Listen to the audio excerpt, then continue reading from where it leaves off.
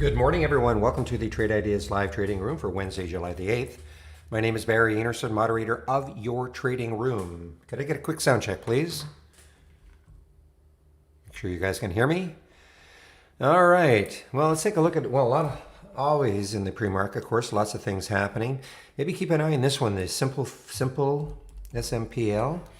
Why I say that is very, very few earnings plays. This is one of them. It is gapped through the 200-day moving average. Has some room, if you look left on that weekly chart, has some room up to the 24 area.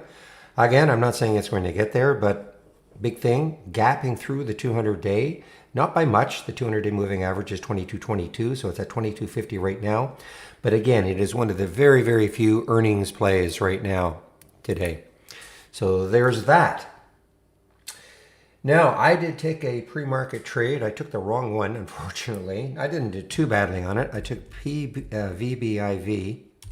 I took it right here at 421, and I sold most of it up here at 457. But then I saw this AIHC.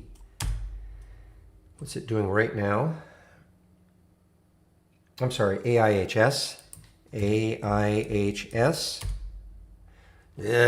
Yeah, I stared at it at 118. I gave it the big, long stare at 118, and for whatever reason, I took a pass. And so this is just a tremendous one in the pre-market, AIHS, in terms of a percentage move. Look at that move now, 95%. Some kind of an investment agreement deal. I believe it's a China company. Yeah, it's a China company. And as somebody said, a lot of China plays are hot. So that was the one I missed, unfortunately. Did okay in the VBIV, but would have done much better at 118 on this one. And let's take a look at some of now the EVs are back. The EVs, electric vehicle. I don't know why I'm typing in that symbol, but take a look at Solo.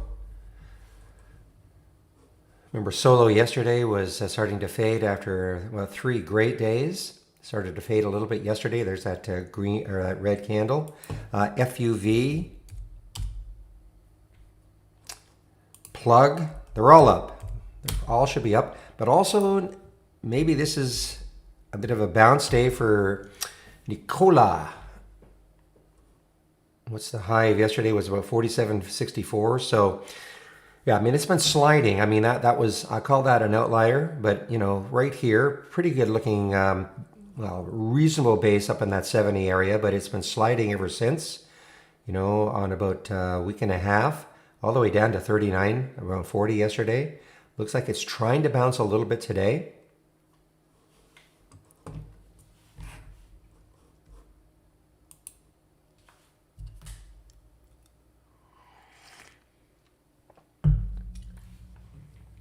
And XENT, this has been on my watch list forever.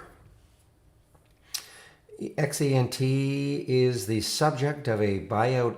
I don't know how far advanced the rumor is, but a buyout by MDT, I believe it is, MDT. It's gapped through the 200-day moving average, and that's XENT.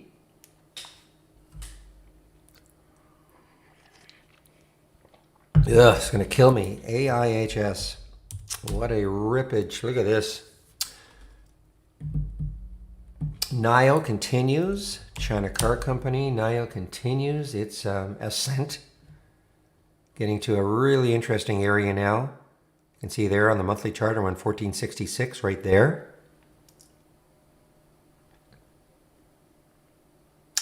NIU continues. Another China company. NIU continues a lifetime high. Not very much volume yet, but it certainly will pick up. Maybe keep an eye on this one, CMBM. Not too much, wasn't too much volume, still not a lot of volume. It did hit 11.59 or so, or 11.49 or so in the pre-market. Big gap up. I think what they've done is they've kind of pre-released earnings. Sort of a sneak peek of what the Q2 is going to look like. It's not an official earnings release. Super low float for a $10 stock, $5.5 million in the float.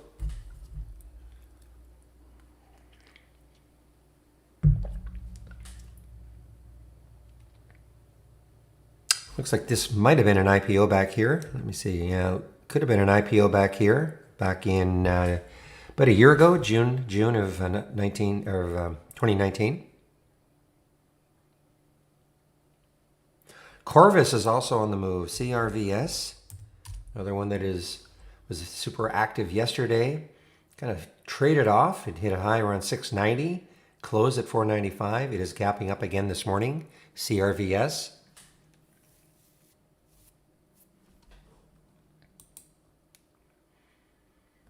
Yeah, so as I say, Corvus and HEPA jump on the COVID bandwagon, so it's another virus play.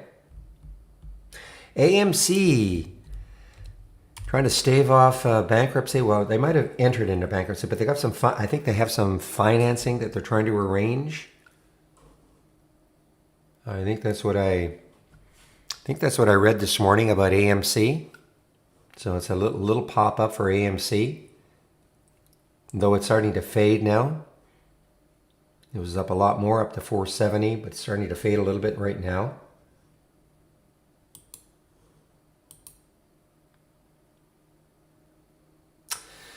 This one is sneaking here. Look at this one, FSCT. FSCT. Keep an eye on this one for sure. This was on my watch list for quite a while. I think I took it off.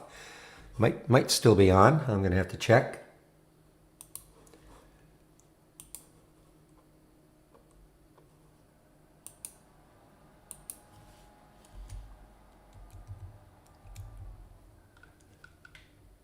I guess it's still there actually, but look at this. Look at this break right there, guys. I mean, it's at the high right there. What's the high of that weekly chart is 2502.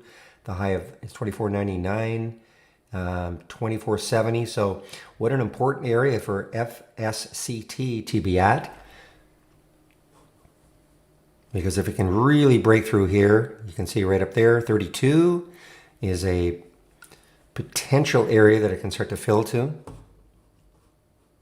And again, guys, if you're new to trading, when I say that, I'm not saying, oh, he says if it takes out 25 or whatever, then I should buy it because it's going to 32. That's not what I'm saying. I'm just saying look at the chart and it has room to go if it wants to. You don't have to worry about chart resistance.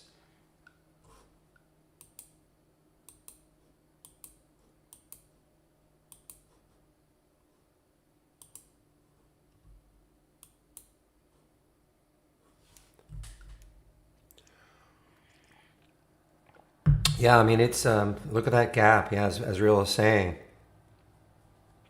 What's the spread right now? Actually, it's not terrible.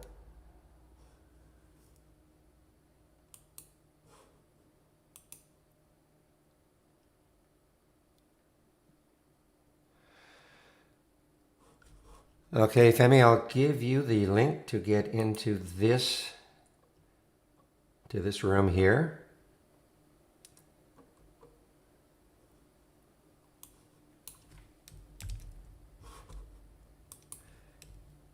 There you go.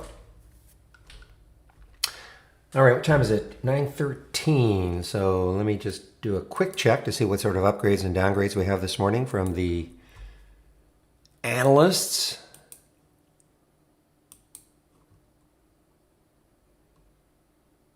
A few more. Oh, that AIHS. I stared at 118. Right here, I stared at that. Could have had all I wanted at 118.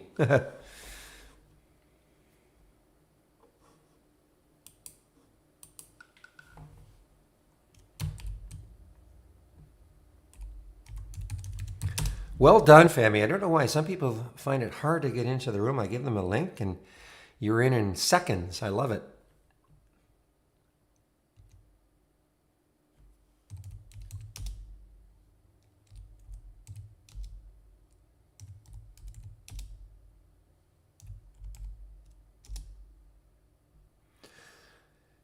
You wouldn't believe the emails I get. Can't get into the room. Can't get into the room.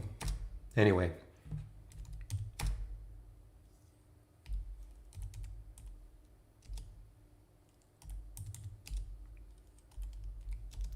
Just a few more upgrades to take a look at.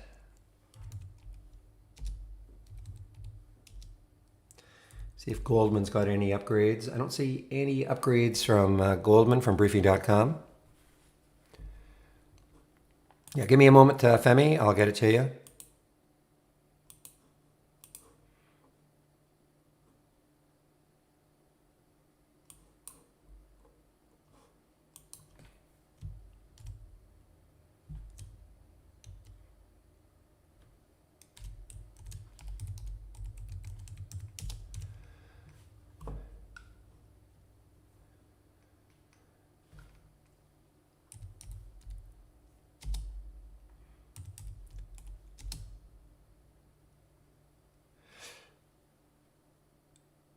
Yeah, I mean, if you try to get, I'm interested. Actually, what happens when you guys try to come into the room before 9 o'clock? You're in a queue because I know when I open the room right at 9, there are people that are instantly coming in. So I really don't know how that works. So you're in some kind of an automatic queue.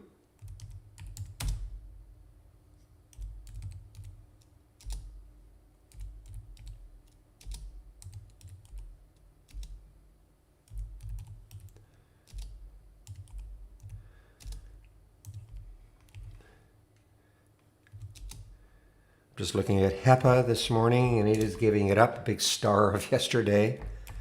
No follow through yet today, HEPA.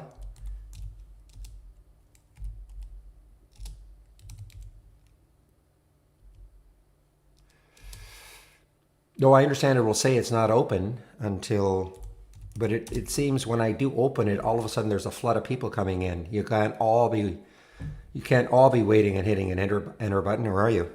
I don't know. Doesn't really matter, I guess. All right, guys, here are some of the upgrades, some of the downgrades this morning from Briefing.com.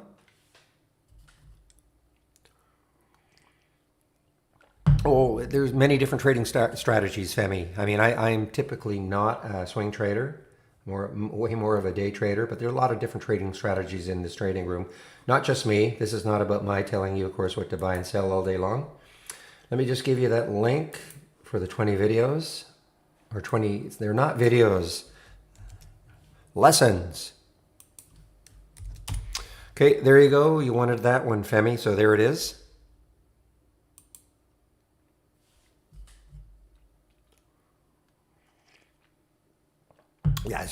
Yeah, it's just a little out of the price range that I look at, but Tesla, I mean, unbelievable.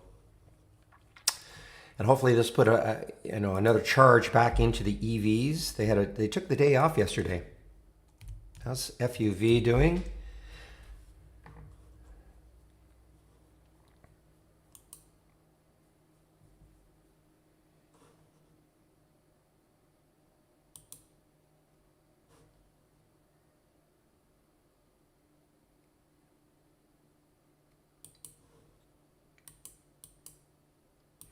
Checking in the WKHS. Now this is not, okay, actually it's starting to rebound a little bit here. WKHS.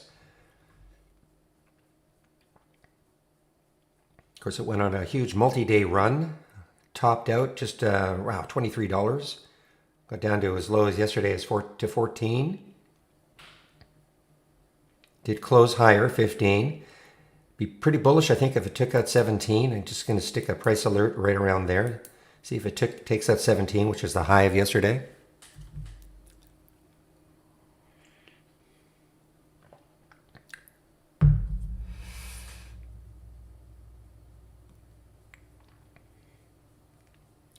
A difference between the last volume bar and the last price bar. Don't think so. I don't.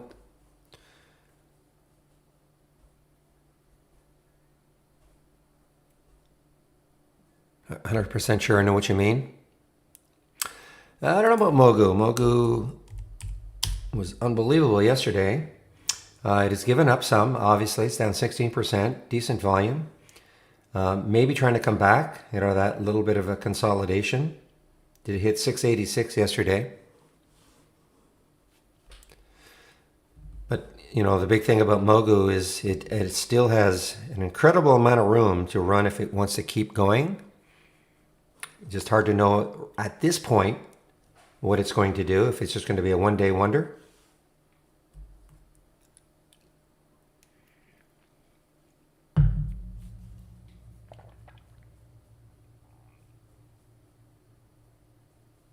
No, not like that, EH. We can't do that. We're not very good at comparing intraday volume bars and candles. It's not what we do.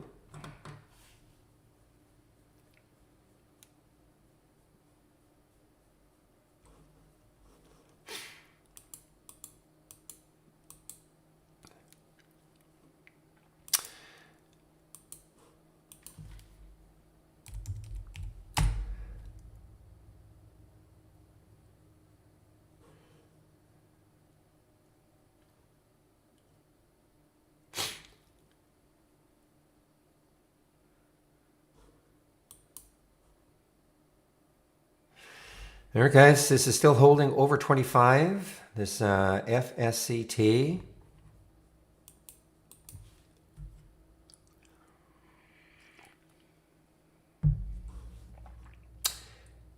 And our favorite, I shouldn't say favorite, but my goodness, Eno, all over the place. Inovio, all over the place.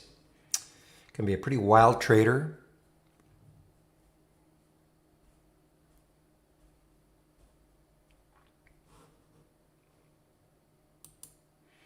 All right, guys, take a look at this one. This is just popping in. CIDM. CIDM, low float, 9.8 million in the float. Some volume coming into CIDM. Expands distribution of Chinese entertainment channel Bamboo with the launch on Zumo. So there's a little bit of news for CIDM. Another China stock. Low float, 9.8 million in the float. Volume is just coming in now. You can see that if it could take out, I'm going to stick an alert around 253. It's a little bit far enough. It's pretty far from that, but you can see last week or earlier this week and a few weeks ago, there were the highs. It takes out that and it's got a lot of room to run.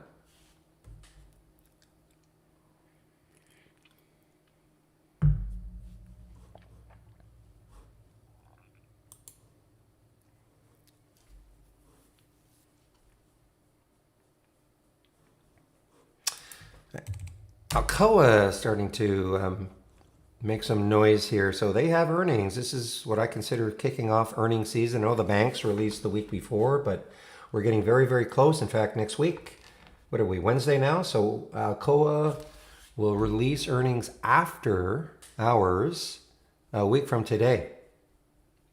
And that really kicks off earnings season. I know the banks next week. I think JP Morgan probably.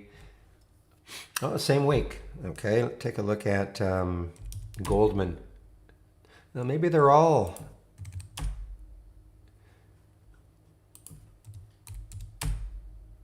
No, it looks like they're all this week. It was sort of typical. I've seen the last few earnings season earnings season that the banks are a week earlier. Looks like they're all the same week.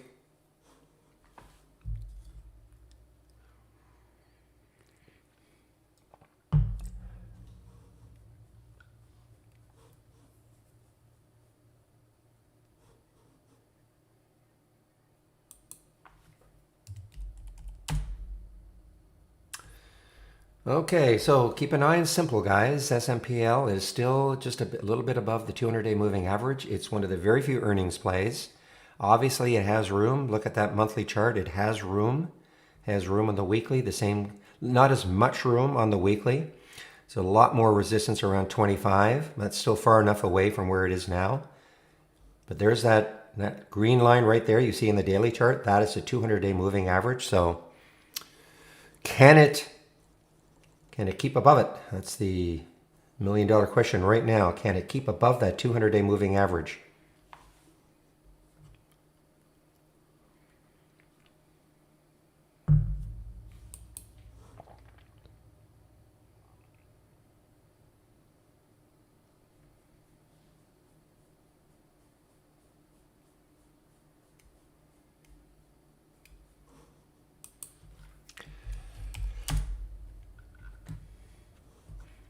Getting really close here, guys. I mean, look at that, 1480. I mean, that is let me back this monthly chart out just a little bit more. You can see, I mean, right there, it's getting so close to this area here, and we're at 14.15 right now. So right around 15, that will be if it can crack through this, I think. Remember, this is an IPO from way back here. No, it isn't. Sorry. Actually, I thought it was an IPO, maybe a symbol name change. But anyway, lots of resistance right around 15.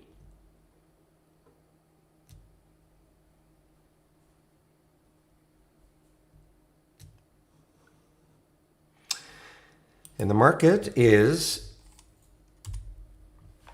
up just a little bit here. SPY's up a little bit. And we had a fairly big down day yesterday, down 400. But overall, the SPY, again, this is another, I'm just going to stick a price alert right around here. Doubt it will take it out today, but you know, there's the area, next area, if it can take that out. I mean, here's where it all started. You know, before the pandemic hit, the SPY was up at 340. And look at that recovery.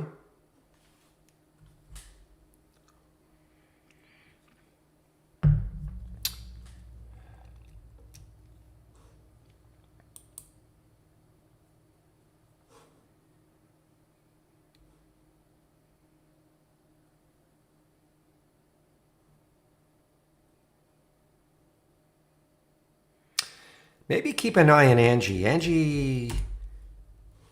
Yeah, I mean, Angie is no volume yet, but it's had a tremendous run, 4-day run. This is now maybe the 5th day. It's taking this out right there. Its resistance area on the monthly chart is around 1760.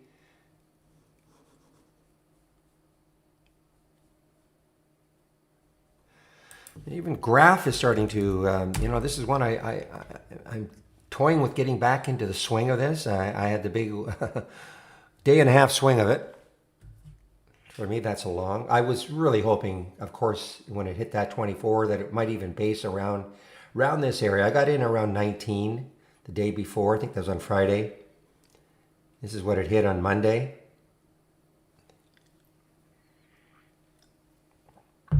Again, this is in that EV sector.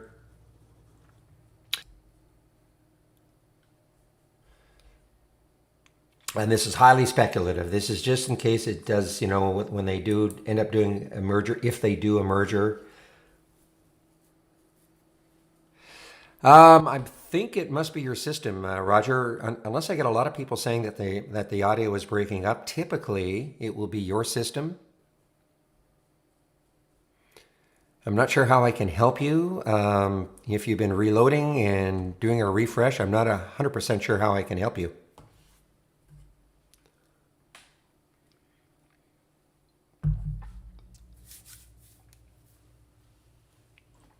All right, I'm going to get rid of these two windows here. I believe the bug that I had yesterday in loading symbols has been fixed. I will put this on simulation trading mode. We'll go over this yesterday. We'll go over this in a little later.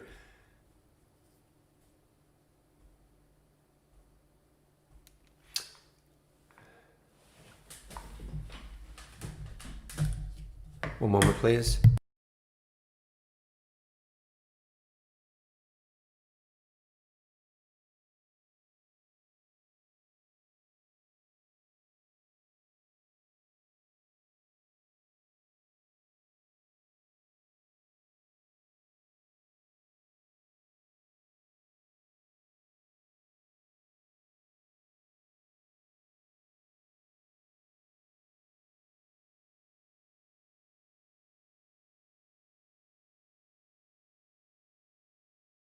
All right, guys. Yeah, the market is going to open in 30 seconds. Let's have a great trading day, everybody.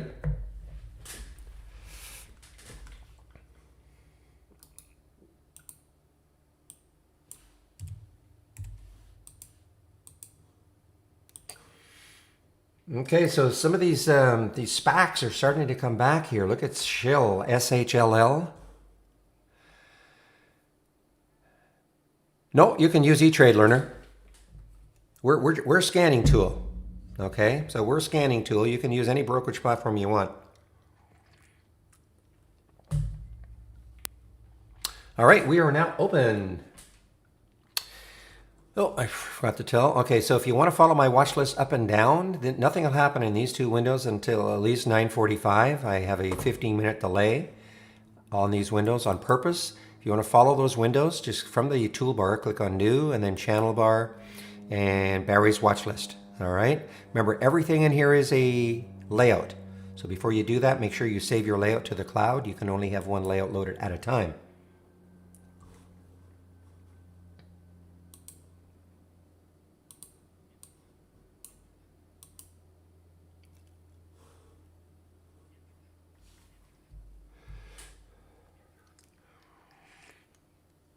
There's a setting in IB that you yeah, I mean there is a setting in IB, but it's very simple. It's in the order entry.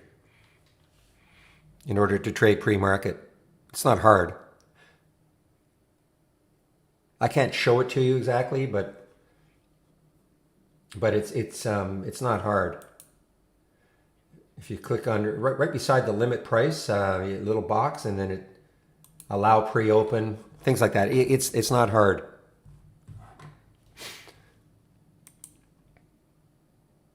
Wow, look at Genmark. GNMK, all-time high now. Look at this. What a move. You really didn't do that much in the pre-market, sort of chopping around. Market opens and, well, it's not so much, we will call them suggestions, okay? I throw out, if I'm going to get into a trade, typically what happens is I'll talk about, well, guys, I like this area here. It gets to this area. This is something I'm very interested in. I'm never going to say, okay, guys, you take this trade right now. Okay, and there are a lot of other great traders in the room. It's not just myself that you can follow, but it's not a matter of my telling you what to buy and sell all day long. And I typically don't trade in the first 15 minutes. And welcome, by the way.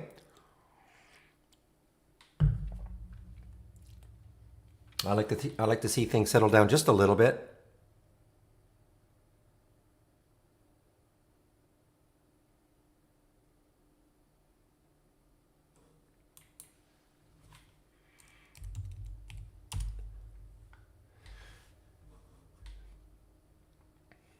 Okay, so now what I'm doing with this one, so as an example, I'm interested in this FSCT, but only if it takes out, maybe this 25.19. That doesn't mean if immediately it hits 25.19, I'm in the trade.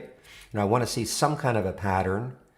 I'm not just going to chase something on the way up, but you can see why I'm interested in it. As Real said, this is a great daily breakout. Bunch of highs right there in the weekly chart. If it can take this out, then it has a shot at filling in this area here. Well, Holly, just all you have to do is load the window, okay? Dorian, just load the window. New AI/Holly strategy trades window. Just load the window. Once you have the window up, there are no trades yet. Once you have the window up, incorporate it as part of your layout so you don't have to do it every morning, okay? All right, there's WKHS now, guys. It's taken out the high of yesterday, or it's at the high of yesterday.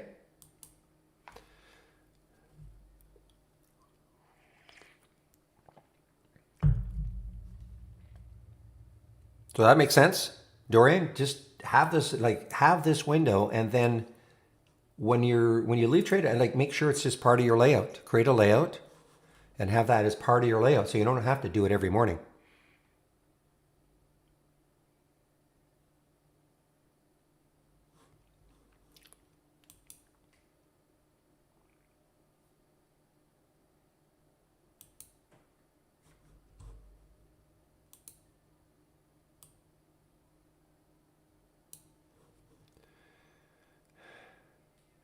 I did not say that. You cannot link it. You cannot trade directly with E-Trade. Just Interactive Brokers.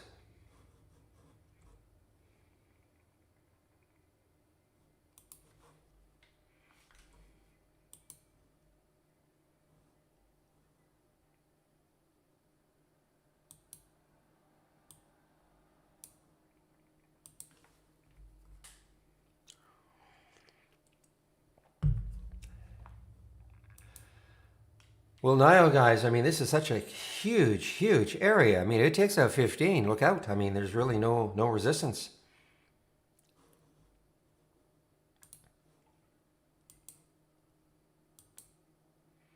Keep an eye on Solo. Solo over 5 now. It's bouncing back. I say most of those little EV companies, electric vehicle companies, or sector, I'm going to call it, took a bit of a header yesterday. A lot of them had red candles, but coming back again. I didn't see AYRO this morning. Yeah, wow, great volume. Another one of the in that sector. No, I see it right there now.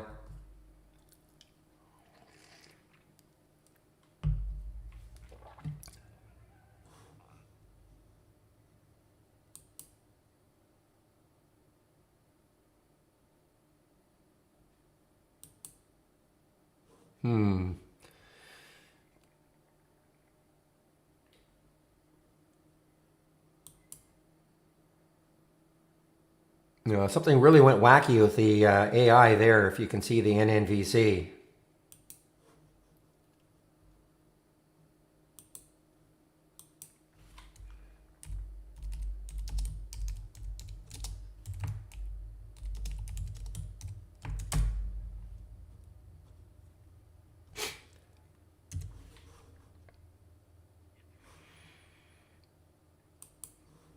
That's a little wacky, guys. I'm not sure. Well, I mean, it looks like it was a massive. That's why I don't like trading the anything in the first 5 minutes. But this is a primo example. Doesn't mean it's going to be a dead play later.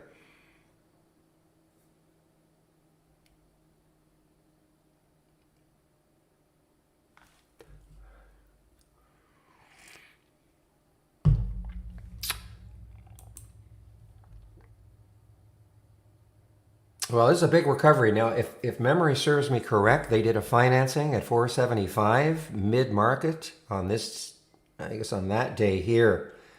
And it's really, you know, it's shrugging it off completely.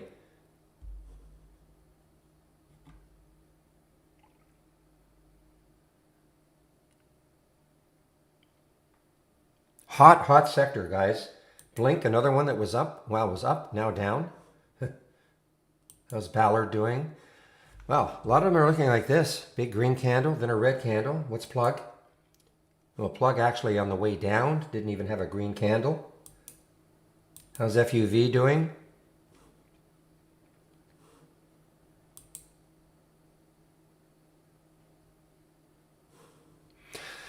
Well, see how whippy things are? Look at the bottoming tail, topping tail, like for a solo, okay? That's my rationale, okay? I'll miss the ones that just keep running right from the beginning, but you know, that's just the way I'm prepared psychologically to miss those. But I just see too many times stocks whipping up and down in the first 15 minutes, hard to get a gauge on it. Look at VUZI, guys, VUZI.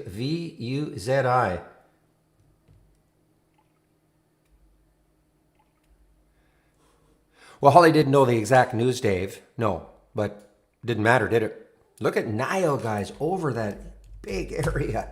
15. Wow.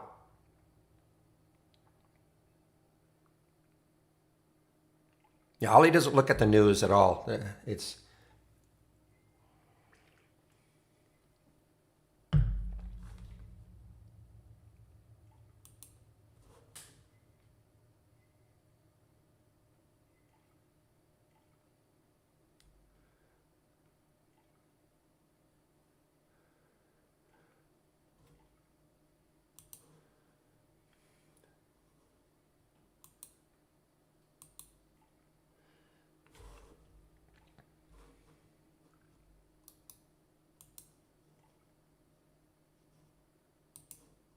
Give me a moment here, just checking something.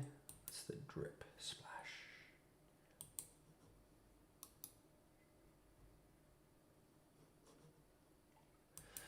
Yeah, Levi. Wow, Levi had earnings. Here's the reaction. Not good. I mean, originally not bad. There's the pre-market, or actually it wasn't good at all. There's the reaction after hours. Levi released after hours yesterday. That's that mauve area. moved down, tried to base a little bit pre-market, but was still down from yesterday's close. Continues down now, Levi. It doesn't mean that after 15 minutes the volatility is going to halt, but I've just, I used to trade early, and I just was finding that I was getting whipped out of positions too easily. And I always found it psychologically, it was always tough to start the day off with just a bad trade, Even if I do have my, I had my stop and all that, but it just seemed to just set a negative tone for the day. So I just made a decision, you know what? Just don't trade, at least in the first 15.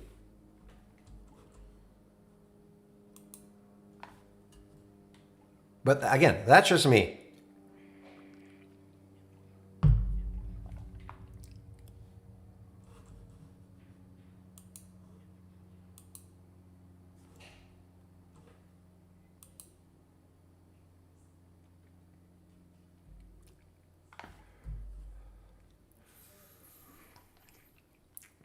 Yeah, a lot of times what happens is if you make that, if the first trade doesn't work, then you try a little revenge trading. Then the next one, I better make up for that lost first trade. Maybe you take a little more risk. You can just create that spiral that you don't want, the spiral downwards.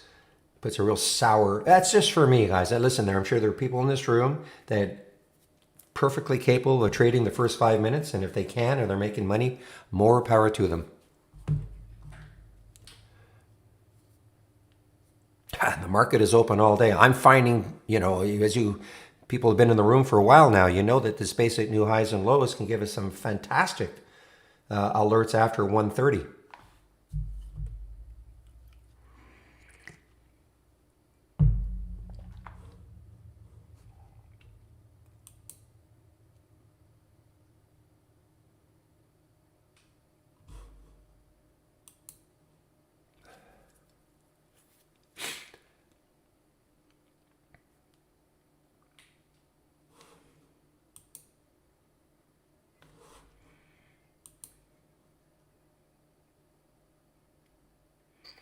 No, you just don't have to take the trades, Dorian.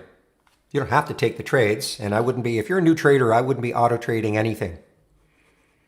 Okay, so just don't take the trades. There was no mad dash to get into at the very penny of anything. Yeah, it turned around, and then it turned around again, Dave. It has been extremely whippy. It's a virus play.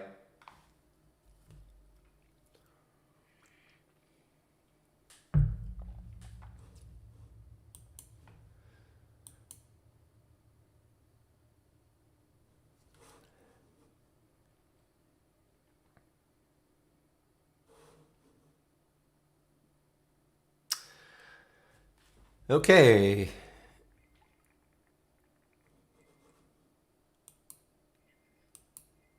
That is correct, learner.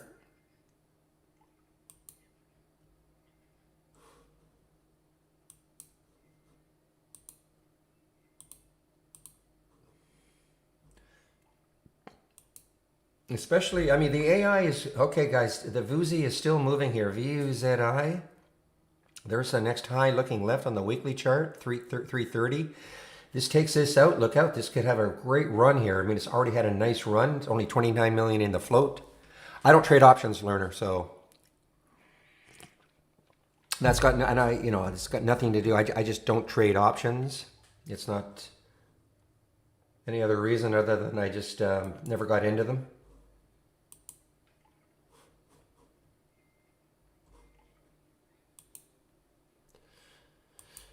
Wow, AYRO. Yeah, again, nothing against options at all. I just never really got into them. So look at the Genmar. Now, GNMK looked pretty good right up here, didn't it? 18 drops all the way down to 17. What did it get to? 1837 drops all the way down to 17. It's pretty classy, or classic. Now, this could come all the way back, base a little bit, and resume.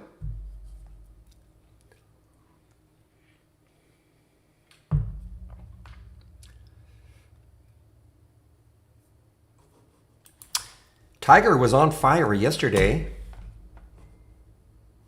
I kind of rested actually. There's the day before it was on fire, kind of broke out. This is a China fin. Wow, yeah, lots of room here. I remember if you were in the room back in 2017, remember this. This was an IPO. It's an unbelievable one.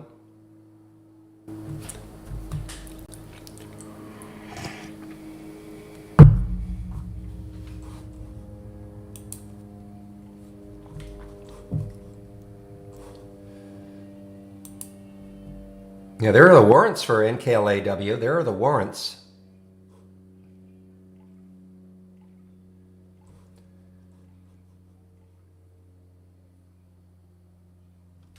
Okay, one moment.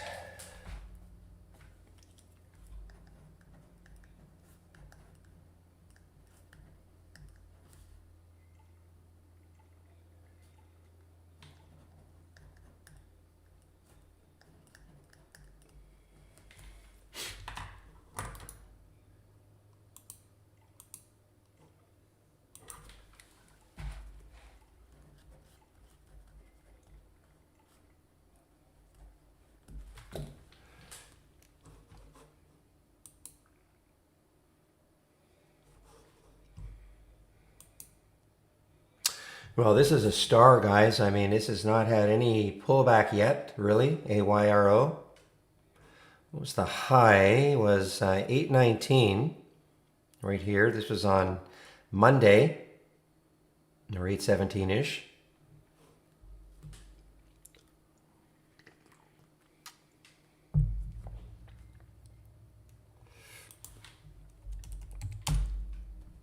Yeah, this is really coming back here. So it's taken out the hive yesterday. That's the NKLA, probably helping a lot of the, maybe the other SPACs too.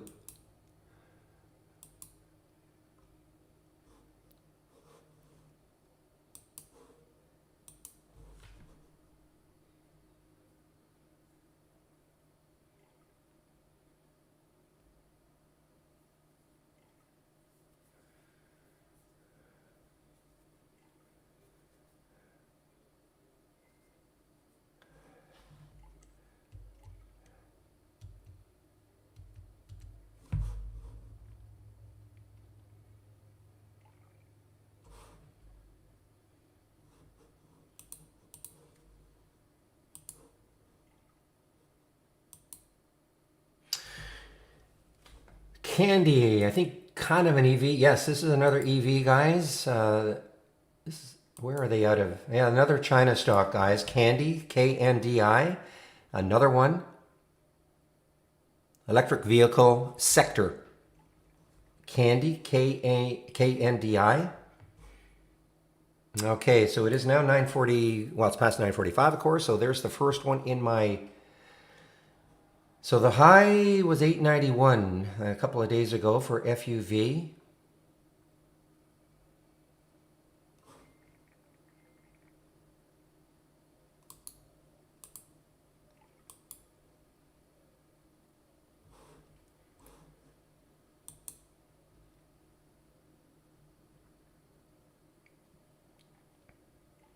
So of course, we're seeing a lot of stocks that were down yesterday now coming back based on the market. Remember, the market was down yesterday, and look at the SPY. So we're seeing a lot of stocks that probably are going to have a recovery, kind of a recovery type pattern.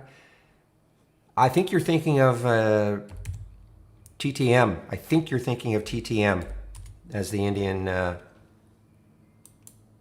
Okay, I think that's when you are thinking of Jason.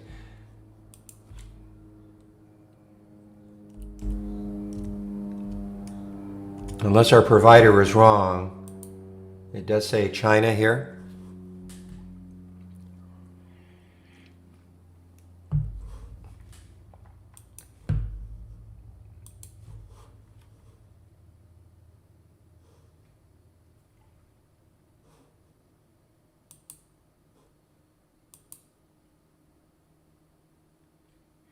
So clean energy, as it's called, CLNE. What sort of room does this one have? 289. Not a, well, it's got a little bit of room, not much. 254 up to the high here at 289. That's where it could stall easily. you got it at 254 right in the button and it got up there, that'd be a great percentage move, but I'd like to see a little more room.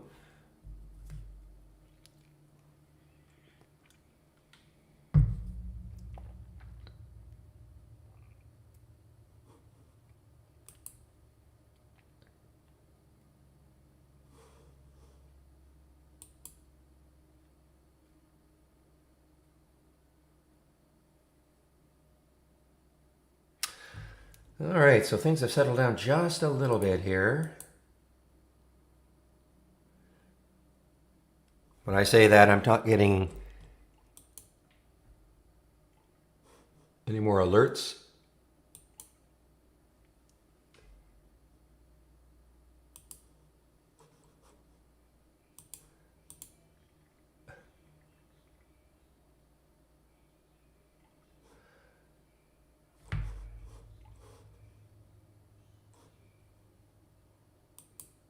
All right, guys, I'm really interested in the TGTX. You see it here at 2314. It's breaking out on that weekly chart. There's really no resistance. And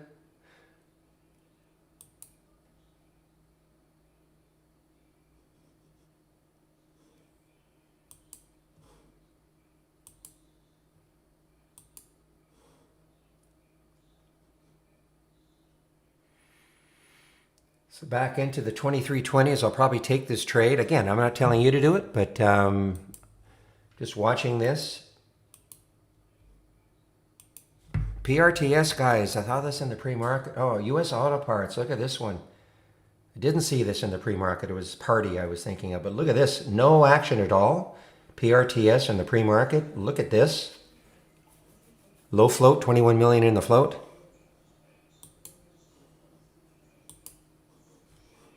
All right, so for TGTX, I'm going to stick an alert right. Well, I've already got the alert set around 2322. See if it gets back up there.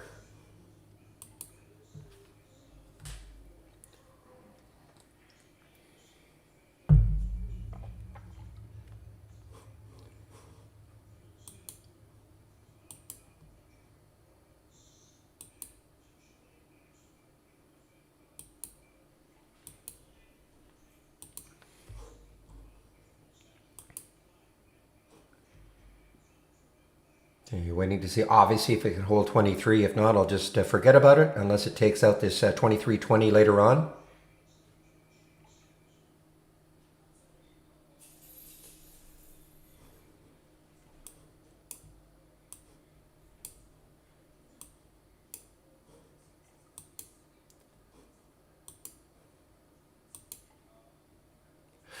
All right, Sterling Bancorp, big float, 192, trying to come back here. STL, after a down day yesterday, trying to come back. Look at the SPY. It's probably going to help a lot of the banks. In fact, look at this. XLF, top sector. Look at the financial sector ETF, one of them. Whereas Jets is still mildly negative. That's the ETF for the airline sector.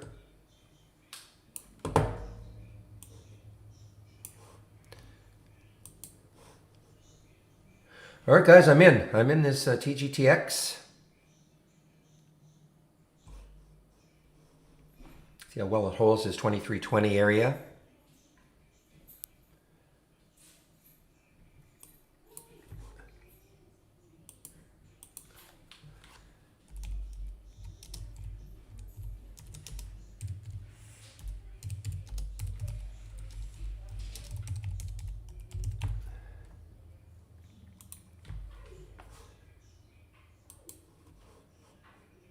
Now, guys, remember, do not wait for me to tell you what to do with this trade if you got into it. You know, I have a very, if it pops immediately, I'm probably going to take some out.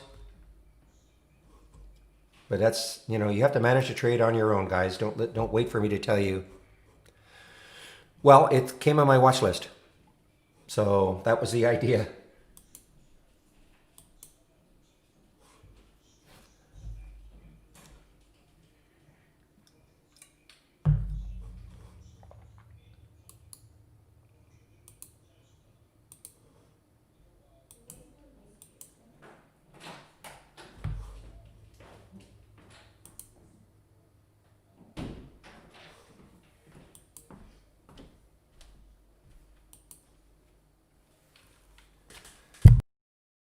One moment, please.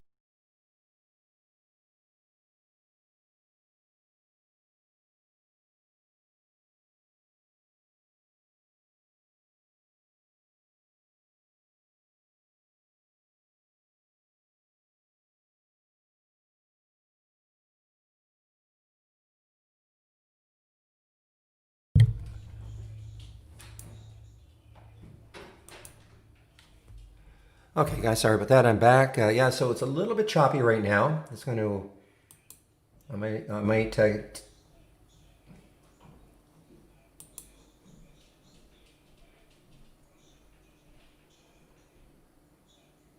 wanting to see if I can get back into the 2320s.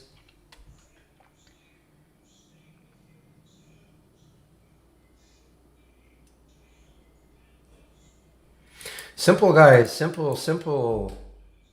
On the way after the little downturn, once the market opened, again, one of the very few earnings plays, and it's over that 200-day moving average.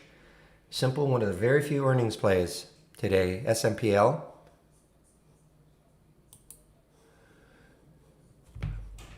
I'm long. TGTX, I'm long. If you want, you can come into the trading room. Oops. Let's see, 20 lessons. And you can see all what I'm doing. I know you're going to say, well, I thought I'm in the trading room.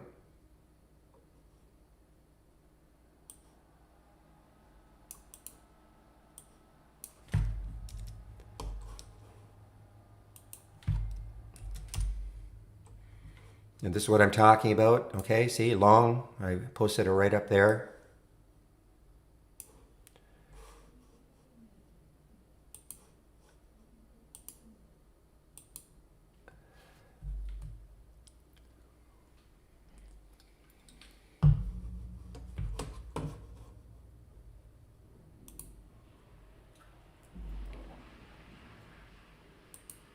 A lot of it for me is gut feel, okay? You know, I mean, which is not great if you're trying to teach trading, of course. I don't teach trading.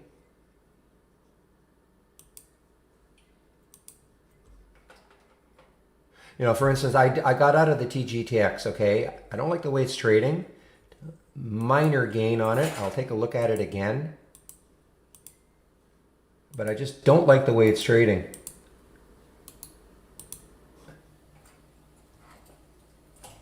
So basically flat on that one. I am trying to say I may get back in. I just don't like how choppy it is right now. So it's just because we wait 15 minutes doesn't mean the chop is over.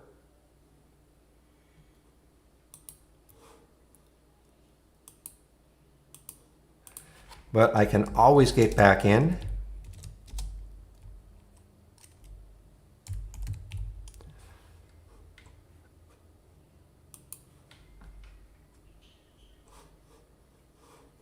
Don't understand why that happens, Macaran. Why you can't get into the trading room. The other one. Don't understand, but that's okay. I guess you're in the trading room, Chaz. I know it's confusing. You're in the right trading room, okay? This is where most of the traders are, where I can easily hand out links. It's just that we have a YouTube feed going on also at the same time.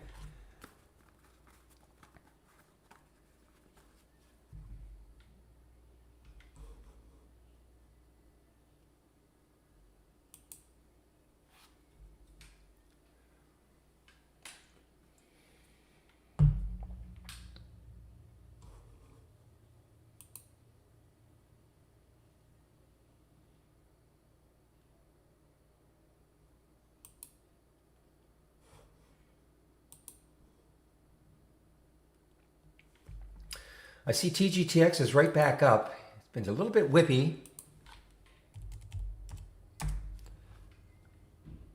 Good thing going for it right now is that big bottoming tail. I'm not back in the trade. I might regret it.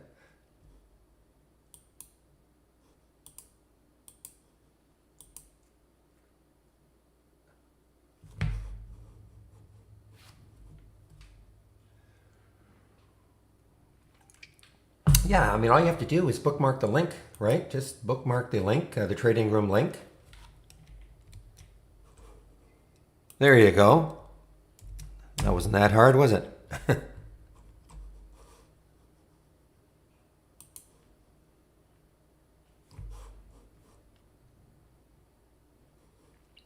All right, let's take a look at what else is happening. So clean energy. Okay, actually QFin, what are you doing?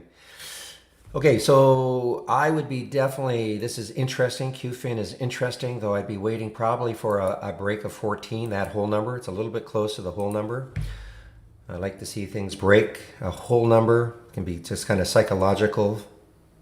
Got up to 13.95 before it got stuck.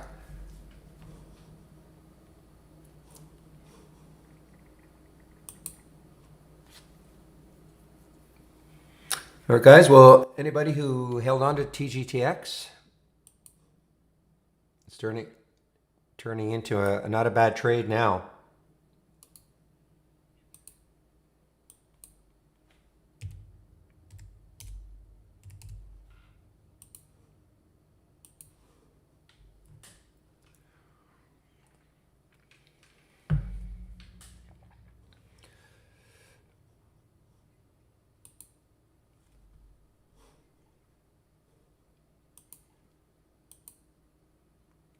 Candy, big area, guys. Again, for Candy, take out that 5. Looking left a couple of days ago, it hit 565, KNDI.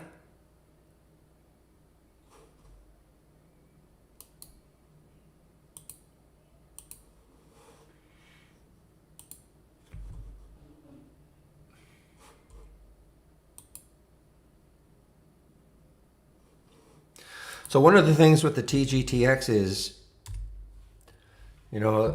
my share size was, don't ask me what my share size was, but it was fairly large on it, thinking that it would. So there's a situation where if I'd taken fewer shares with a wider stop, I would probably be still in this trade. Okay. Happy dog, happy dog.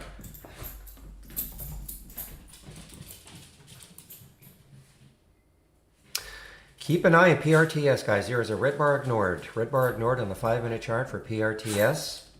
If you're not unfamiliar with what that means, there's a red bar on the 5-minute chart, totally engulfed by the previous green candle. The next candle is green above the high of that red candle. That could signify that the trend will continue. Not 100%, of course.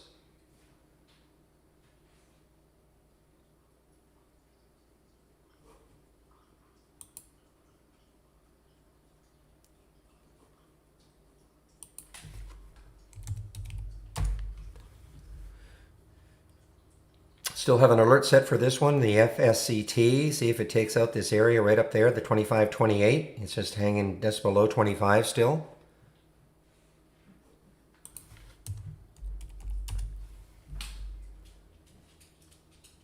Simple hasn't really, it got up to 22.80, but it's pulled back. It's still just a little bit above the 200-day moving average.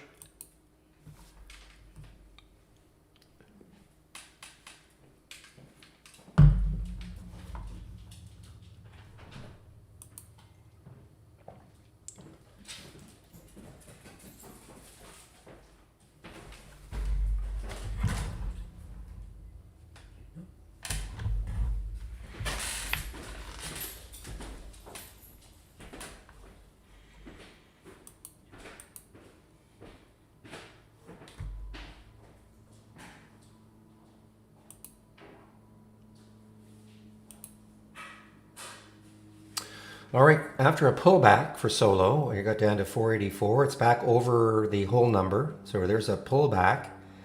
Let's see if it can take out the high right there of 508, 509 and continue. Remember, a couple of days ago, it did hit 6. Well, this is a 5-minute chart. That's a 15-minute chart. There's a daily, a weekly, and a monthly chart. And then this is a SPY chart set on the 15-minute candle.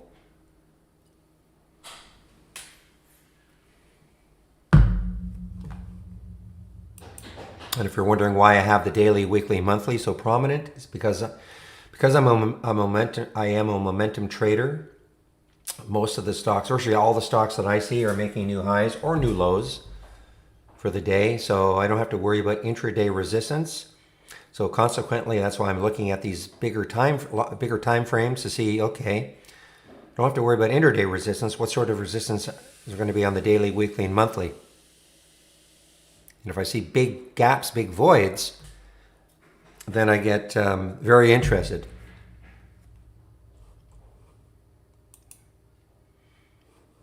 Okay, there's that red bar ignored, PRTS. And this one, I mean, look, I mean, again, I don't know. This looks almost like an IPO back here, but it isn't. Okay, so I have to go back to, I've got to go back to 2010 before I see these areas. So as far as I'm concerned, yeah, it's not an all-time high, but who cares about what happened in 2010?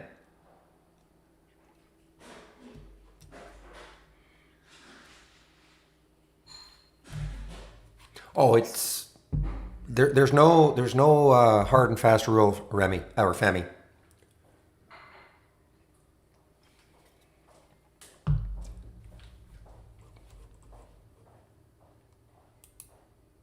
I have to trade what I see.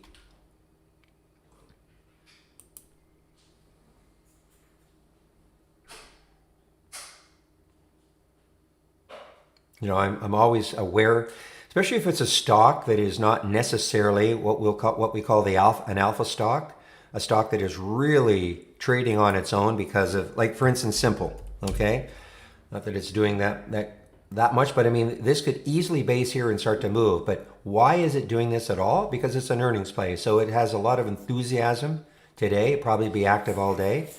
So this is what we'll call an alpha stock, not caring that much what the overall market's doing or the sector. Yeah, you don't have to. Yeah, you just might have to do a refresh. Okay. Right beside the gear icon, there's a refresh wheel. And just do a refresh. That typically is the reason. And it's hard, guys. I mean, you got so many different computer configurations out there. And I know that for some reason, for some computer configurations, the room is not perfect. And that's what happens. Sometimes you get this static chart. Usually it's just watching the Simple here, guys. Usually it's just a refresh, and then you're good to go for the day.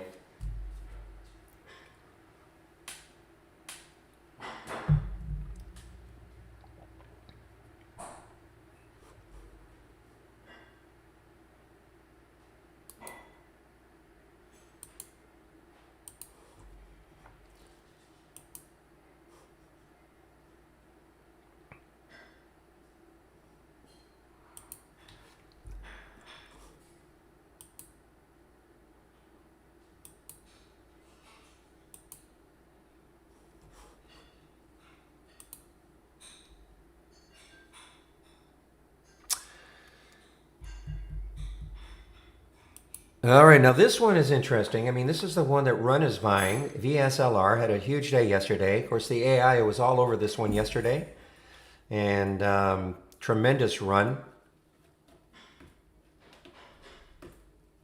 And it's continuing to run here. What is Run doing itself? I'm sorry. I'm sorry. Yeah, no, I'm right. It is Vivint Solar. Yeah, so it is VSLR. So is Run? Yeah, Run. Boy, both of them are running. Run and VSLR are still on the move here. That was another AI alert yesterday.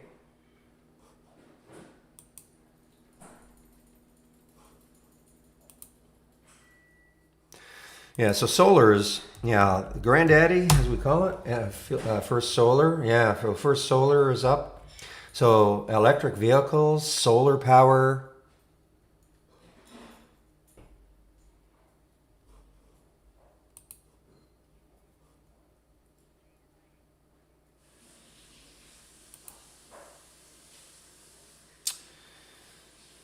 Remember this one, guys, when this had its IPO, JMIA, back in, that's April of last year.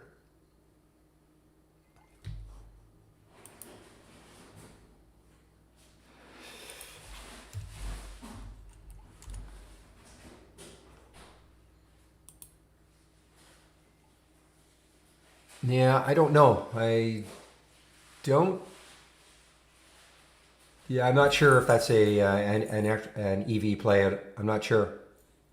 I don't see that it is here, but doesn't mean they're not branching into it.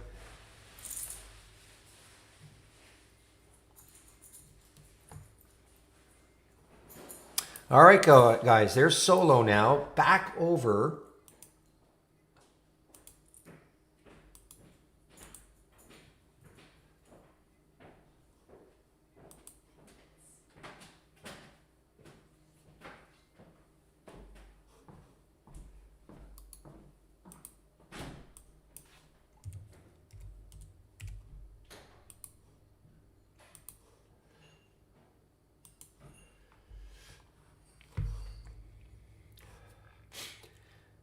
Well, yeah, we're talking VSLR. Yes, I mean VSLR is on fire. And this was an AI alert yesterday at 1342. So if you kept this one, there's a couple of dollars there. All right, guys, sorry. I am in solo. Sorry about that. I am in solo. And as long as it holds 5, in at 511 for solo. Oh, well, run also. Yeah, both VSLR and run.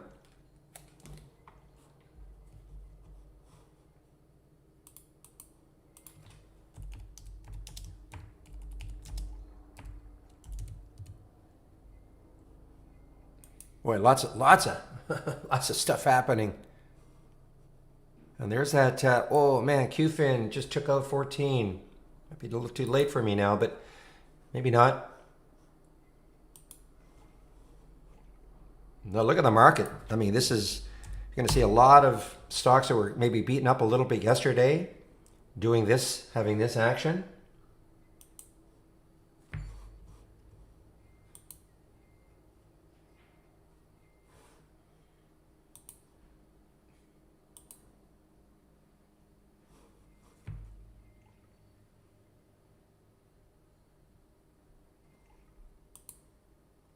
I did not take VSLR. No, I can't take them all. There's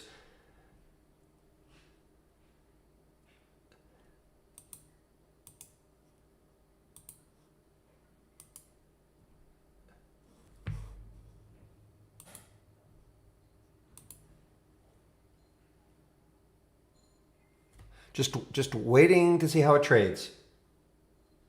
I have no exit plan. I don't. There's no. I mean, look. When I look at, there's the high of 2 days ago. $6. Now I'm not saying it's going to get to 6, but I'm just waiting to see how it trades.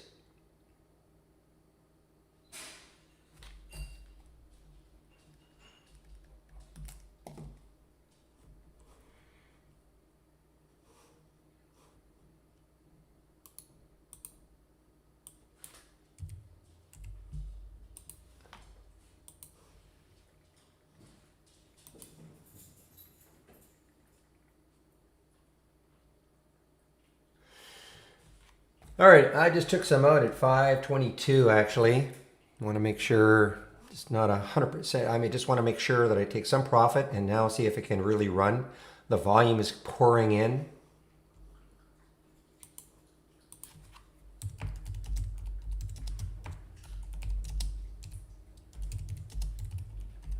Nothing fantastic, but as William says, just take a few acorns here and there.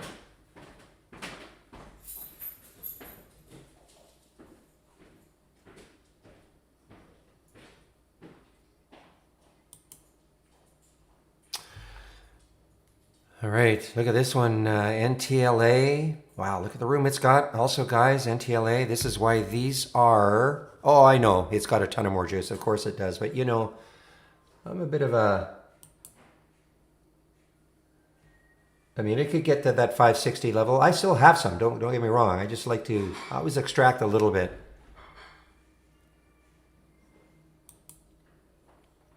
So, Intellia Therapeutics, NTLA... so this has room on that monthly chart to the 31 area. I'm not saying it's going to get there. Just saying. That's why it's on the watch list though. Why are these stocks on the watch list? Because when I do my work after hours, so last night, I'm checking for stocks that have room. Not just, one day wonders. Now, there's nothing guaranteeing that this is going to keep going, but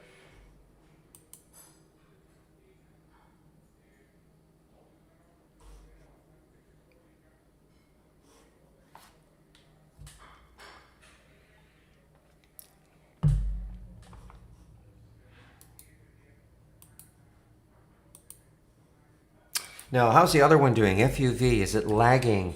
Kind of lagging, guys. FUV is lagging. These sometimes really trade in tandem.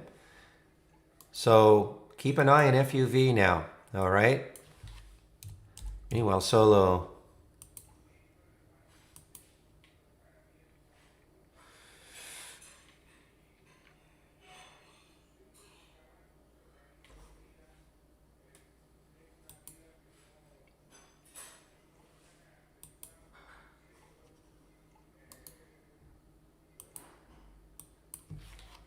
Now, just be aware of that 6 level for Solo.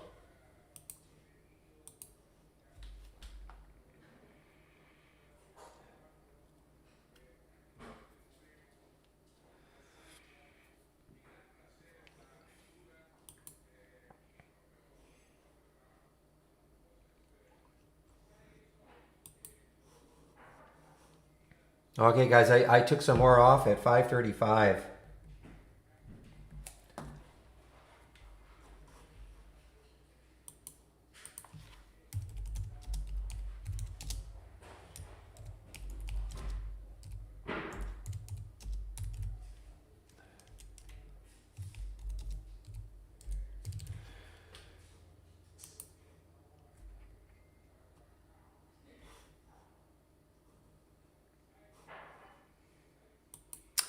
Well, Real, our FSCT didn't do what we were hoping it would do, but that's okay. No harm. Wait for the break. Didn't happen. So it actually looks like it could be a short now.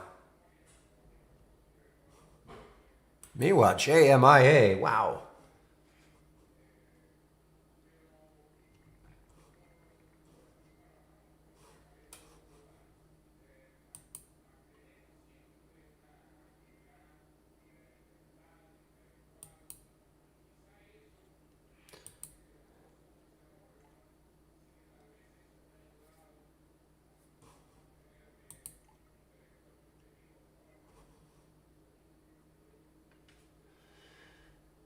So PRTS, what did I say about this one? You have to go back to 2011, I think, before we see these. Yeah, so obviously a big psychological barrier could be 10. What a break on the daily, huge break on the daily. This is, I think this is another, actually it's in California stock. Okay, huge psychological barrier to try to get through 10, but if it does,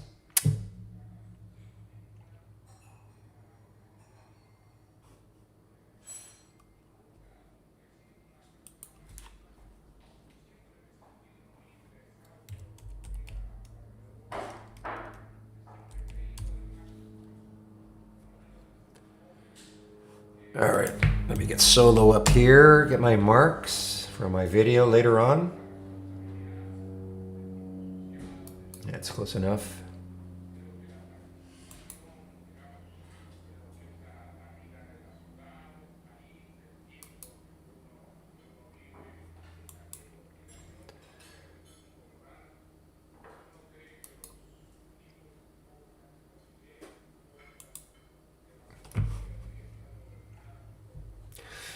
Okay, can you not see in the right there? I took it at 5:11. Okay, Alex, I post everything up here.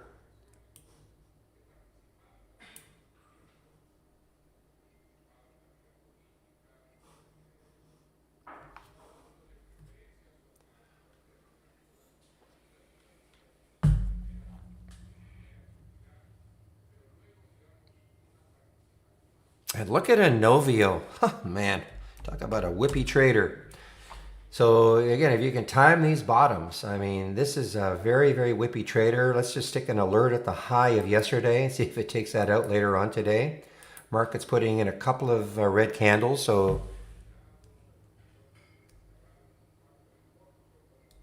Alex, can you not see my screen? There's the alert for, we were talking about solo.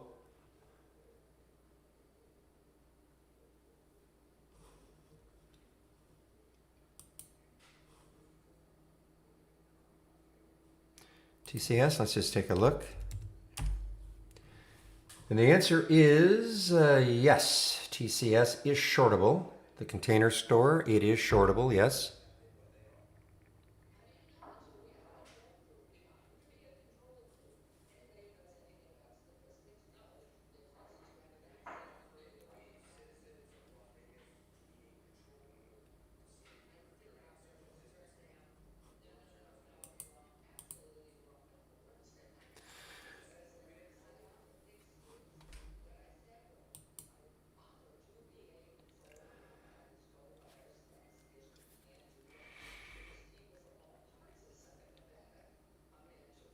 All right, let's take a look at Blink. What has Blink done since that alert at 8:19?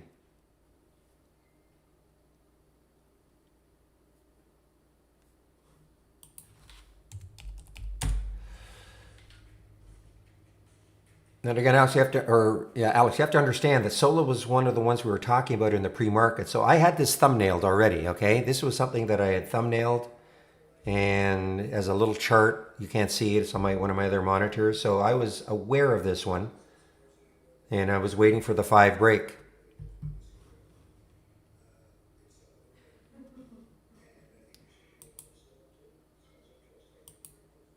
Yeah, so the room opens at 9 o'clock. So 9 o'clock Eastern time.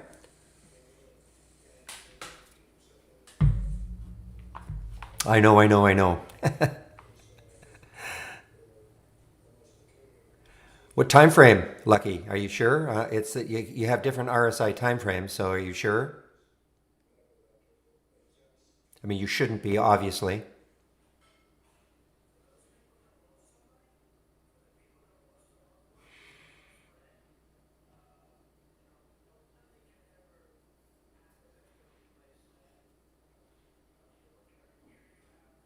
I can't answer that. I mean, you have to maybe if you can send the link in, if you can do a cloud link, I can take a look at it. But the other thing is I don't have the RSI here, so RSI 1.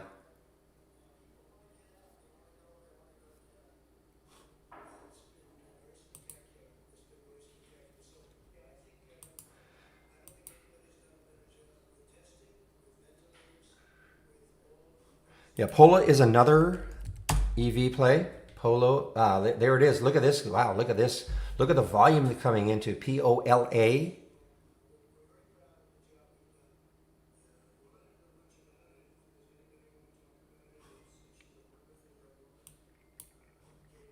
Let me see if I can quickly look at it.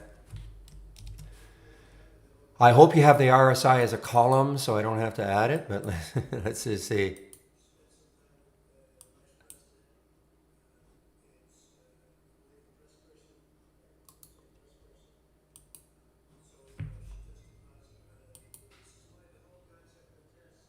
Yeah, but okay, but you've picked RSI on the daily, not the 1 minute. Okay, 40. You're on the daily, not the RSI 1 minute.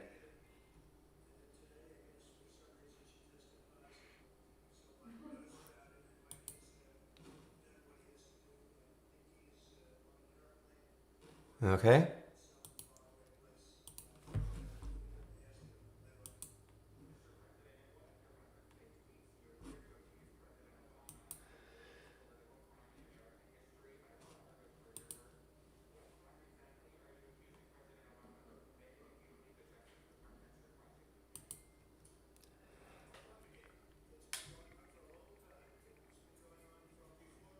Boy, so the clean energy plays. If you clean energy fuels. So this sector. What else is in this sector? LNG. I don't agree with that one. Next.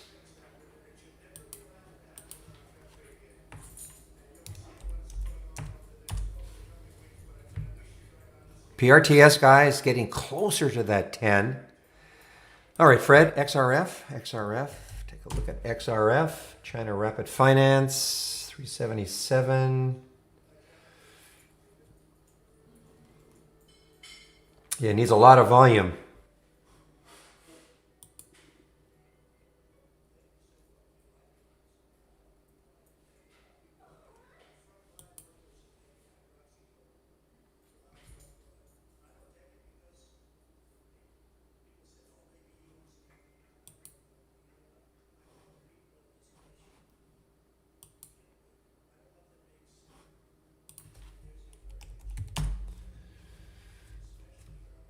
So there's the high of last week for Pola. This was, again, an EV play. High of last week was almost 5. So this still has room.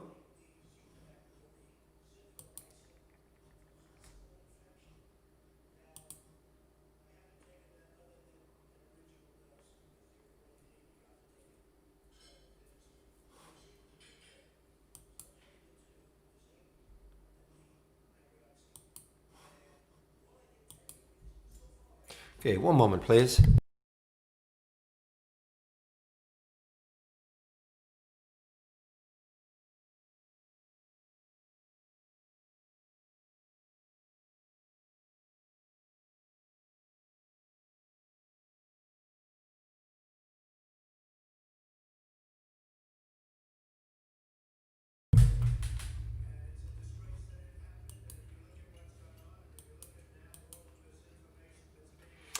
Yeah, so are you guys talking about UMRX? Again, another one that was huge yesterday, all the way up to 340. Now, I'd be a little worried if you're in this one, just be obviously aware of the 3 mark. These topping tails are telling you a bit of a story. You know, the sellers are, well, they got it up to this level. Sellers knocked it down to here. Buyers are trying again, but the sellers look like they're trying to take over, guys. So just be careful if you're in this one. Remember, these topping tails and the bottoming tails tell huge stories. Hey, Scott.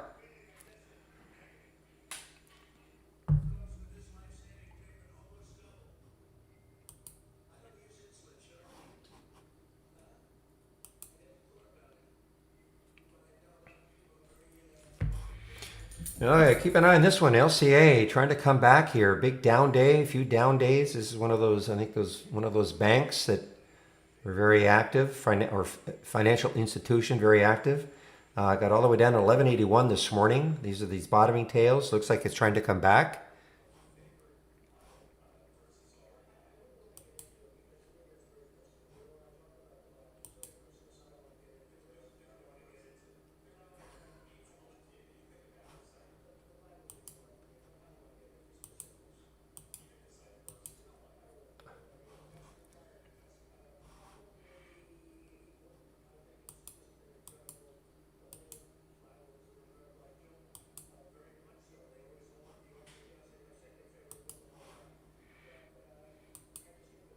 Wow, clean energy. Look at this. What a rip. Look at the volume coming in.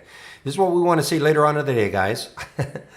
We want to see some of these just resting, you know, later on in the day after they're huge, after big moves. And then just a bit of a rest. And then all of a sudden we get more volume coming in later on in the day.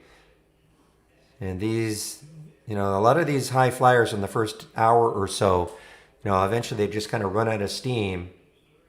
But then later on in the day, traders get interested in them again.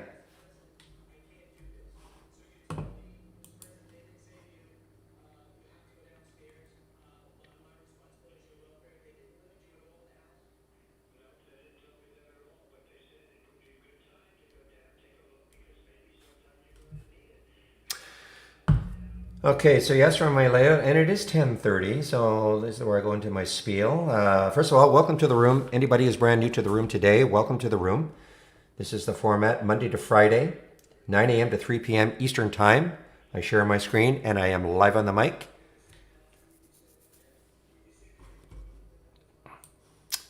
If you are a Trade Idea subscriber, so I don't share an entire layout. You can pick and choose what you want. The only caveat is that this, if you want my watch list up and down, you can load it from new, channel bar, and watch list. Mary's watch list, okay? You'll get these three windows plus a couple of charts. But excuse me, but again, before you do that, make sure you save your layout to the cloud. You can only have one layout loaded at a time. For all of the other scans that I have, including the basic new highs, they're all here. You can click on the scans tab within the trading room, and they're all here. Or you can click on the room drive icon, looks like a half open folder, and click on scans that I share. Click on download, that'll go to a Word document, and then you can look at all the scans later on at your leisure. You want one, you just have to copy the link and then load it. File, load from cloud. If you copy the link, more than likely you'll see the link already in there. If this is blank, then just paste it in, Control V it in, okay? So I'll make you do a little bit of work, but it's a lot easier my doing that rather than putting links into the room all day long for people wanting this and that, okay? If you want to take out a subscription to Trade Ideas, you click on the subscriptions tab.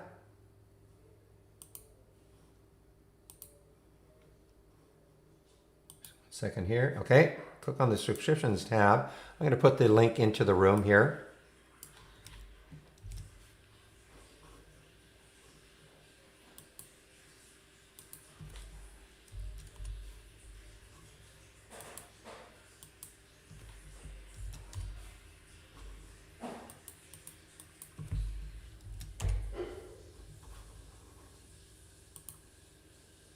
All right, so if you click on the subscription link, I'm going to show you how much Trade Ideas costs. There's the promo code you can use, Barry4Alpha, for 15% off the first month only, or the entire year of a Trade Ideas subscription.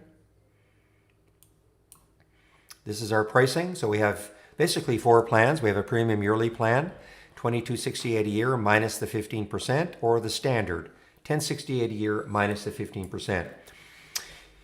The reason why you would want our premium plan is because you want access to the AI, Holly, which I'm going to go over. It's kind of muted today. Yesterday was an incredible day for the AI, but I'm going to go over that later. You don't have to, of course, have, if you don't care about getting the AI, standard plan is perfectly good. You don't have to take out an annual plan. You can always start off with a standard monthly, $118 less the 15%. Or the premium, $228 less the 15%. The discount, remember, is only good for the first month. But if you decide you want to upgrade, and you do it within 30 days, we'll honor that 15% promo code, okay?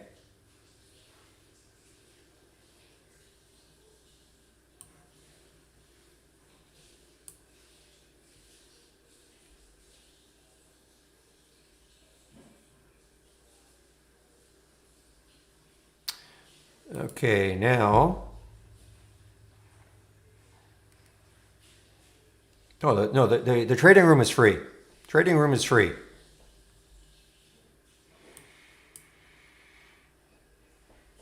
Well, the 15% is not factored into those prices. You have to apply the promo code.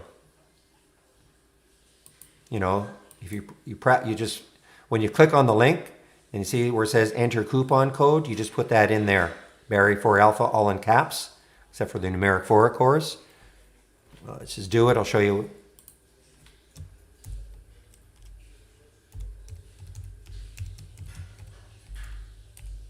So if I type that in and then click the right arrow, and there's the discount, okay?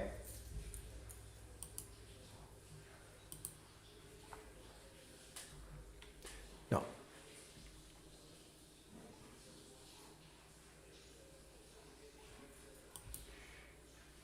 All right, so now I want to go over some of these links. Look at CLNE, my goodness.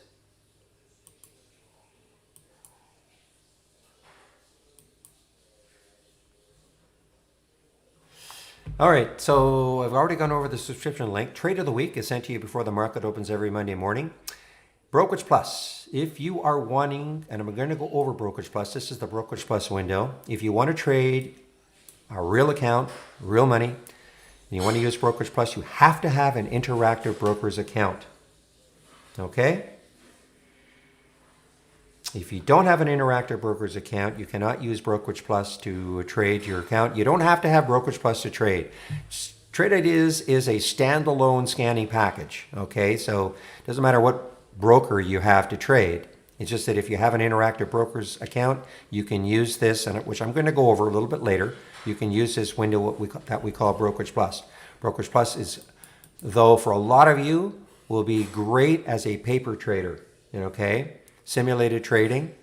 Doesn't matter what broker you have, and I'm going to go over all that. But this is a great video. Okay, I'm going to get the link.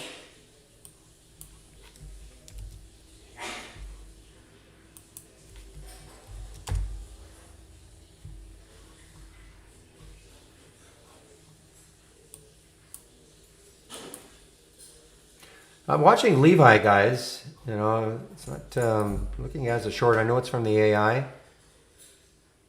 but it doesn't look like it wants to move down. We'll see. Okay, so there is the link for the. Again, this is a great video to watch if you have an Interactive Brokers account and you want to use Brokerage Plus. Okay, I don't explain very much anymore about how to do all this. It's all in that video that was done by Michael Noss. Those of you who know him, you know he's our IB/B plus expert.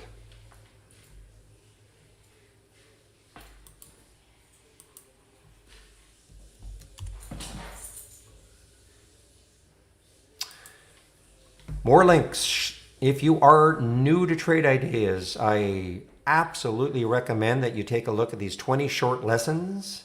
Even if you don't have Trade Ideas, it'll give you an idea about how you can create some of the basic things within Trade Ideas. I'm going to put this link here also.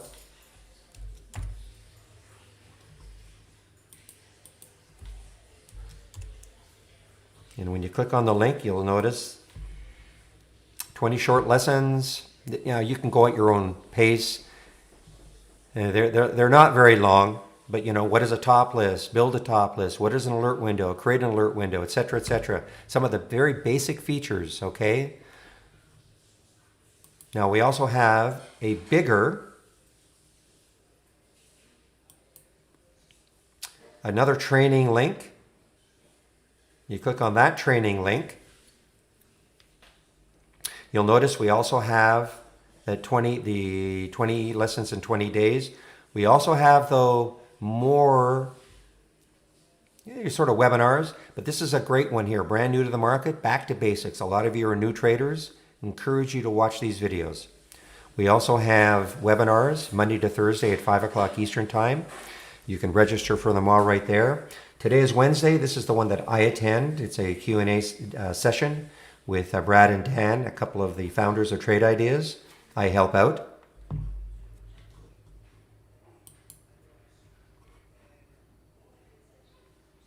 And the next test drive sign up. I'm not sure when the next test drive is going to be. It may be in August. I'm not 100% sure. But if you fill out that form, you'll be alerted exactly when it's going to start and how to sign up for it. The test drive for $8.99. We give you access to our premium service for up to 10 trading days.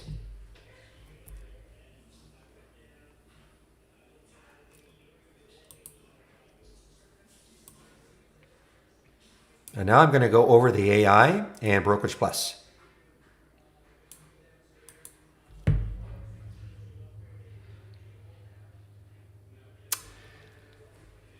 Advanced exit. It may not be available, Lefa. I know, I see your question. You know, I'm not 100% sure. So your best bet is to go to the... just give me a link. I'll give you a link for the homepage, okay? And your best bet is to go to the homepage, start a live chat. I think Michael is there, and he might be able to help you, okay? Sorry, I'll put it in again. I just put a link for the homepage in, okay? I'm just not 100% sure why you can't see it. Meanwhile, PRTS, Wow, what a morning. I mean, this is...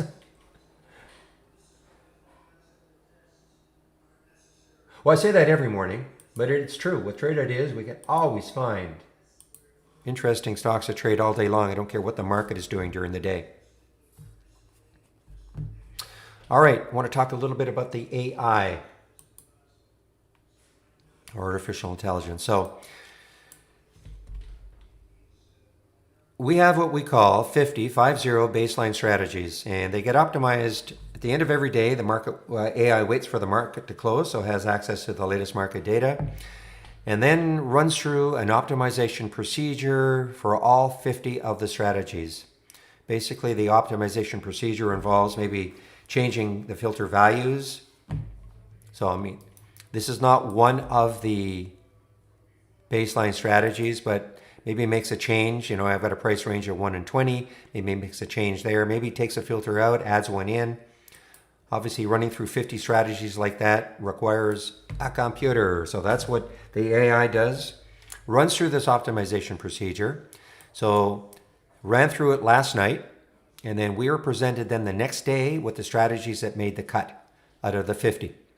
Making the cut typically means the right win percentage and profit factor combination. All right. So if you have the AI, all you do is from the toolbar, new AI/Holly strategy trades window, load that, and then you'll have this window. And just wait for the alerts to happen. Nothing happens until at least 9:35 every day. But you can take that window and just incorporate it as part of your layout so you don't have to load it every morning. You know, just incorporate it as part of your layout and then wait for the alerts to happen. How you trade them will be up to you. But it's all laid out. You know, the entry price, that's a real-time entry price, and you have a stop. Okay, and how you trade them is going to be up to you. But it's a great watch list for the day. Yesterday was quite an incredible day for the AI.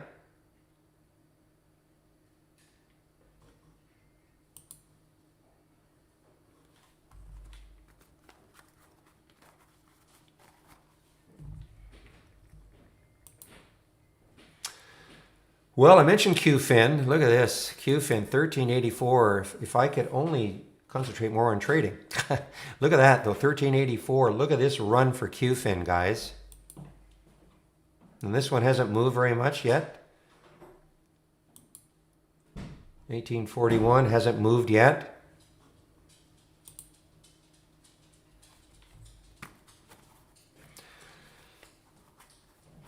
Okay, first of all, learner, are you a Trade Idea subscriber?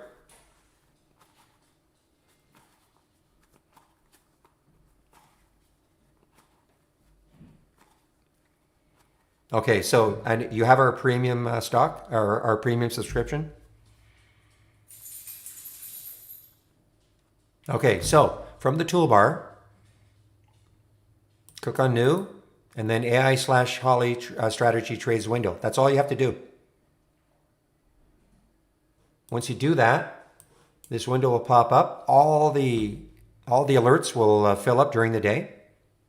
And that's why I'm saying take this window, though, and incorporate it as part of your layout. So you don't have to do it. I mean, you can do it every morning. But why not just incorporate it as part of your layout? You know, you have other, you know, as you're building a layout, just incorporate it as part of your layout. There's no right or wrong way to use the AI. You know, there are lots of different ways you can use it.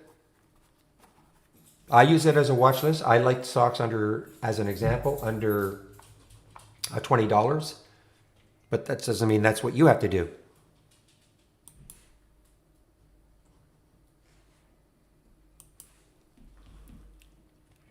Now I want to talk about Brokerage Plus. So as I said before, if you have an interactive broker's account, you can use this what we call Brokerage Plus. You load it from new and only available in the download. Okay, it is not available in the web-based version of our product. So you click on New, Brokerage Plus. This window will pop up. These are all columns that I've got. There are a lot of columns. You know, you can add the columns that you want. And I have got it in paper trading mode, simulated trading. So I encourage you, if you're new to trading, before you commit money to the market, practice, practice, practice, practice. Yeah, Femi, I'm counting the days, it may still be a few days, that we get rid of this. Conservative profit just means getting out exactly when the AI got out, okay? Aggressive means what would happen if you stayed in the trade all day long, even if a stop price got hit, which I think is crazy, but that's what we have. And the moderate is staying in the trade all day long unless the stop got hit. Personally, I don't pay any attention to it. How I use it is I sort on, today is not a great day, obviously. Yesterday was incredible, but I sort on this aggressive profit column all day long, and I use it as a watch list.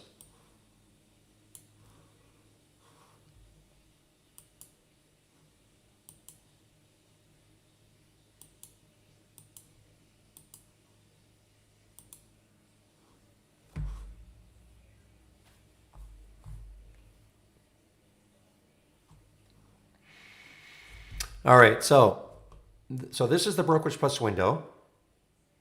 And if you want to trade a live account, then you have to have an Interactive Brokers account to do this. Everything I'm going to explain in simulated trading, you can do using your Interactive Brokers account.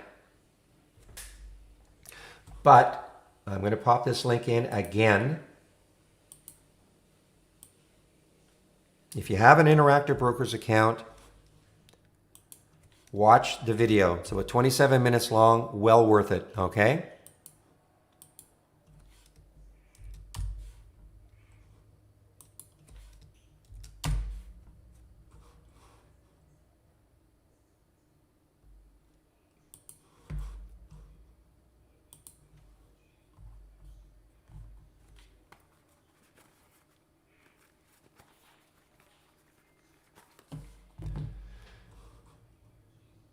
Yeah, now the question is, can I show, I don't show this screen all day long because it's not fair to those of you who pay for our premium service. If I'm going to do that, why would you pay for a premium service, right? So it's not fair to those.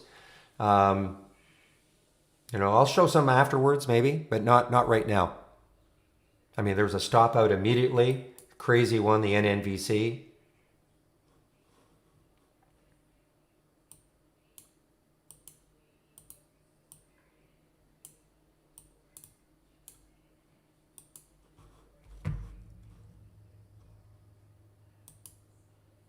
All right. I want to now start talking about Brokerage Plus and how you can use it as a paper trader.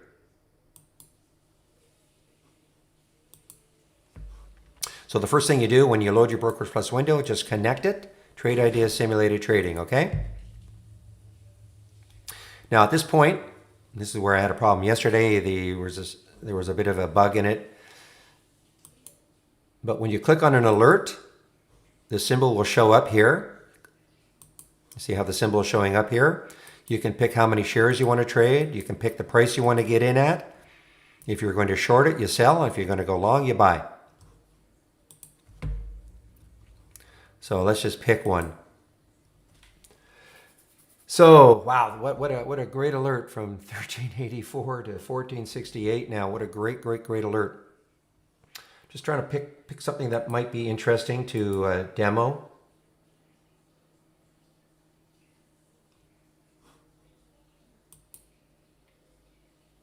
Obviously I would never trade this now. I'm in chase mode if I take the trade right now. All right, bit of a pullback for TCS. Let's just do this as a demo, okay? So let's just take 300 shares.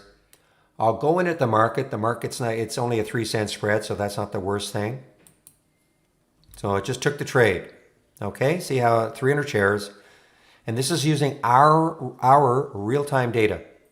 Okay, it has no bearing on what broker you have. It's using our real-time data.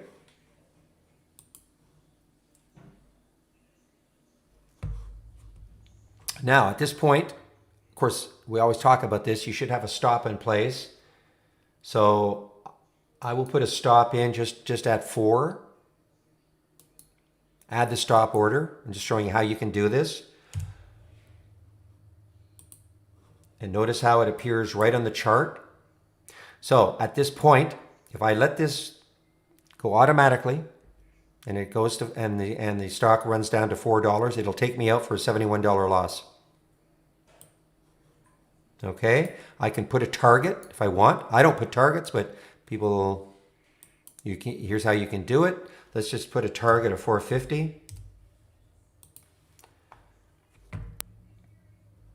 You'll see how the target will appear on the screen. So again, if I let this trade run up to 450, it'll take me out at 78.93. This is in the simulator, but it's exactly the same thing. If you had an IB account, you could do exactly the same thing. Now I can use this like a trailing stop. Let's say the trade really starts to work. I can start moving my stop up. Let's just say that I have my target and it starts to stall and moves down. I could move my target down and to take me out of the trade if I want. Or if it's really working well, why would I get out at this, what I would call an artificial target? Just keep moving your target price up. So highly visual that you can do right on the charts. Very, very simple to do.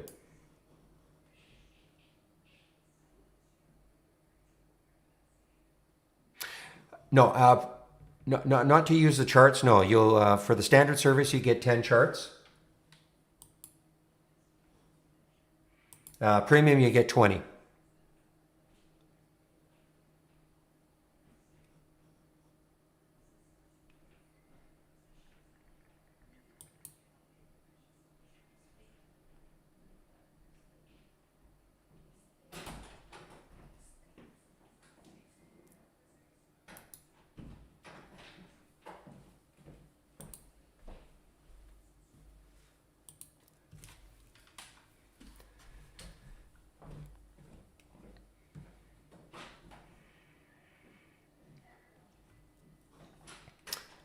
Well, I mean, there's QFIN right there in my watch list at 1384.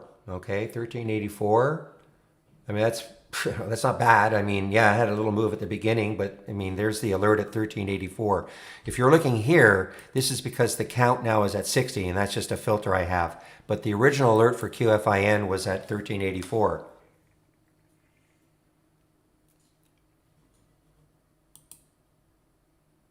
Well, if you're talking about pattern day trading, if you're in the United States, yes, you need 25, but you don't need it for the AI. I mean, you can manually trade. You don't need this. You don't have to use Brokerage Plus to trade the AI.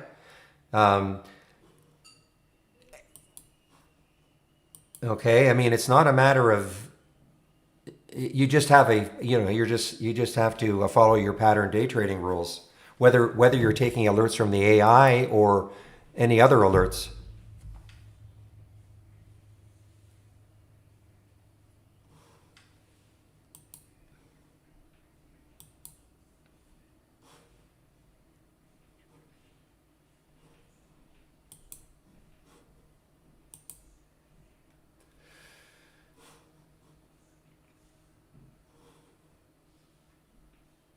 Yeah, this is halted. Somebody was just saying RVP is halted. RVP is halted for news, so this is not a volatility halt.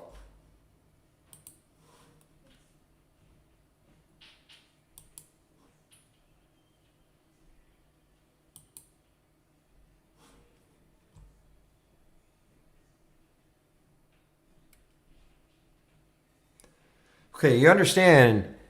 Yeah, it didn't show up here. It didn't show up here. Well, in that strategy trades, well, it's just because, understand, every one of the strategies have filters in place. Okay, obviously, for whatever reason, QFIN did not meet the filters that were in place. It may have showed up in, these are the strategies that made the cut, okay? So for whatever reason, in these strategies, QFIN would not show up because it didn't meet all the filters. Now, it's possible, had another strategy made the cut, that didn't make the cut today, it would have shown up, if that makes sense.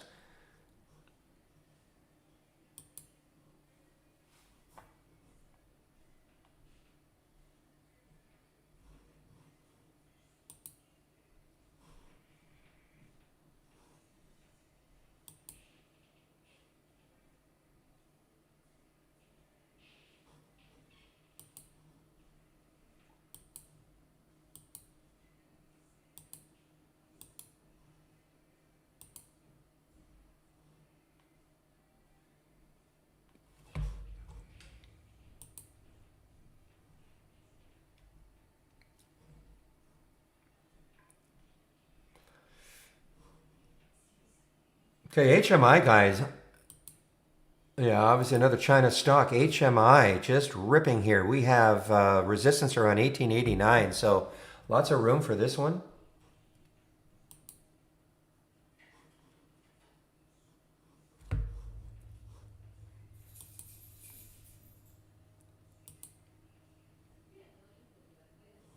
Meanwhile, CLNE.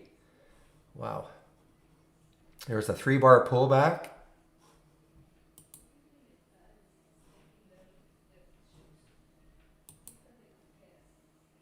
Yeah, it's not doing too badly. Yeah, TGTX. I'm not in it, but anymore. But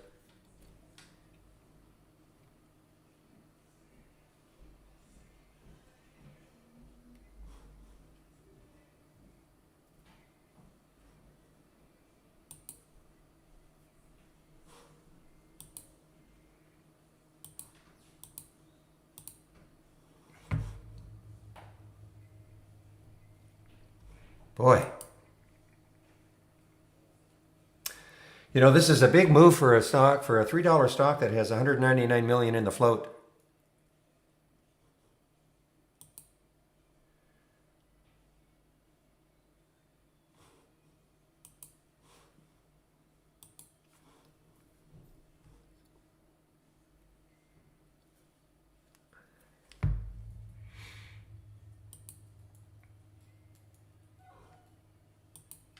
No.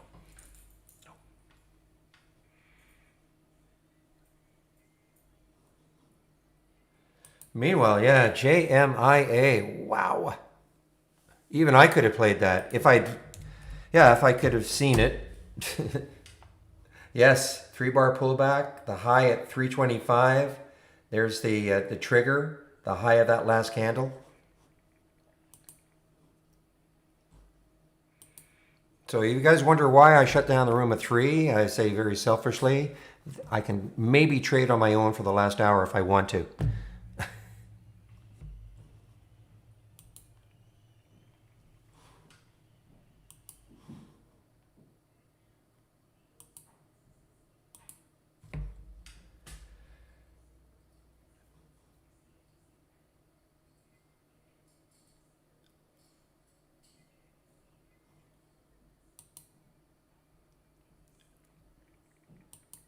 Oh, this is the one I'm really upset about missing because it was such a great break over 14.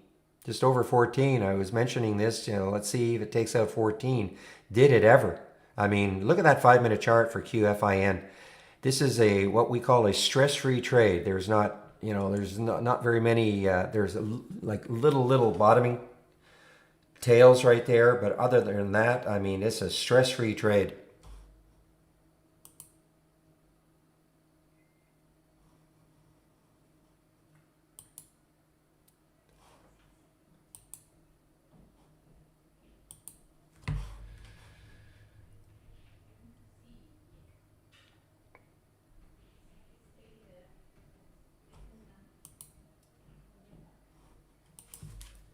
You guys have been talking about Twitter.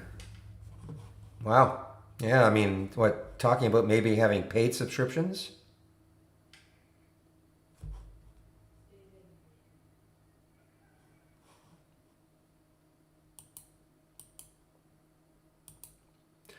So, yesterday was an incredible day for the AI. Today, not so much.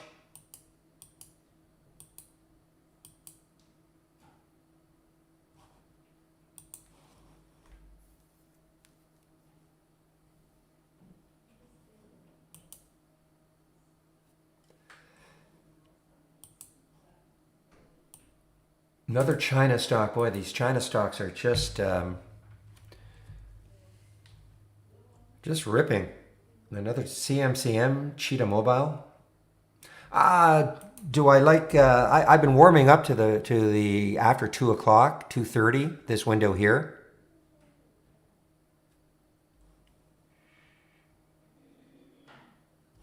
But I don't really say I have a favorite time necessarily.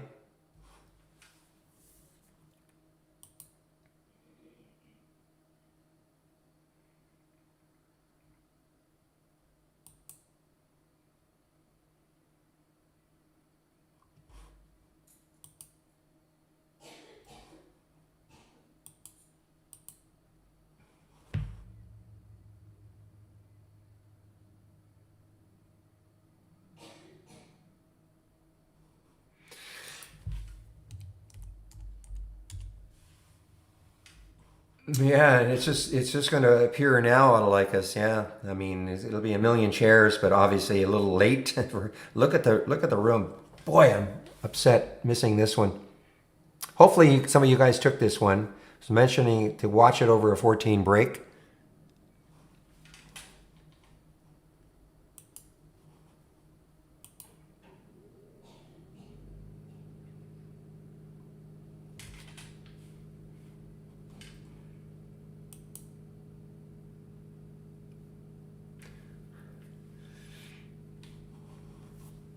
Boy, here's another maybe interesting one on our red bar ignored. Seco. Just let's see if it can take out four.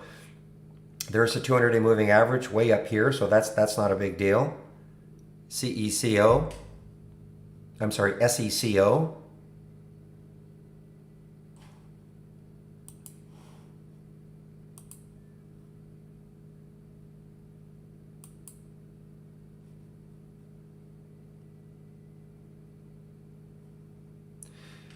Did it get halted? Nope, it's not halted.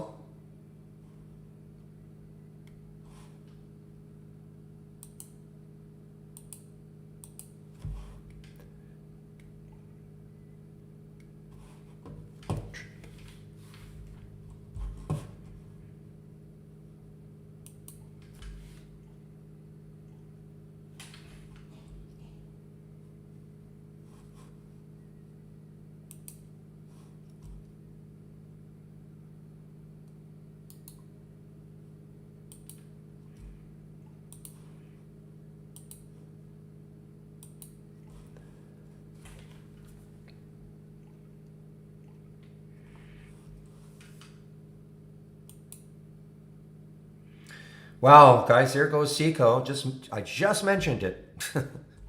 Just mentioned it. Look at the volume that came in.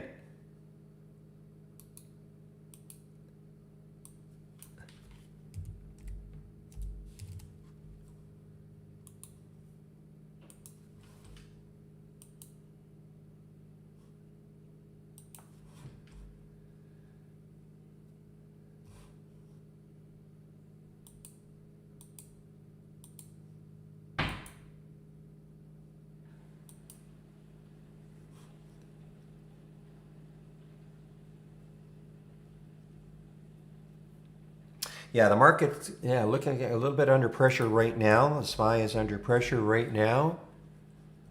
Right there, there's a big red candle. We had the nice move. Well, that's the last candle in the pre-market. So we had a half an hour, little pullback. Looked like it was basing, but now we've got a pretty big red candle forming. This has another 11 minutes to go. It's 11:04 right now, so another 11 minutes to go before this candle closes, but this is pretty ominous. Well, you have to look at the chart. You have to have the chart, Ajarn. Okay, so I mean, if I say something like, what was the one? Seco? Look at the volume on the 5-minute chart.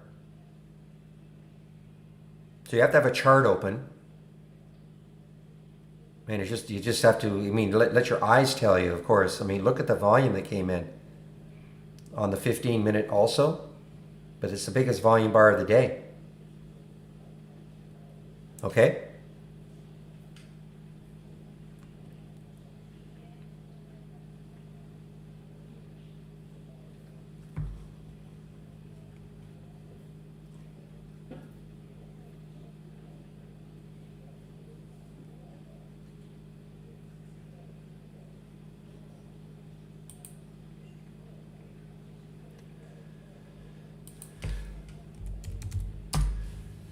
Well, so much for this one. I was really thinking on an 18 break I was going to get back into this one as a potential, but so far, no go.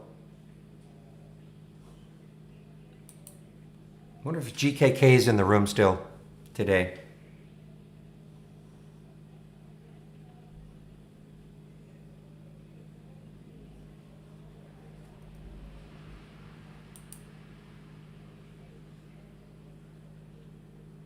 Patience? All right. I'm looking.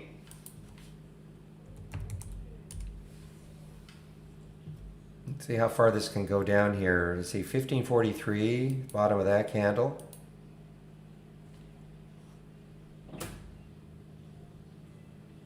But it was a wonderful trade, don't get me wrong. It's a wonderful trade.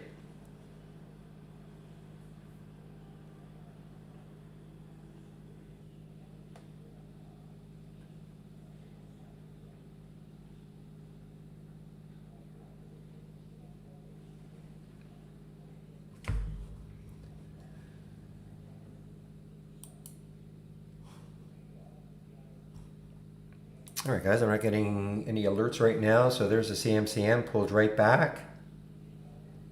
Market is, got to be wary now of longs unless it's a true alpha stock. Really, really trading on its own, not caring what the rest of the market is doing.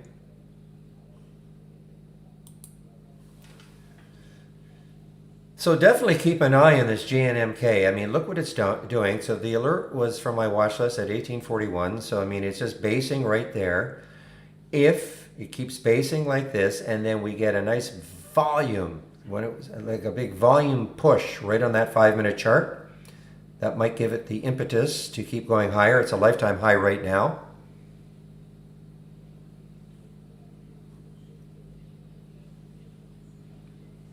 So I'm going to stick an alert, 1850.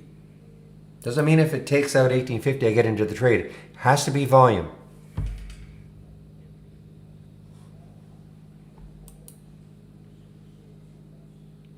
Now look at ETRN, guys. ETRN on the way down after a big day yesterday.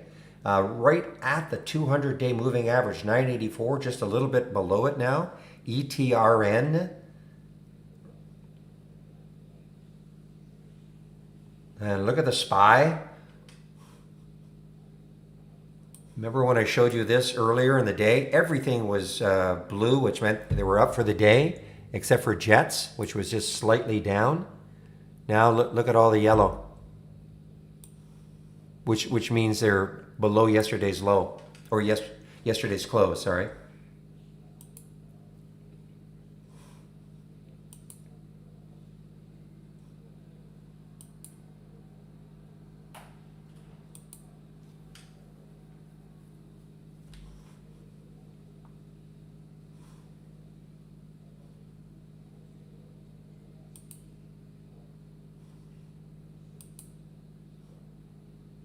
With that in mind, keep an eye on Levi, guys. I mean, this is an earnings play. Pretty low float. Remember when they did their IPO back here?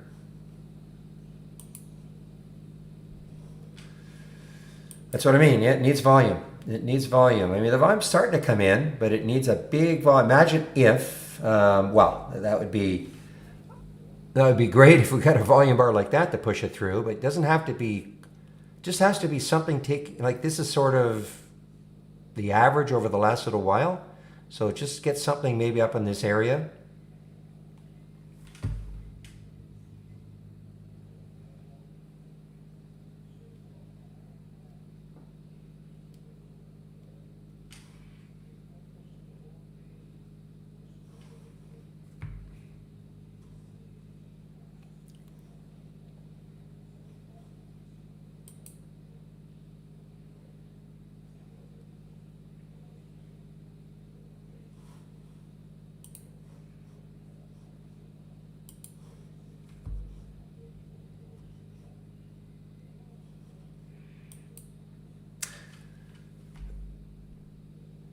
All right. AIHHS, is it starting to, yeah, okay. So this is, high flyer, pre-market, huge pre-market. Actually, once the market opened, did get up to 227, pulled back, basing. See if it gets some volume, more volume. I mean, it's a lot of volume. That's a 4.7 million bar, but imagine if we can get some real volume to come in. Like that volume bar right there.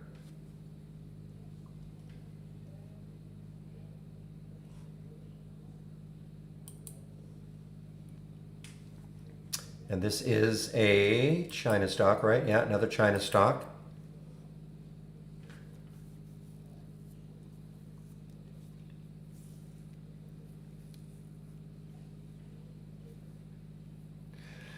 So not a lot of follow through today, guys, on the EV plays. You know, look at Solo. You know, it's an okay trade, but most of these EV plays, my guess is that they're doing this. They're all fading. And what is NK LA doing? Yeah, it's fading also. Well, it did get over 50. That's a great move, but it's starting to fade also.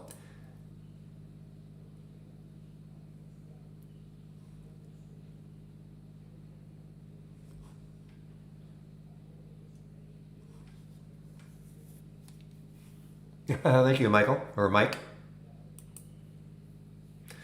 Here's a little earnings play. Grupo Televisa. Okay, guys, there's a little earnings play. Pretty good volume for it. Huge float for a $5 stock, 4.65 billion. So it might take so much to move this.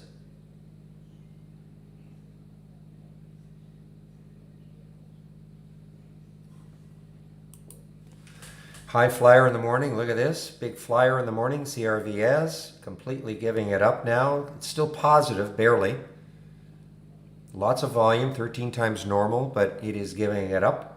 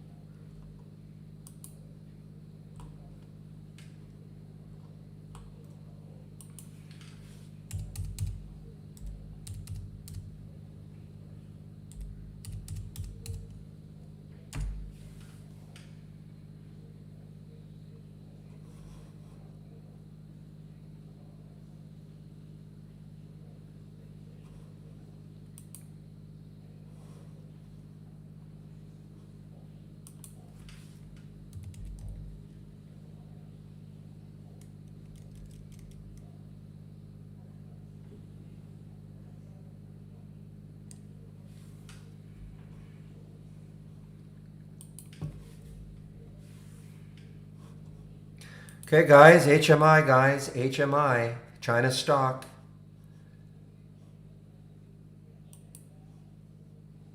I think some of you will understand why I'm doing this.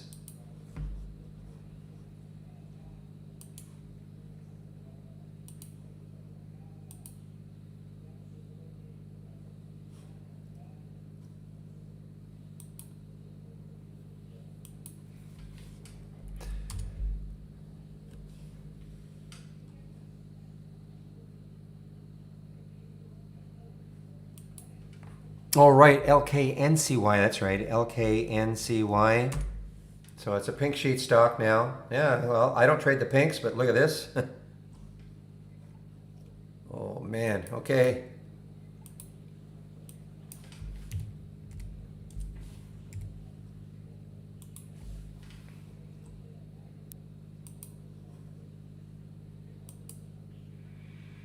So if you're wondering why I have this no repeat, surprised I haven't had anybody ask me about this no repeat versus this one. So you see right there's the original alert for HMI at 10:54. The price was 17.11. You will see this, so that's the first time. So you will not see HMI again. You only see it the first time it had the alert. Here, you'll see it every time it makes a new high.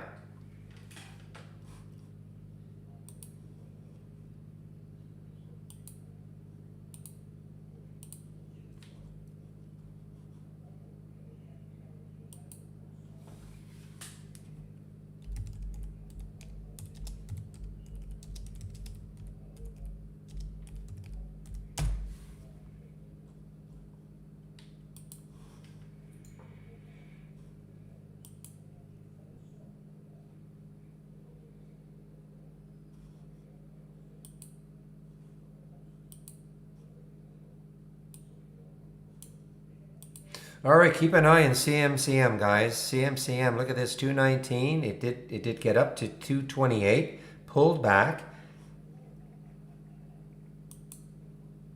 Aha!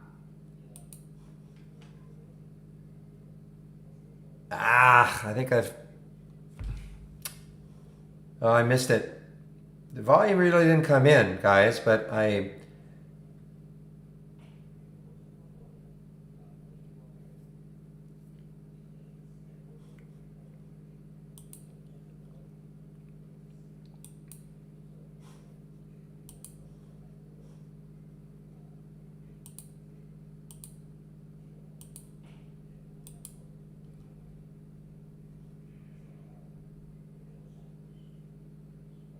ah,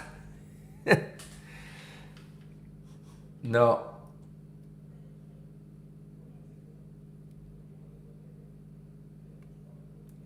I'm really watching this CMCM, guys.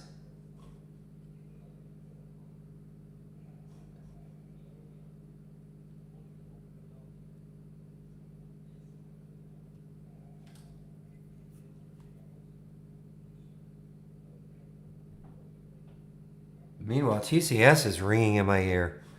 When I say this, I have text to speech or wow, TCS. Look at this one. And the volume coming in.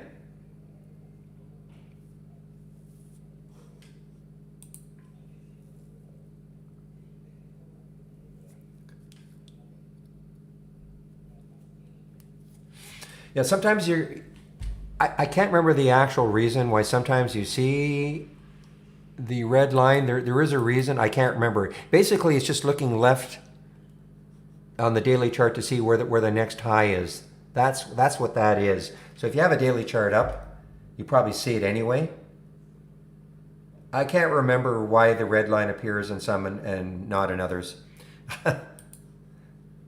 That's how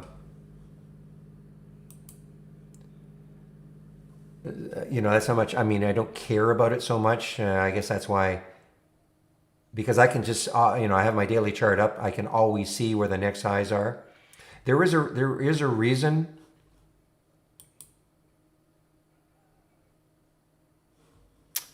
I just can't remember. Yeah, that look at the SPY guy. So be awfully careful if you're long something that isn't really trading on its own. That alpha stock, that was a brief respite right there, but that's a big, we've gone negative now. So we've got a little disconnect going. Then Dow and SPY are a little bit down. Tech is still up. We have another disconnect going. We've seen this a lot.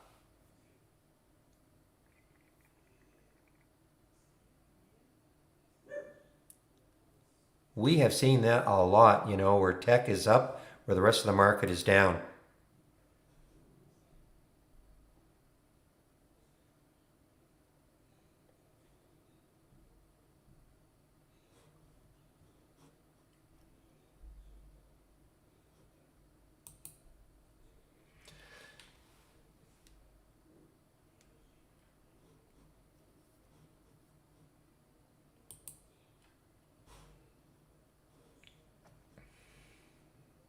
All right, I'm sticking an alert up here for CMCM right near the highs. Based on the fact that this is a China stock, China seems to be a little bit impervious to what the market is doing. Takes this out and look at the room it's got. If you look, well, it's got a little bit of room. I mean, last week's or 2 weeks ago, the high was around 250, so it does have a little bit of room. Not a ton of room. If this stalls it, if this doesn't stall it, then it's got a lot of room.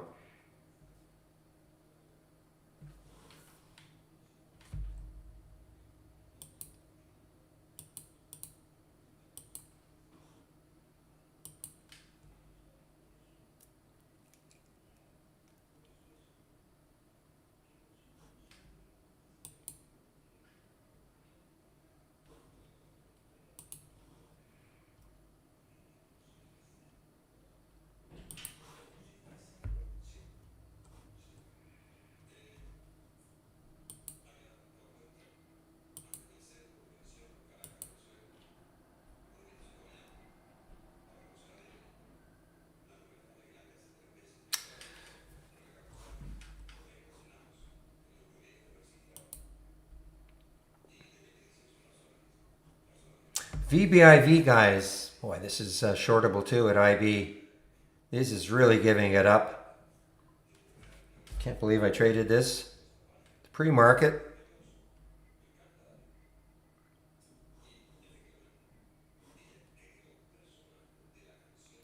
Hopefully I pronounce it correctly, carefully. It'll be, well, near the high of the day, you know, right there. But the issue, though, is maybe that might be too much resistance, not that far away. It might be 250. It might be. But I have my alert set. I certainly won't look at it unless it takes out the high of the day.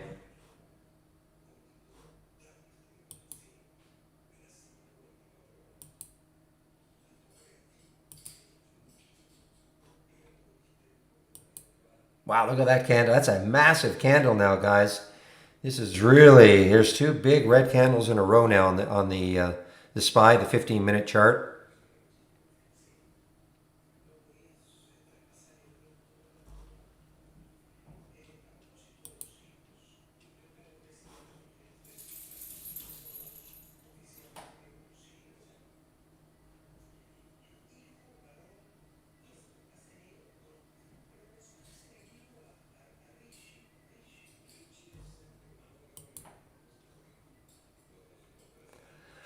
So anything long, even this HMI that was so stellar, didn't really seem to care. You know, eventually, you know, you cannot buck the trend.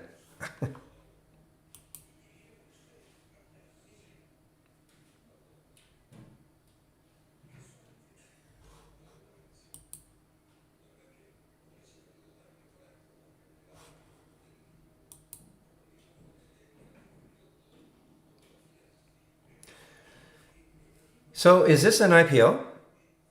BLCT, is this an IPO today? I know it looks like one.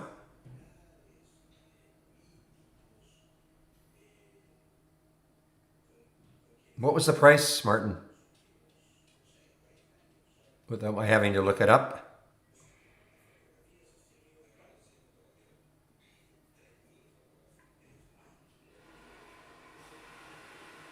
It just got halted again.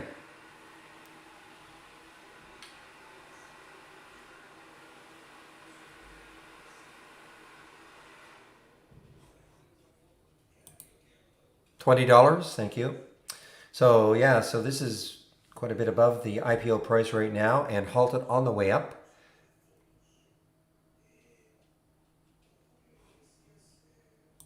All right, let me just take a look at it. I want to see who's involved.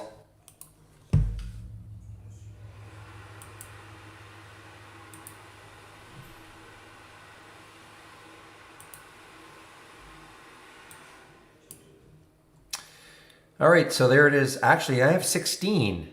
Maybe that was revised. Only 5.3 million. I have 16 here, but... And who's involved with him? Ah, Tiger Brokers. TIGR. All right. This is a China. No, obviously it's a China IPO. Interesting. Why are you guys saying it was 20? I do see here at 16. But you guys were saying it was at 20. Okay. Wow, so 16. So this is almost doubling.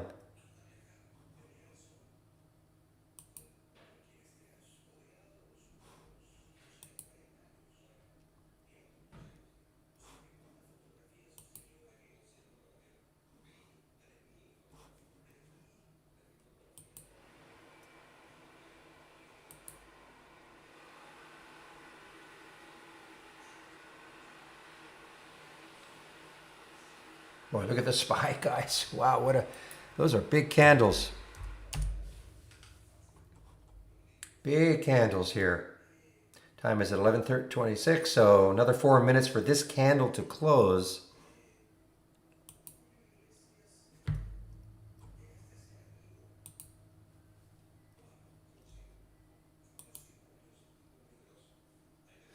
So QFIN's holding. QFIN is actually holding well. I know Real was talking about taking a look at a short on this, which I completely understand with the market doing what it's doing, but QFIN is definitely holding.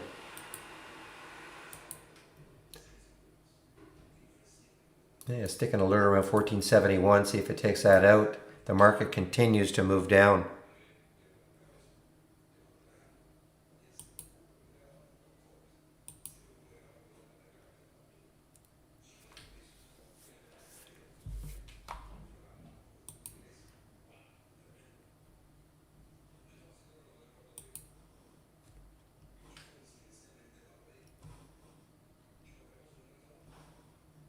Do I short? Sure.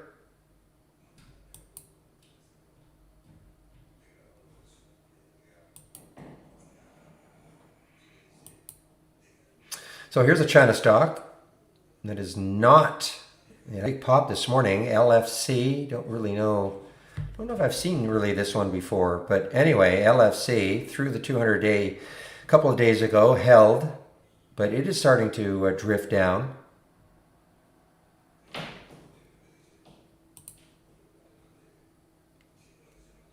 Ah, okay.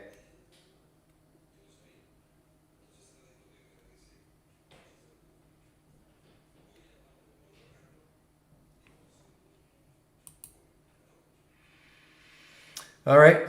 I just wish this wasn't here on the CMCM. I do like it. It's 251. It's a little bit close.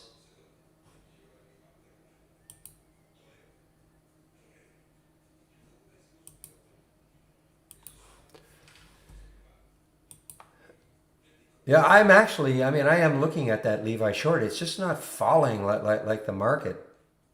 You know, the support for Levi though is way down here, 1218 or so. So, I mean, it's got room to run down.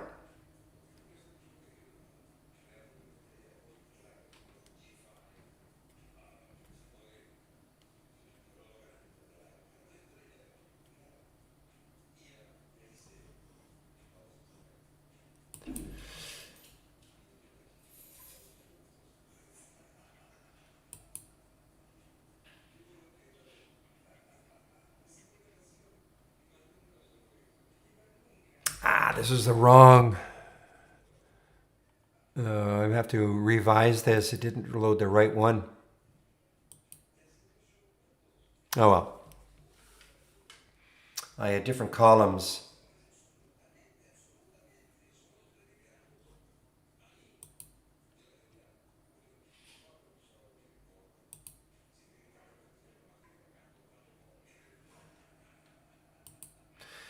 Yeah, I see. I'd be a little bit leery of Levi. It is not following the market, and in theory, I mean, it's already down 7%. I get it. There was a release of earnings after hours yesterday, the Move area, holding in the pre-market those lows. Market open starts to drift down, but it is not following the market. Now there is a bottoming tail there for the market, but that's got nothing with Levi. It's just not doing anything.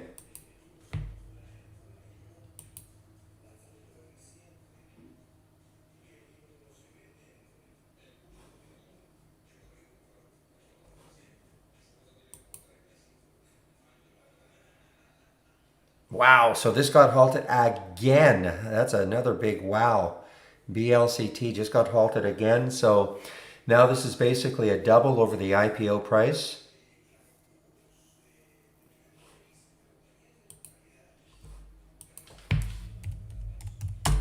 So this is one of the underwriters for it, Tiger. I'm assuming, Tiger.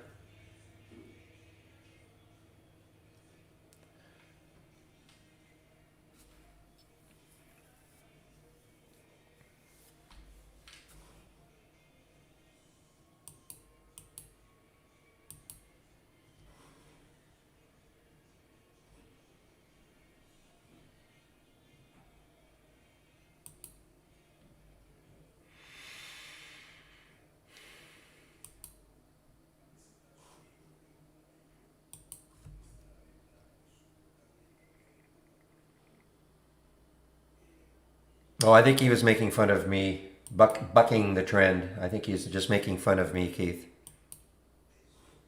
Meanwhile, GNMK, that didn't see. This is an alpha stock. You can just tell it's not didn't follow what the market was doing at all.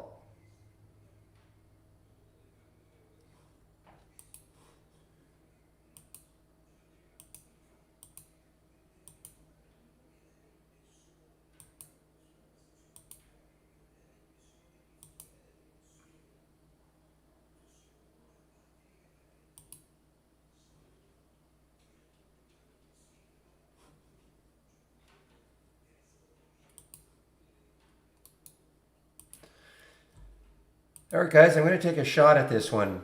I'm in a 226 if it for the CMCM. It's a very tight stop.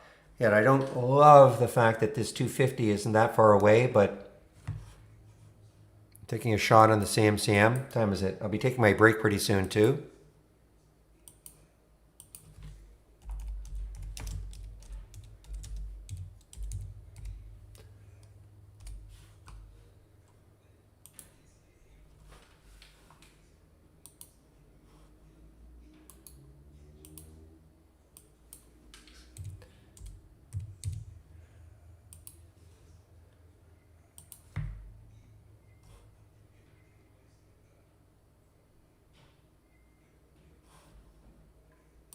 Boy, GNMK.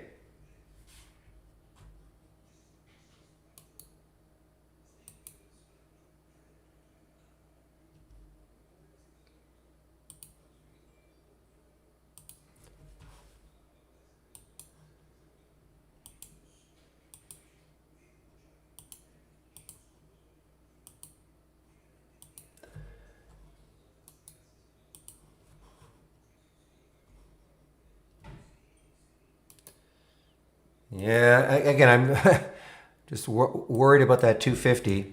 So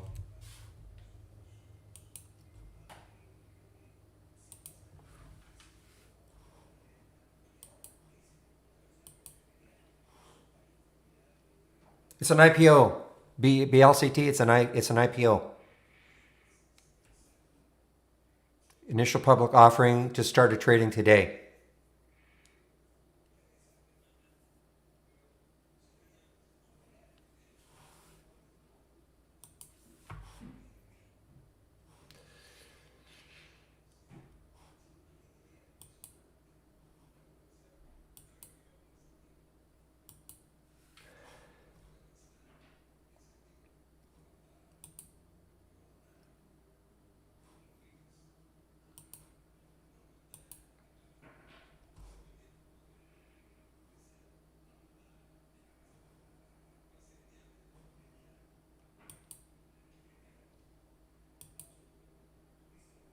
Just checking some of these early from the watch list.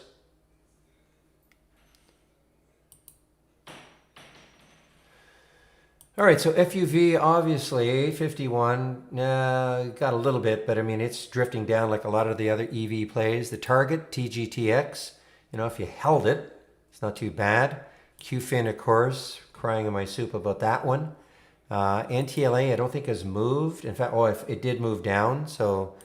And then this one, 1841. Of course, it was way back here, at 1835.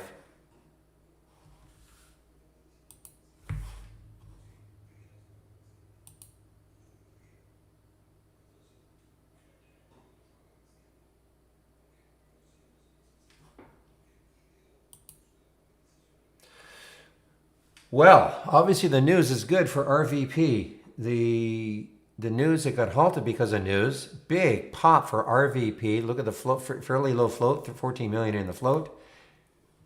Big move, and now it is halted.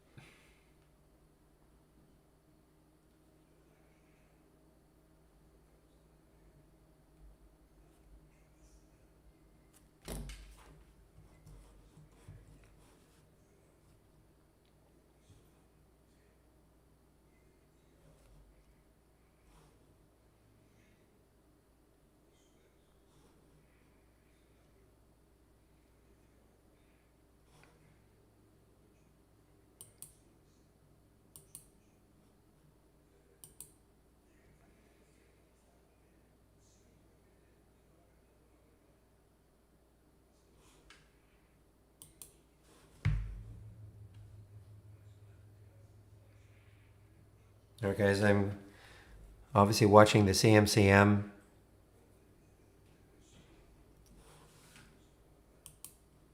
Okay, I'm out of it, guys. Basically flat.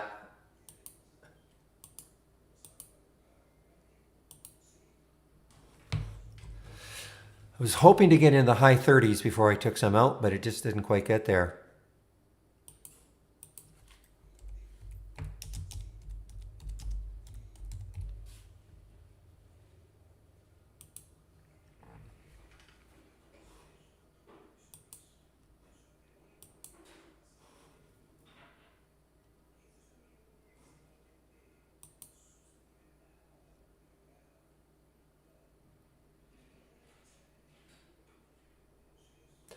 Alpha stock. Doesn't care what the market is doing. GNMK.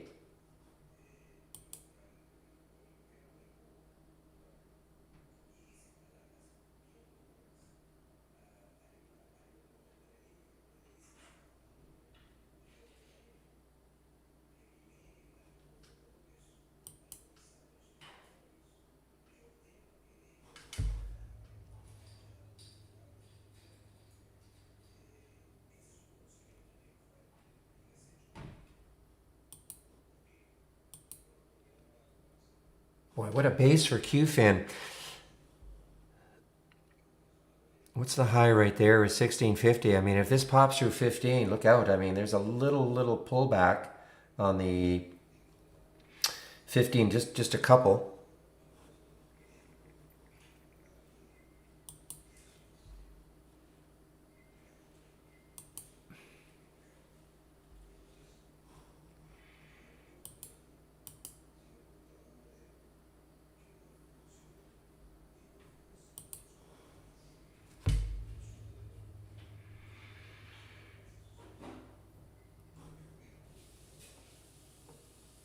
I don't see any specific news for it. I do see some analysts, coming into GNMK, but I don't see any specific news today for it.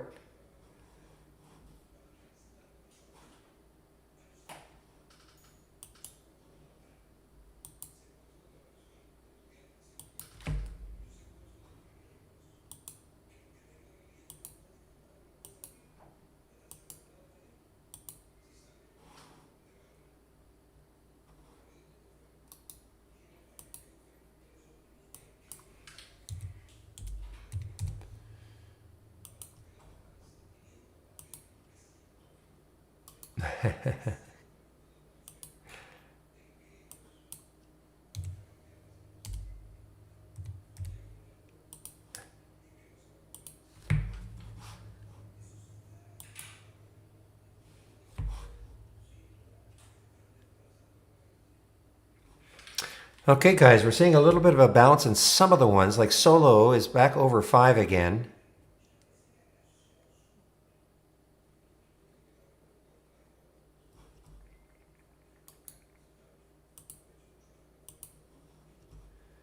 Yeah, and QFin, let's take a look at QFin. So I'm going to stick an alert just over 15 for QFin. There's the next high looking left on the monthly chart is around 16, so that has a ways to go. Oh, interesting, guys. XENT actually in fade mode. So remember, this is supposedly a buyout or takeover by MDP or MDT. MDT. That was the news. But it looks like it's starting to fade. XENT. So maybe there's some news on that. It's speculation. Yeah. M&A speculation.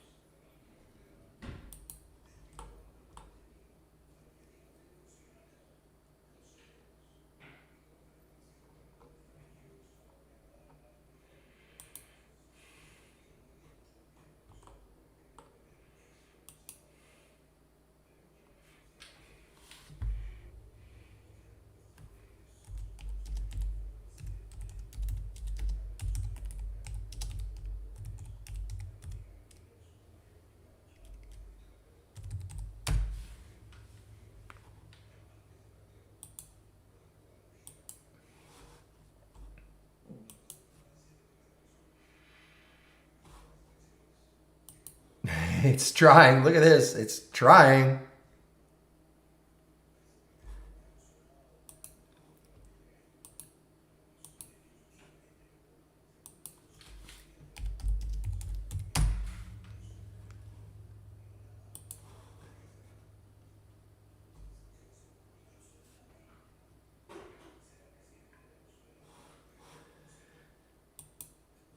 All right, RVP just opened. RVP just, wow, what a move. What is the news exactly? I can't see.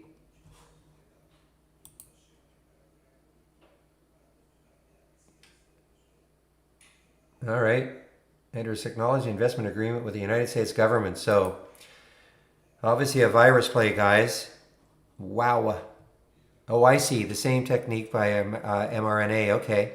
I'm sorry, I'm wrong. You're talking GNMK. Look at this move for RVP. Wouldn't surprise me it gets halted again.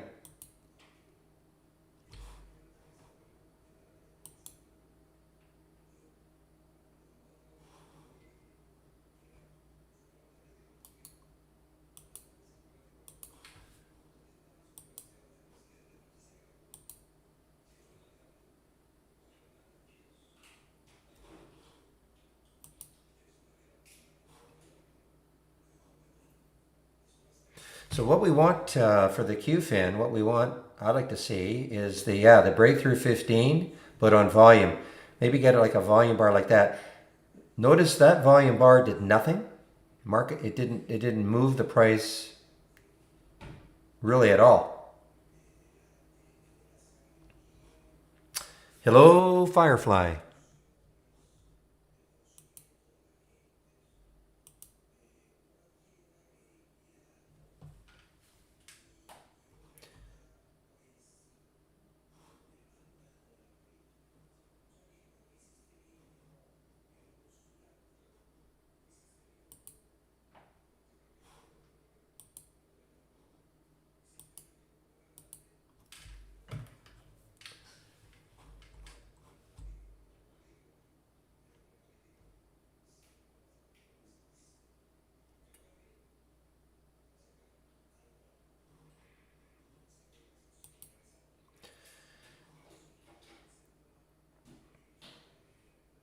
Such a game, isn't it? It's only a number.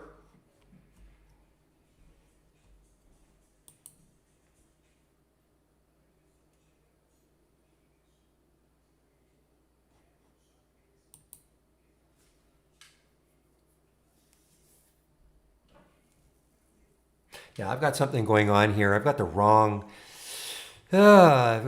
columns. I'm gonna have to revise this at the end of the day. UMA. Keep an eye on UMA. Look at UMA now, just showing up here at 1704. Not a lot of volume. There's the big issue. Not a lot of volume. I mean, it is trading 3 times normal. Look at the potential, 19. Just not a lot of volume. What's the spread like? Yeah, spread isn't terrible. It's only 4 cents.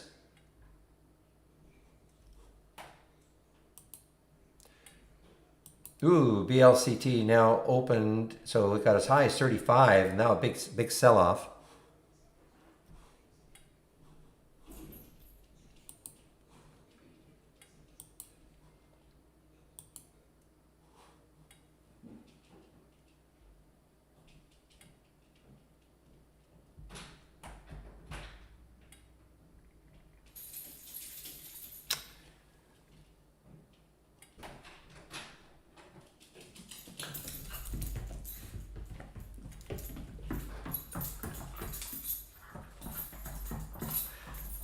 I'm continuing to watch the CMCM guys just in case.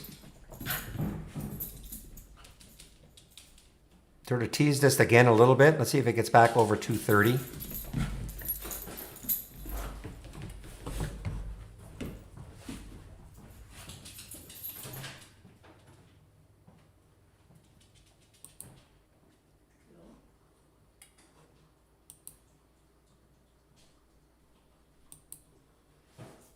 Well, not everything. I say that's, the alpha stocks are the ones that are just trading on their own. Look at this one. I mean, QFIN. Look what the market did. It didn't care. As an example. Doesn't mean eventually, I mean, if the market just absolutely, utterly collapses. But look at JMIA as an example. It's dancing to its own beat. It doesn't care what the market is doing.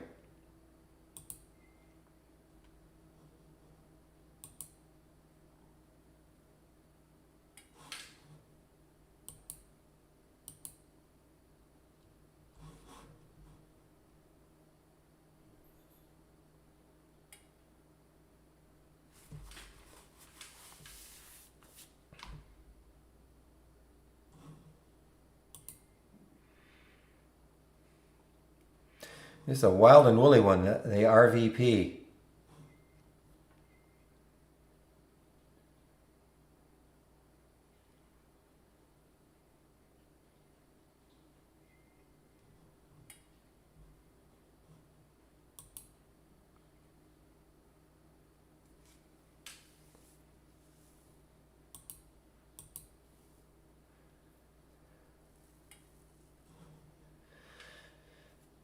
All right, guys. Well, I'm getting close. In about 5 minutes or so, I'll be taking my break. Now, for those of you who are interested in auto trading and B+, etc., Michael Noss is going to be in the YouTube room at noon Eastern. So that's about 10 minutes from now. So if you're interested, now's the time. You can pepper him with questions. I'm going to give you the YouTube feed. Now that'll be at noon, okay?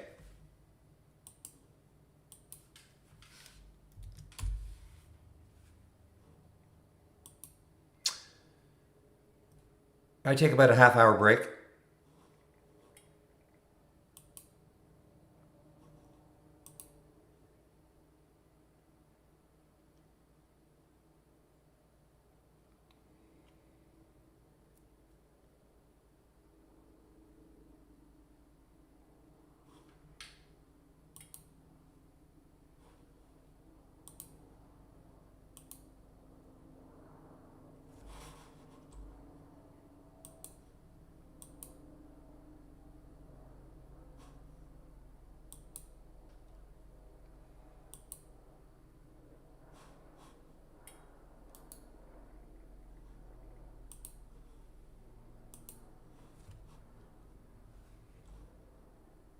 All right, tease, guys. Just tease us again at 15.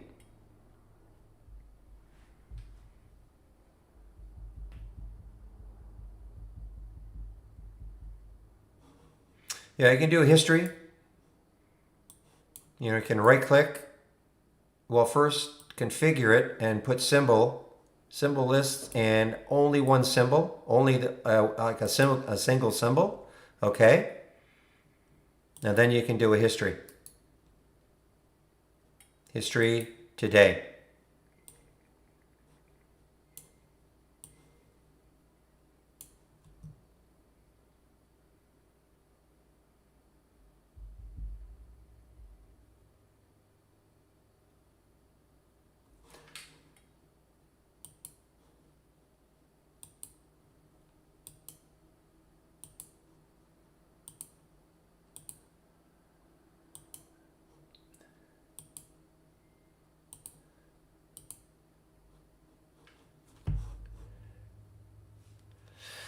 Yeah, if you don't want to you don't want to lose everything, maybe duplicate the window first, okay? Duplicate it first.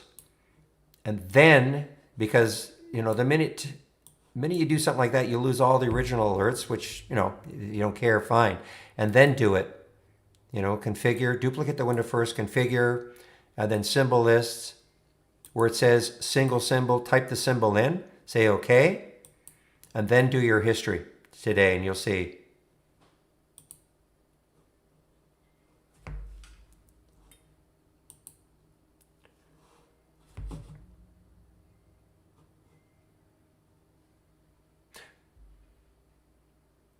Boy, JMIA is on a mission.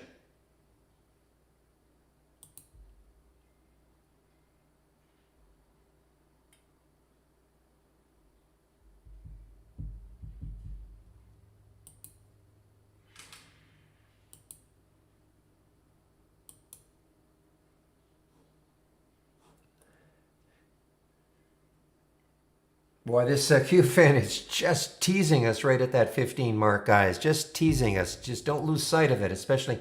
Again, though, look at the volume that's coming in, but it's just not moving it. You know, there are cases where, yeah, it's just not moving it.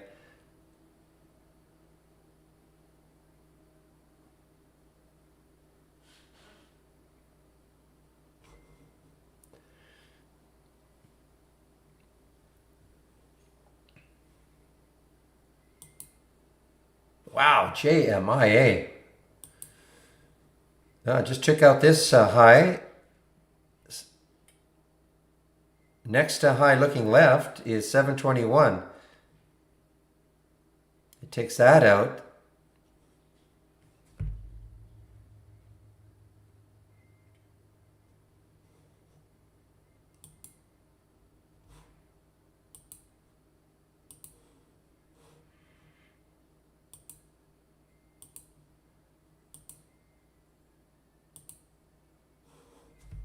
UMA, guys, it's low volume, but it's picking up.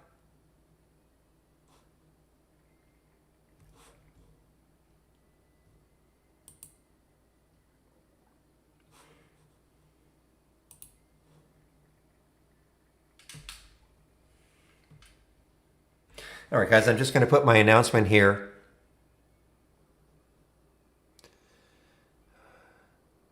So again, if you want a lot of more information that I can possibly give you about Interactive Brokers and Brokerage Plus trading a live account, go to the YouTube feed. Michael will be there in about a minute. I think he's going to get in there in a minute. He certainly will start at noon. I think he'd like to take 5 minutes to just set up.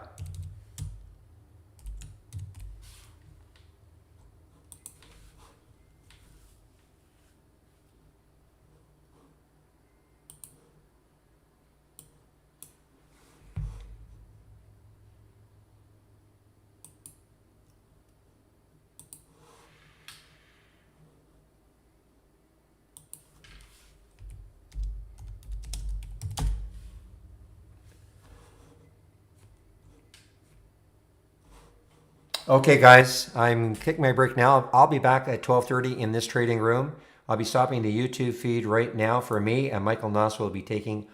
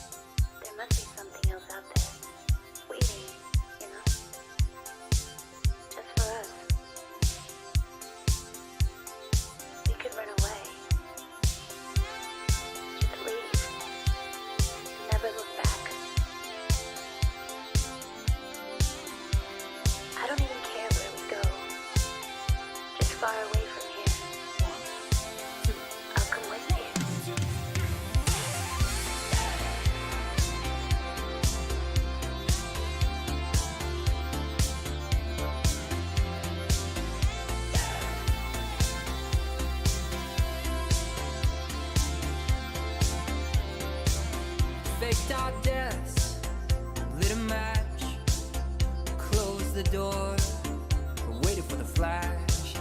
Greyhound station, paid in cash. It's Lazarus, we coming back. They say it's darkest before the dawn. We've been in this town for far too long. They say it's darkest before the dawn. We're moving on, we're moving on, we're moving on. Sunsets, no regrets. First chance, last dance, stuck in the middle, even bad girls, no good love. You taste so sweet, it hurts a little.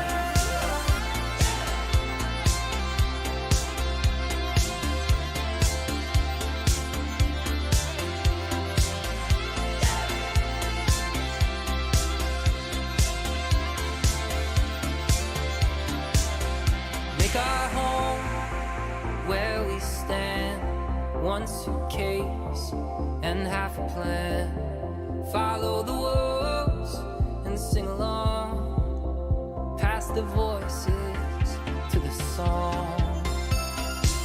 They say it's darkest before the dawn.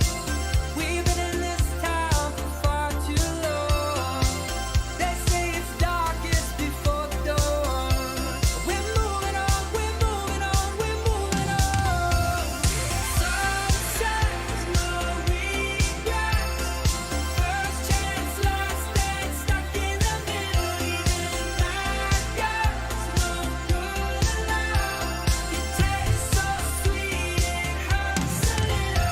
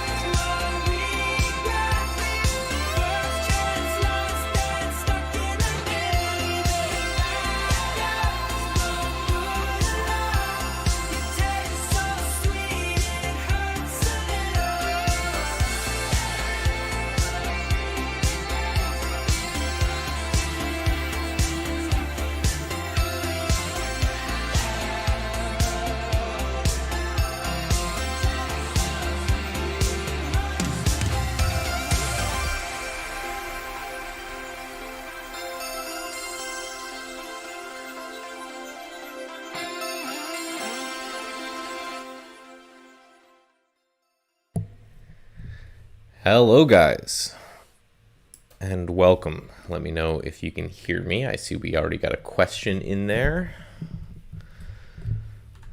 DJ Michael N, I like that. If we do this, you should be able to see my desktop. And I just heard myself on my iPad there, so everything's looking good. That's good. So, again, welcome for everyone being here. And if you are new, essentially what we do is we give Barry a much needed little vacation there. And, grab some food, do whatever he needs to do. And we come on and take an entire hour to teach people that are new to trade ideas or trying to expand their knowledge with trade ideas or, kind of whatever it is that you're looking for.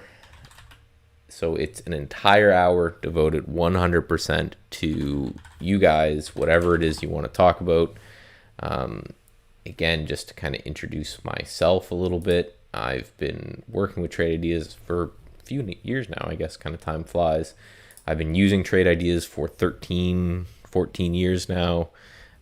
Trader full-time, primarily algorithmic in some fashion, whether it's swing trading using kind of back-tested statistics to get me started and going, and then from there going to technical analysis, auto trading, doing all that kind of stuff. So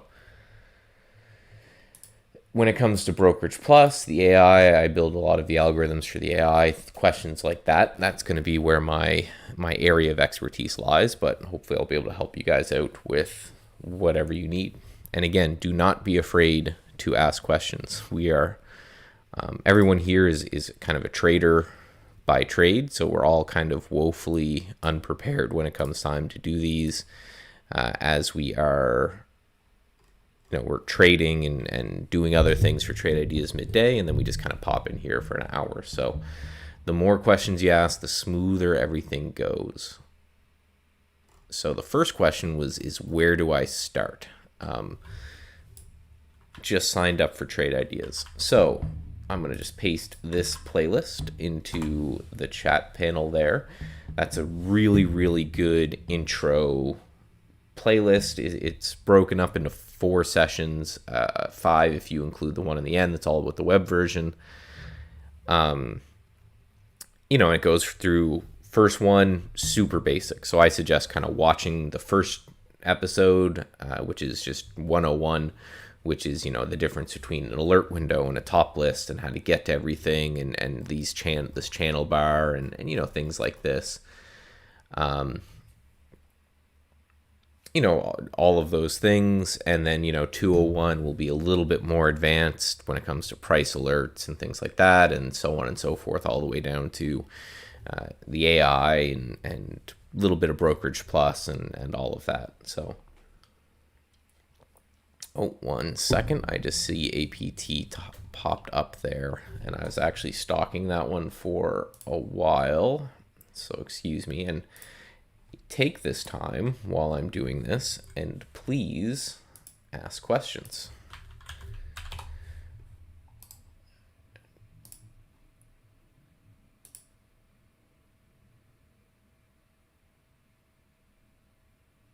Perfect. Okay. So I guess I can just talk about that trade, and we are not financial advisors or anything, but I just took some APT there. You can see it got triggered in this account.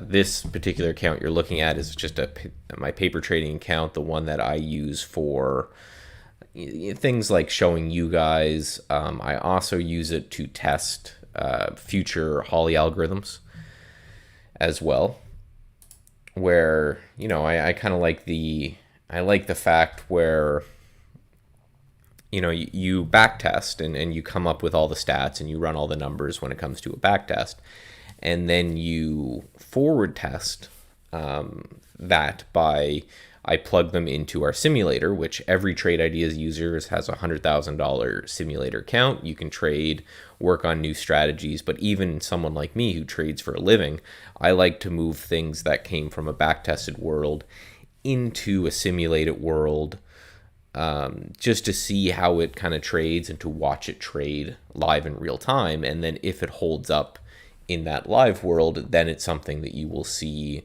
in the new Holly algorithms. But I also use it, as you can see with this APT, as kind of if this is the only thing I'm watching, I plug my automated swing trades into there. If you guys haven't seen our new anchored VWAP tool, I'll put it in here. So that's this particular, let's see if I can make it a different color. Modify colors. Let's make this a nice pink. It'll be easier for you guys to see. Oh, and let me get up my pen drawing tool there. I usually don't use this VPS very much. I just have it for running these algorithms. But an anchored VWAP, if you don't know, is essentially a way to... So first of all, a VWAP stands for volume weighted average price, and it's basically just where is the average participant in that stock or, market, futures, Forex, kind of whatever. Where is the average person? If you summed up all of the trades by where the trades happened, by how much trade actually occurred, you can say, okay, I know that the average participant is somewhere in this area. So anchoring the VWAP with this little anchor that we have here, we call it the Alpha Trends Anchored VWAP, and we click here on this candle after the gap, it means that everybody who bought after this gap here has been down money, well, on average, has been down money until it kind of broke out here the other day, and then it pulled back into it. And I was actually talking to Brian Shan a little bit on Twitter the other day because I had found this on a different scan that I have. And he said, hey, did you see the anchored VWAP from the gap? And it's really interesting that it was resistance right here, and it was resistance right here, and it kind of was resistance here. It chopped around for a few days, and then it broke through and it retested it. So my main synopsis for this trade was again, everything I do comes from some sort of optimized, back-tested algorithm, but I was looking at it kind of the same way, where I saw these resistance points potentially acting as support right here, and then just looking at this as kind of your very typical descending triangle type of pattern that I like to break the angular line of the descending triangle as opposed to the other one. Thanks, buddy. Happy trading. Really appreciate it. Oh, no problem, Max. And again, the other thing, Max, if you're started, come here every day at noon. Again, ask questions. The more questions you ask is, the more we can just help you with things. And it's way better than going to a support chat or something, because if someone has a question, which I hope you guys do very soon, I can just show you the answer as opposed to trying to type and maybe throwing in a screenshot or something like that. It's just way, way better.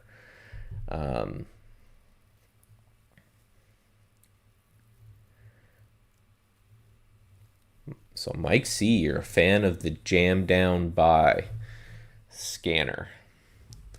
And that's a good one as well. And that is actually kind of a little inside baseball here. I think I may have shared this one with you guys. I just want to see how it works in a less bullish market, which I may be waiting a while for.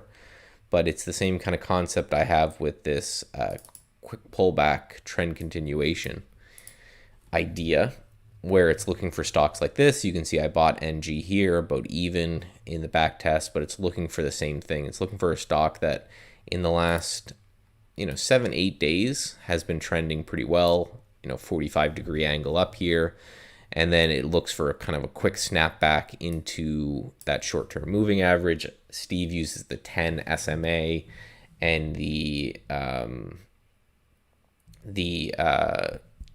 SMA, and then I use the 8 EMA, and it's about the same thing, right? It's just a short-term moving average type of thing.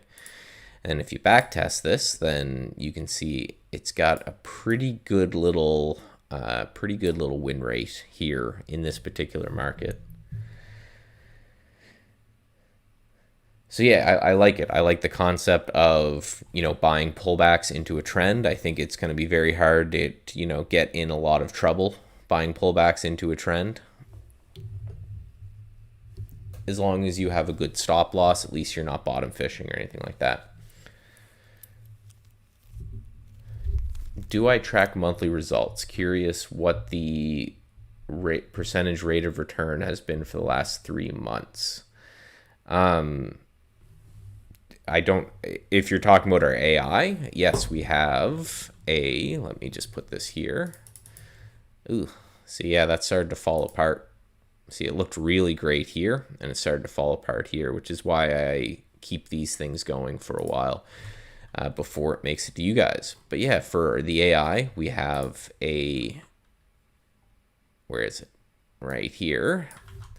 And we update this web page on a monthly basis. So what we do is we say, hey, yeah, I can share this.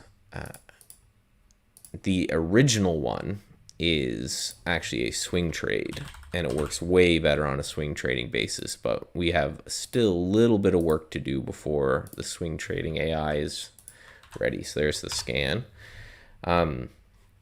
Yeah, so let me load up this page and show you guys around this, because this is something that I built recently as a better way to show the results and to curb expectations when it comes to trading the AI. We had a lot of people come in and say, oh, well, it's just, you just make money every day, right? Of course, anybody who's been trading for any length of time will say, no, that's absurd and impossible. We don't claim that either. But over the long run, so yeah, let me run this in the background while I bring that up. So that link I gave you will bring you to this page here. And, we make it nice and simple, but there's also very detailed. So this goes from 2019 to date, and it shows a starting equity, $50,000, the profit factor, Sharpe ratio, all that. And then this is each data point here is a single day.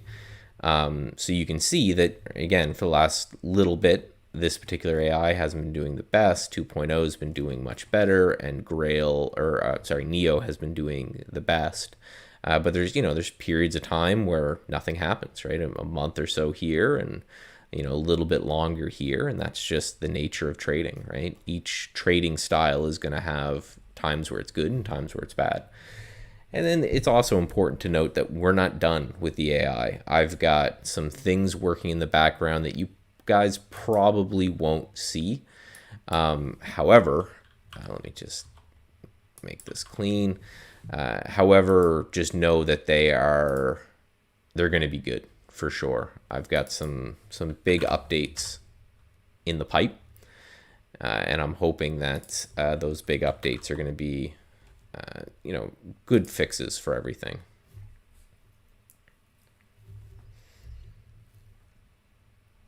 But yeah, so as the AI improves, as the AI learns, we learn and we improve on how to teach it, I guess, for lack of a better term, is kind of a good way to put that.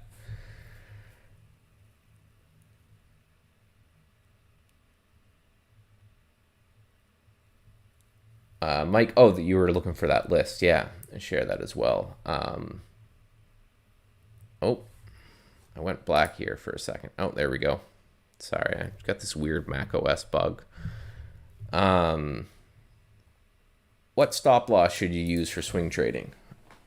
Now, I guess anyone who has followed me for any length of time or have been here before probably knows what I'm going to say, and it's not the answer everyone likes to hear, but it's whatever your trading plan is, right? I always start with that. If you don't have it, and it's because it's so important, if you don't have a trading plan, you're gambling. Just plain and simple, right? If you don't have a plan, if you don't have something that you can execute on a consistent basis in the same kind of way, you're gambling, and please stop. Please figure out something, have a plan, and then kind of go from there.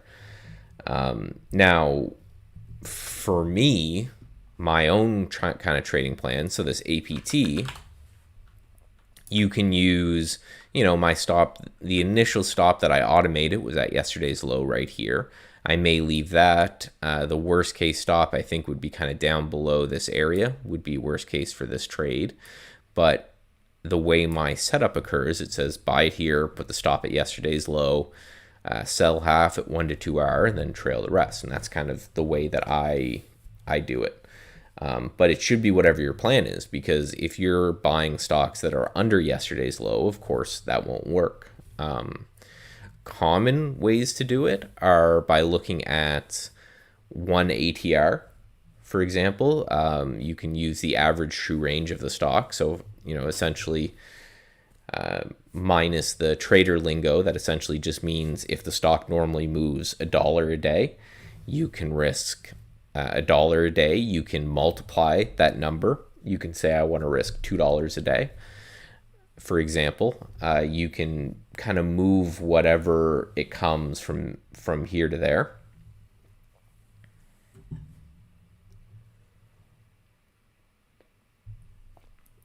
So Michael, that's going to be custom formulas. And let me get the custom formula list, but if maybe we'll do some custom formula playing as well. So take this link right here, Michael, about custom formulas, and save it for later. And if we get time to it today, great. I'll show you today. And if not, you've got that to take a look. But you just need to build a custom that says take today's price, take yesterday's low, subtract that value, and then go from there. But we can show that. Will the executions be as slow in live trading as they are in paper trading with Brokerage Plus without no? So we build in a slight lag to our fills, and it triggers some people, but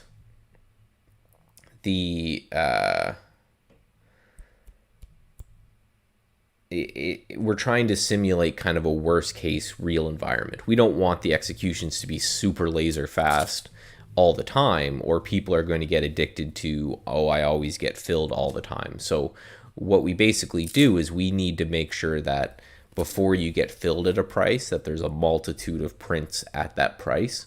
And again, it's to make sure that when you transition to the real environment is as fast or faster than our simulated environment.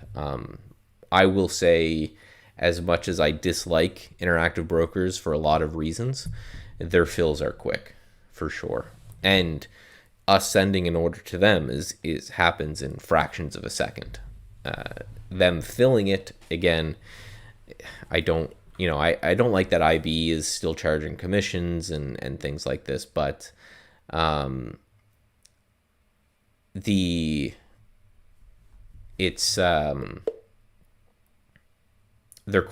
quick, and to be honest, the platform's pretty secure, although I find it kind of ugly and complicated, but that's kind of the way it goes.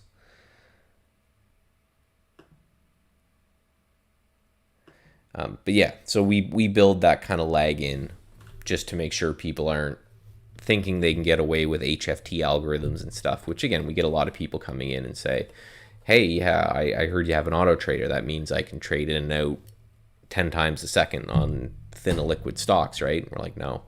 And that's another reason why I always make sure I forward test strategies, because sometimes they back test as if you're going to get these fills, and in the real world, you don't get these fills.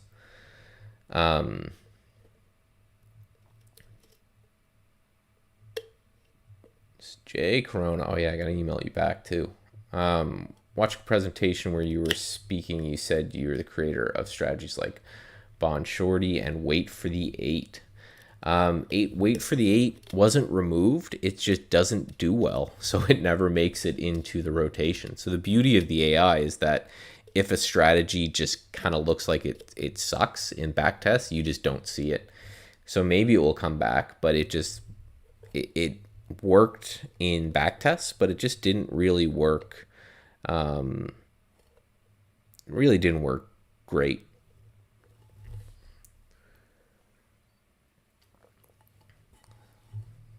So yeah, Wait for the 8 was basically just a strategy where I was looking for a stock to gap. What do we have that's gap today?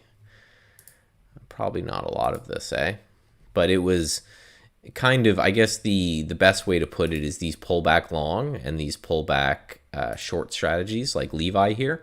This is essentially Wait for the 8 2.0, you could call it, because it's looking for a stock that's gapped and then chopping sideways while this moving average kind of catches up to hopefully push it down.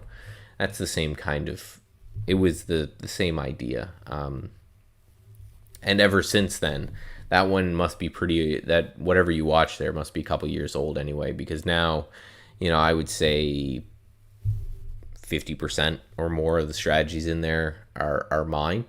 And then all of the improvements in the back end are things that I'm trying to come up with as well. It's kind of my main purpose here is to try to, I get to spend my day studying different ways that people trade and trading algorithms and different ways that people backtest and build stop losses and targets and stuff. So for a nerd like me, it's great.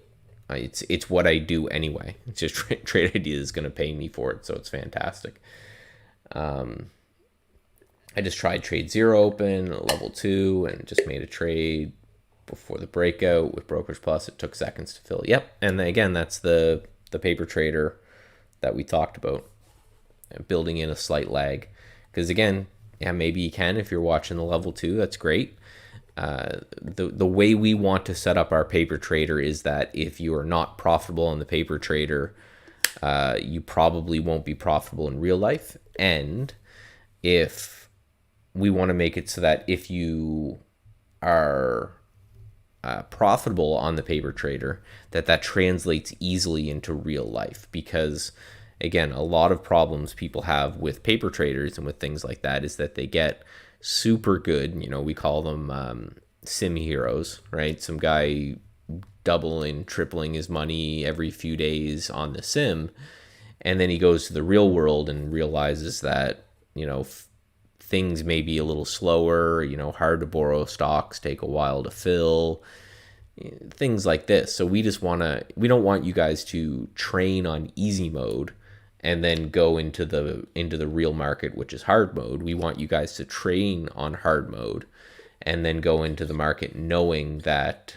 you had a good training. It's like weight training, right? You slap on that weighted vest, you've got a couple obstacles and problems in your way, and then you kind of hope that when you get to the real world that everything works out as it should, if not better.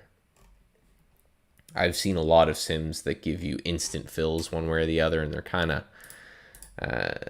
dishonest in that way, where they give you this sense of accomplishment or satisfaction that doesn't really exist too well in the real world.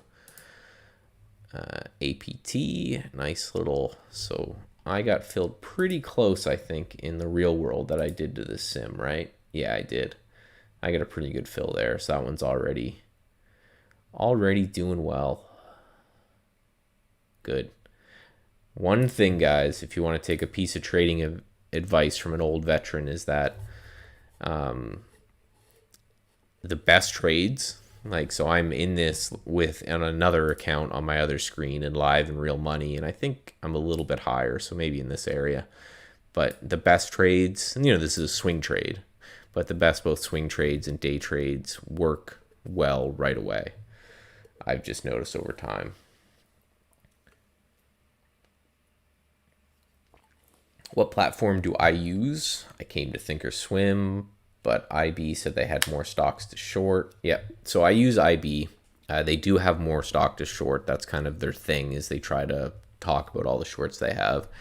I use IB mostly because it's the only broker that Trade Ideas links to, and I like to do all of my trading automatically. Like you saw when APT came through this list, it just bought it here.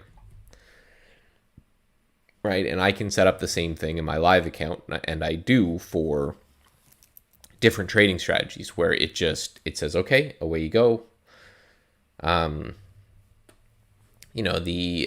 You buy it and it just takes care of it. It puts out the stop loss for you, calculates your share size, it does all that work for you. And as someone who swing trades for a living and then has other consulting work and things that I do, I have a YouTube channel where I make content about everything I'm talking about today. And let me shamelessly plug that right now. I like to automate things. And the other reason I like to automate things is because it helps with kind of my personal trading demons, which is revenge trading and over trading. Whereas now I set up everything up the night before, and then I sit back and I just watch all day while I'm doing all these other things. I'm just keeping an eye on all my positions and kind of away you go.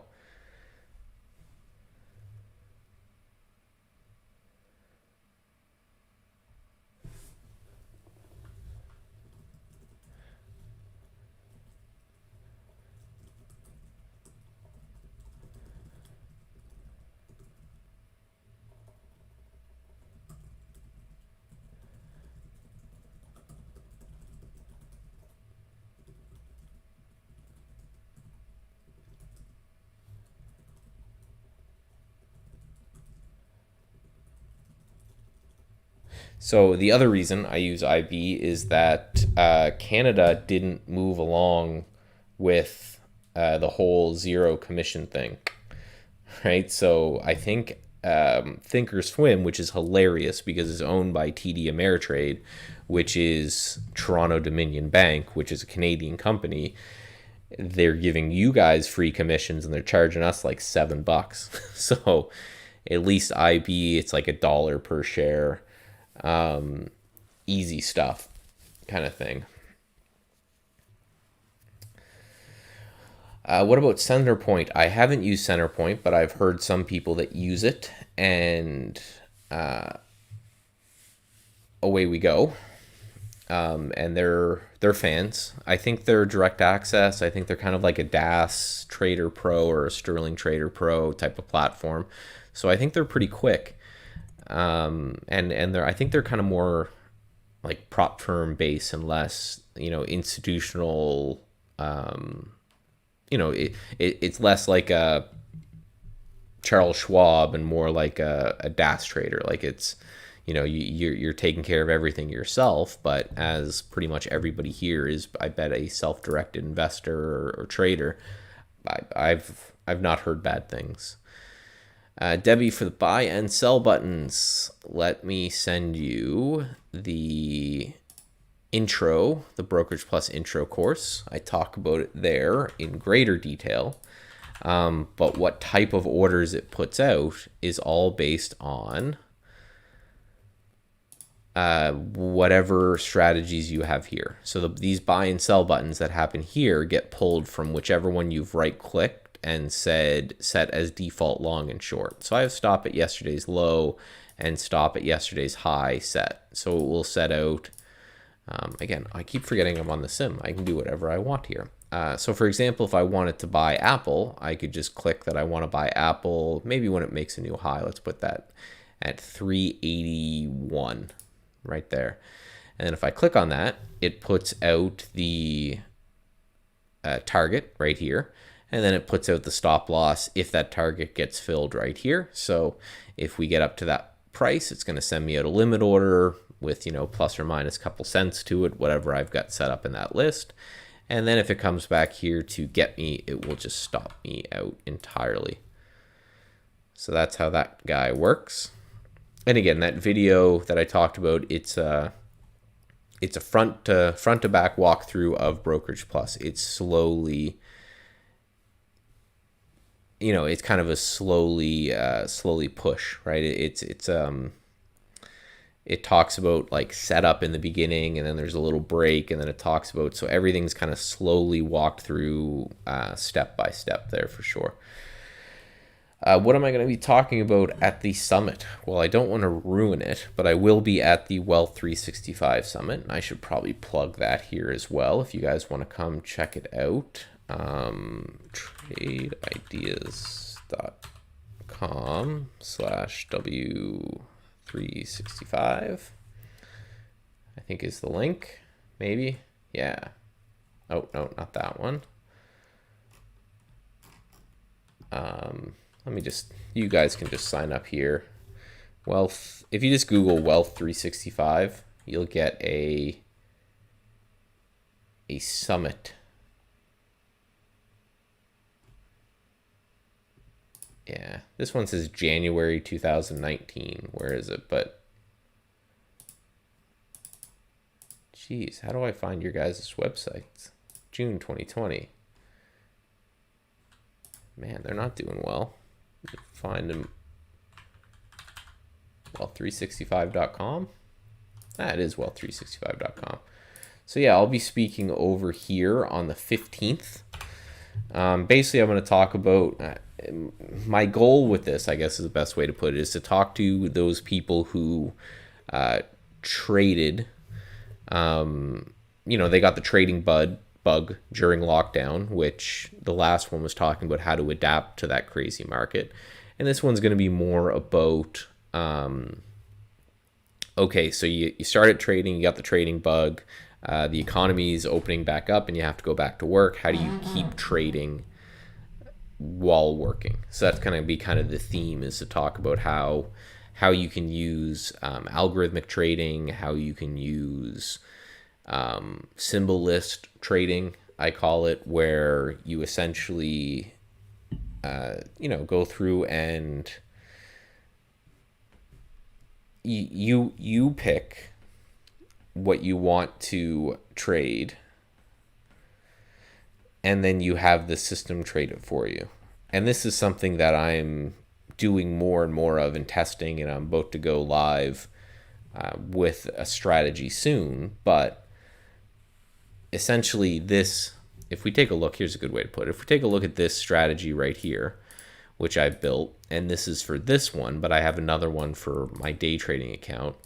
All this is looking for stocks that are breaking a new high, and they are in the top end of yesterday's range. So, basically, if this is the candle, if you put like a 97 and a 103, I don't know why I picked those exact numbers, you're basically just saying I want it to occur here.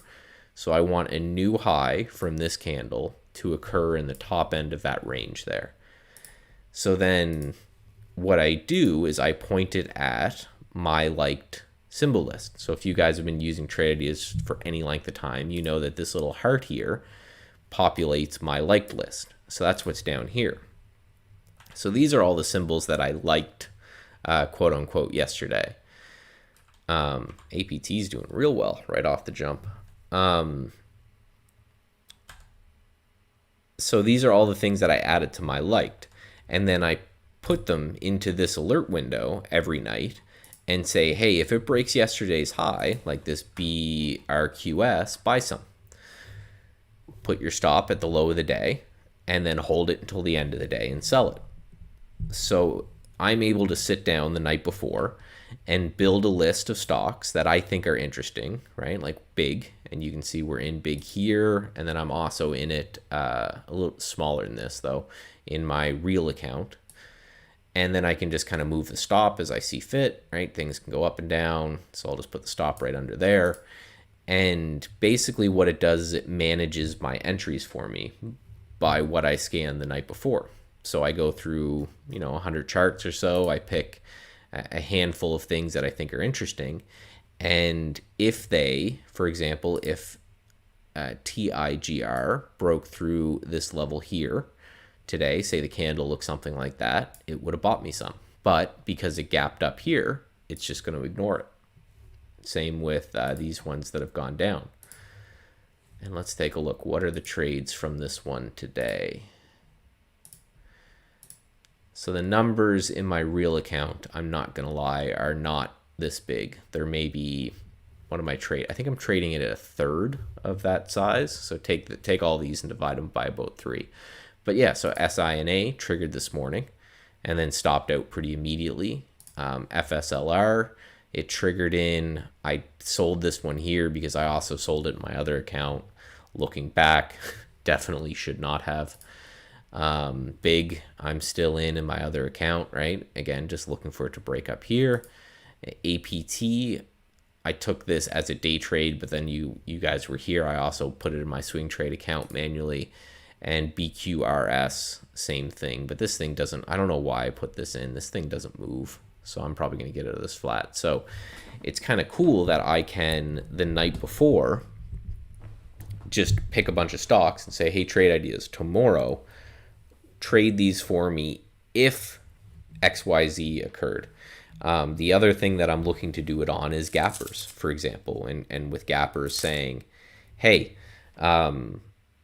these are the stocks that gap, and then maybe I come up with an intraday gap strategy and I just feed in that list. So instead of scanning the entire market, I'm just scanning my universe of stocks, which are things that I'm interested in trading that day, and then I have them day trade it for me. So in theory, all of these could trigger and I could walk away for the day, and they will close at the end of the day if they don't get stopped, and I see what I made or lost.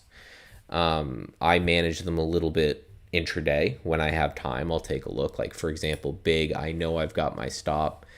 I'd have to look, but I know I've got my stop right under VWAP right now. So it's like right here. And then with APT, I haven't done anything with because this has all happened since we've been talking, but I certainly wouldn't lose on the day trade of this now. I would plug this up here because we're up a fair amount from there. So this is quickly becoming another trading style that I very much like, where it helps, again, my trading. And my problems were I would overtrade and I would revenge trade. So then it's like, okay, well, why? A lot of people are like, okay, I've got Trade Ideas. That means I have to scan stocks all day long, and I need to keep going through stocks all day long and trying to figure out what's going on.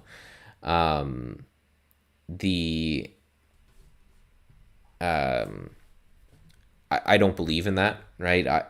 For me anyway, my thing is if I scan through the market all day long, eventually I'll get bored and something will look better than maybe it would have. Whereas I know today, when this market closes, I'll go through this list and I'll take off things like First Solar that I got a trade out of, no longer interested. I'll take off this one because it gapped and I'm no longer interested. And then I'll add a few to it and then I'll walk away. So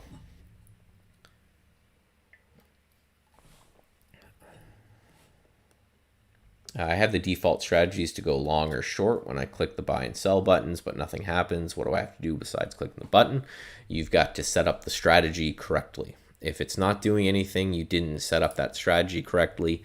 Again, Debbie, I would take that Brokerage Plus video, watch it through, because I walk through step by step, right, inch by inch, for sure. But you just got to make sure it's set up correctly. So like, are you using based on stop loss and don't have a stop loss? What's your entry criteria for it? Like what time of day, how many times you want it to be able to use it that day? What account do you have it pointed at? What's your limit offset? What's your good cancel number, right? All of these things are going to obviously affect that one way or the other. But once you get it set up correctly, it will work, right? I've shown that, and I'll just show it again here, right? If I just buy and I click, it'll put out a buy order and the stop at yesterday's low, right? So just make sure you set up everything as kind of shown in that video, step by step, inch by inch kind of thing. ENZ getting activity. What are we doing with ENZ? Is this crazy one? Oh, yeah. Yeah, see, that's not really my thing. I know that's kind of Barry's thing, but that's just not... Again, I'm... A good book, if anyone wants a good book, I think I probably mentioned to you guys in particular before, is Thinking Fast and Slow. Read it, and then know that I'm a incredibly slow thinker, and I think things will make sense. Are you familiar with Pin the 10 strategy? I am not. Is it, I'm assuming, some sort of 10 period moving average type strategy? Pin the 10 trading. Try to default to pin the tail on the donkey. Oh, and it's still doing that. It's all Disney stuff. Yeah, that's all Disney stuff. But yeah, I'm assuming it's some sort of 10 period moving average strategy. What I'll say is I've learned a long time ago that when it comes to different strategies, there's no magic, right? Find a strategy that makes sense to you and kind of go from there. But yeah, my strategies are more, I'm a big candlestick guy. I love the psychology that is kind of embedded inside of candlestick analysis. So I do a lot of scanning for dojis and spinning tops, and I do a lot of scanning for hammer candles and things like that. APT is doing really well. What am I up right now versus my risk? Oh, good. I'm up over 1R already. That's good. So again, I measure my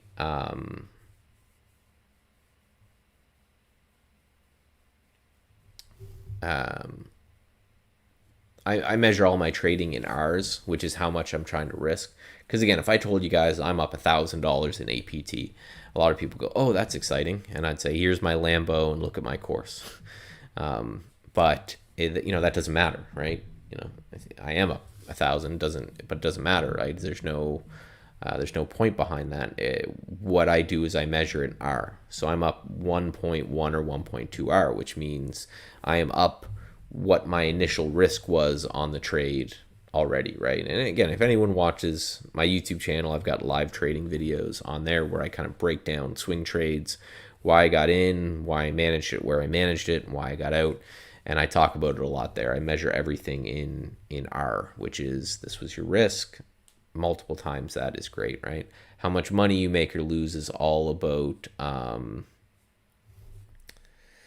it's all about what your account size is, right? How much should you risk? If someone comes to you and says, "I made $1,000,000," doesn't mean anything, right? Did you risk 10 grand to make $1,000,000? If so, that was a really bad strategy, and you shouldn't do that anymore.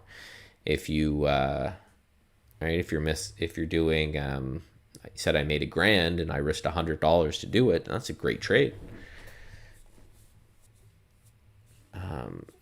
This is a strategy mentioned a couple days ago in a TR webinar. 2% above the 10-day MA. and high on 20 daily MA followed by the next day.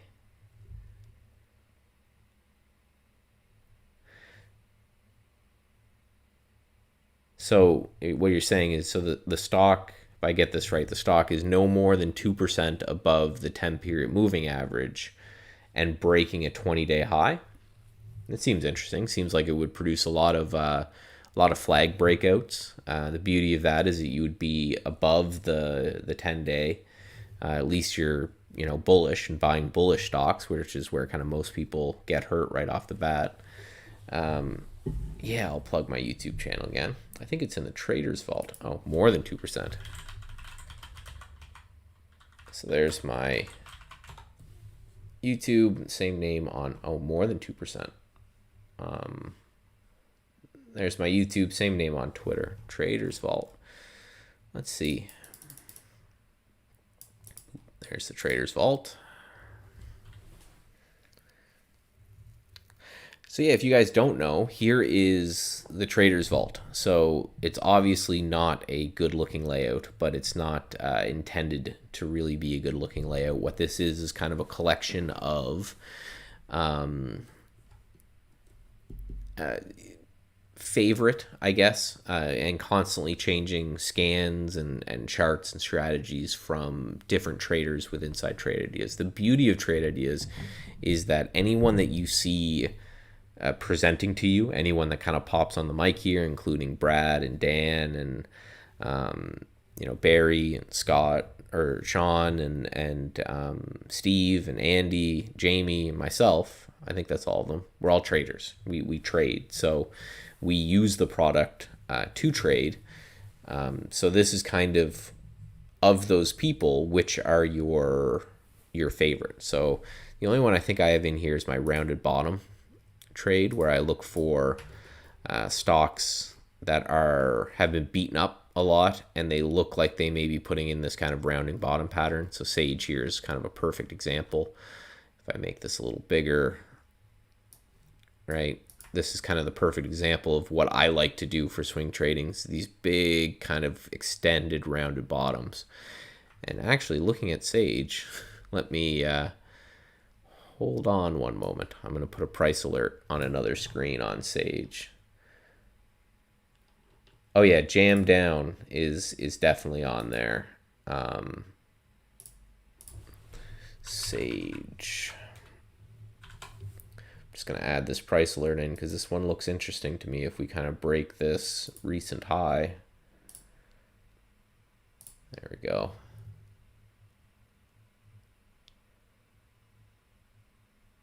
APT, little engine that could. Good for you. If you're looking for that particular scan and you saw it in a Trade Ideas webinar, just email info@trade-ideas.com and just ask them for it. And whoever has that scan will have no problem giving that over. And again, that's the beauty of Trade Ideas, is everyone that you're hearing from is a trader. So that's more than 2% above the 10-period moving average would be something that would disqualify a trade for me. I just don't like those myself. But again, you may, and that whoever made the scan does, and that's great. There's nothing wrong with that. Everyone can trade their own style. They can trade whatever it is they want to trade, and good for them as far as I'm concerned. It's, there's very few things out there that I would say, no, that's a horrible idea, please don't do it. And that would be trying to catch a falling knife, averaging into losing trades, the kind of cardinal sins of trading, the stuff that's going to get you killed. Like, I was watching one guy on YouTube the other day, and his whole strategy seemed to be, I'm going to short here, and if it goes up, I'm going to short more. And if it goes up, I'm going to short more. And he was like trying to make $50 on a trade and risking like thousands. And it was it hurt me inside that people will see that and think that's a good idea. But other than that, I don't care. I think there was an old YouTube show. Geez, I bet you the other traders would remember it. Wall Street Warriors or something. It was really cheesy. And there was one guy who traded based off like the migratory patterns of elephants and like star signs and stuff like that. And again, if you employ proper risk management, you probably do okay in the long run, which is hilarious. It's I think you could sit down every day, find a gap or flip a coin, whether you go long or short, and be decently profitable as long as you manage risk correctly. I'm telling you, my biggest jump as a trader is when I kind of like accepted internally in my soul that I would never be right more than 55-60% of the time. As soon as like I got that, in my innards and focused everything I had on risk management, I think my profits doubled. Just having like an internalized acceptance of you're going to be wrong a whole lot of times, and it's just the way it works. It's the way it's happening. Mist. Usually I don't talk this much about stocks, but I think you guys like it. But Mist I'm watching too. I'm watching for Mist to get over this little area here. Let's call it like, near $4. It's not super shorted at a 7% short, but I'm just looking at, again, just like I showed you guys, I like the stocks that have been hammered and they put in these big long bases and they slowly start to make their way up. So this one, Barry would call it blue skies. Next, it's got a big long way to go. Could go all the way to $10 before it even touches the bottom of this gap. But be careful, right? It's a pharmaceutical company. The way I look at that is all risk is managed on order entry.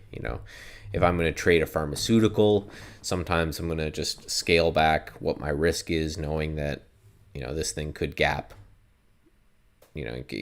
down from, what was it, $13 to $1.50, which would hurt. So I just make sure I wouldn't apply my entire portfolio or anything to something like that. It'd be a very small percentage, but in return, right, it's a volatile stock, so you in theory with that small percentage of your account could make as much as investing a larger percentage of your account. APT, you monster.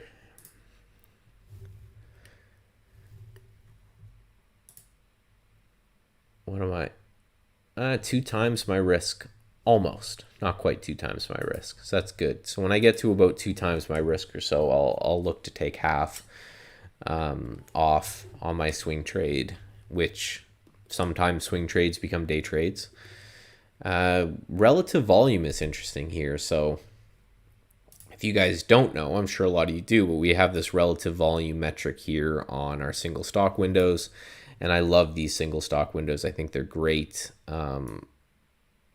Just a great use for anything.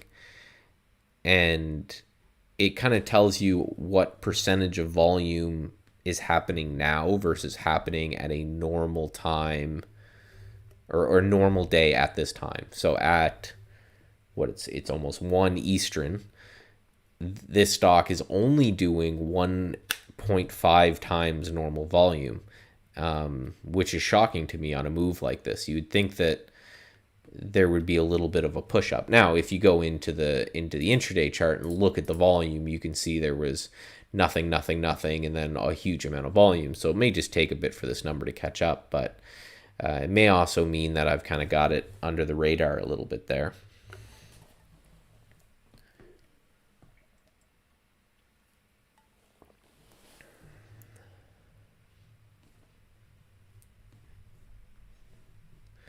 Man, I don't know if Sean's in there, but you gotta, like, I got Slack just popping up in the corner of my screen. I don't know what the hell you guys are talking about in there, but I don't think I want to be a part of it. So, okay, guys, we got another 10 minutes. Now, let me quickly, unless there are any questions, I'm just going to show quickly the custom formula section and how to do that stop at yesterday's low thing. I normally don't use Bing. I know someone's going to judge me from that, but this is a virtual machine, so I don't have anything signed in here.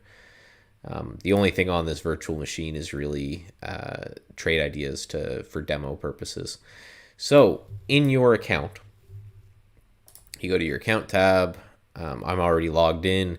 You've got this custom formula section down here. If you click on this, yours will probably be empty if it's your first time here. But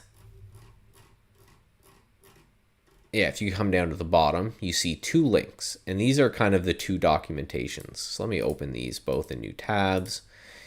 If you go to the PDF, you can see the PDF's got a little bit of an overview of the formula editor. These are the things that you can do. You can reference all of these things. So you can reference the last price, the most recent close, the expected open, the my custom formulas don't show up in TI. So Jay, make sure you don't have two accounts.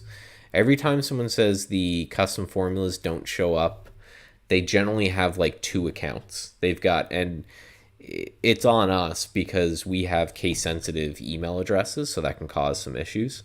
Because if you have two accounts and you're signed into one building your custom formulas there, and then you go to the download it and you're signed into another one, that can cause issues. But again, it's on us. We've got to clean that up on our end. But here's all the things that you can reference. The ADX, the close, high, low, open, close of 10 days ago, 5 days ago. Basically, if it's here, you can reference it. Or if it's on this other tab, you can reference it. And if not, you can't. It can't look back in time very far, things like that. But what you can do, and this is what the kind of the purpose of this is, you can do, where is it? Yeah, low underscore P is the previous day's low. So, for example, if I build a custom, and let me just find it here. So here's stop at yesterday's low. So all I've done, the whole custom is, now you'd get to this by hitting new. If you don't have it, I'm hitting edit because I do. In the description, just put whatever you want it to be called in TI. In the units, this is for just your own sake for documentation. Put the units, whether it's a dollar, percentage, a binary thing, or what have you. I kind of ignore these last two. And then you've got this source, right? So ABS, you don't even really need this, but ABS to me just means absolute value. And then I take the price and I subtract low P. And again, I got those from right here. So low P is previous day's low, and then price is just price right here. So once I save that, and you can see saved, if it says partially saved, it means it's wrong. It doesn't take it. I think that's the only other error code there, and it will try to show you where the problem is. So once I build that, if you go to any alert window, top list, or wherever, you can find, and you see I just called it stop at yesterday's low, and I have yesterday's high and low here. So now I've added that, and let's just show this as a column. So you can see this outputs 81 cents. So that means that between the current price, well, the price when this opened in the 37 and the low here was 48 or so, it's just saying there was 81 cents between those two.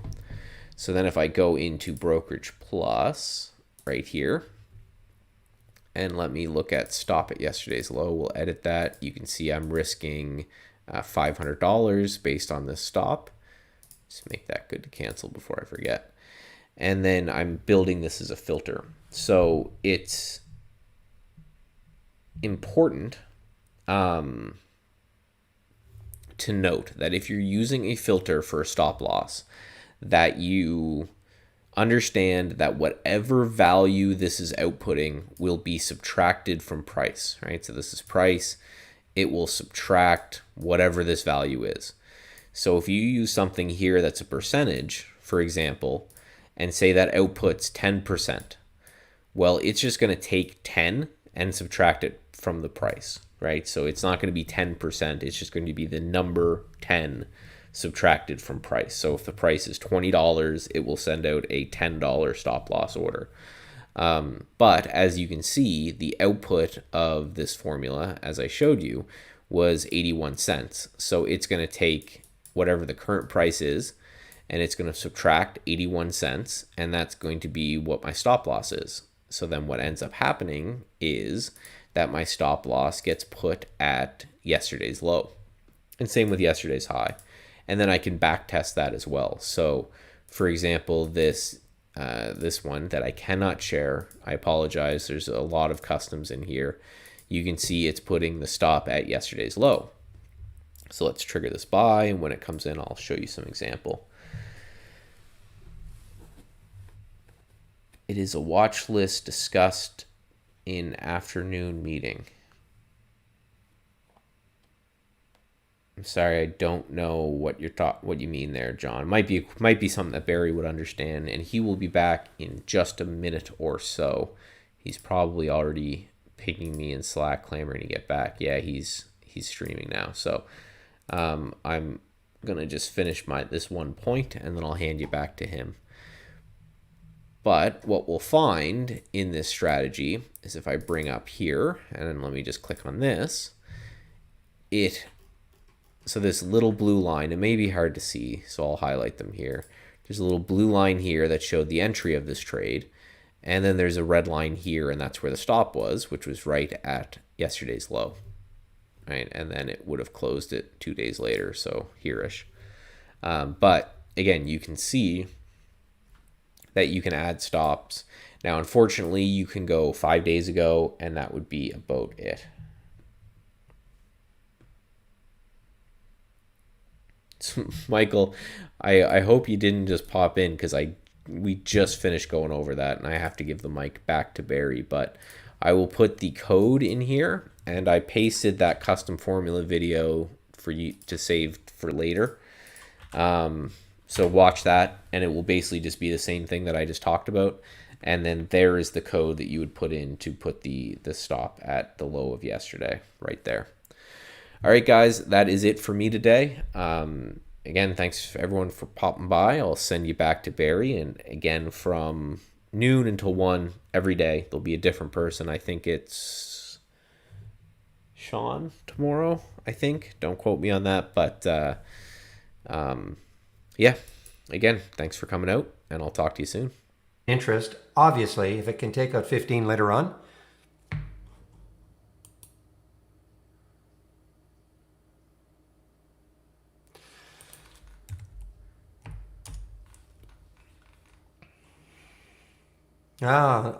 Nice. Yeah, I know you guys were talking about it. 1274, the high last month. This is now above that.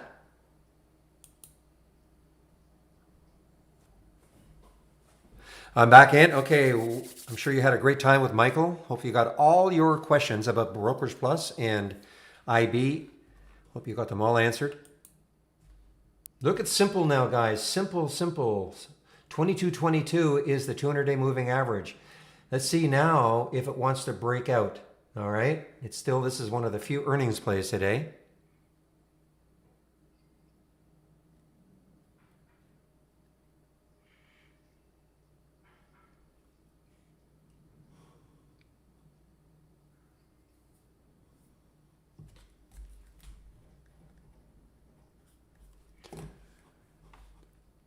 You know, it's funny, I was worried about my watch list today because I didn't really have that many symbols in the watch list. What you see here are the ones that made it out, like made the cut from the list of symbols that I have in my watch list. I only have about 1, 2, 3, 4, 5, 6, 7, 8, 9, 10, maybe 20 symbols. Usually I have about 30 to 35 symbols. They don't all, you know, I don't want them all to trigger. It would be too many, but I just really wasn't sure what would happen today. And my goodness, we've got some just tremendous plays here. UMA 1704, GNMK 1841. This one did not However, guys, as a watch list, keep an eye on it. $24.99. It is now back up. Let's see if it takes out. Let's see, the highs right there around 25.22. So I'm going to stick an alert there. See if it takes it out later on. The QFIN, of course, huge, 1384, got up to 1502. This one, 2314. So over $1 there. And this one, again, it's probably come back a little. Actually, it has not. I thought maybe it would have come back like the Solo did, but anyway, at 4 out of the 6, it's just been really, really excellent alerts. I don't even know about this one, 1728. Actually, even this one, 1728 as a short, got down to 1692. Remember, you can have all these. All you have to do is go to the toolbar, new channel bar, and Barry's watch list right there. Okay, that's all you have to do. And then remember, this is a layout, so make sure you save your layout to the cloud first. And if you load it now, you will not see all the early alerts. This one is so interesting because it's the potential. Oops. Sorry, I'm wrong. Just not shortable. This would have been a wonderful little short, AIHS. All right, guys, it is now 1:04. I will do my video now, so I'll be back at about 1:30.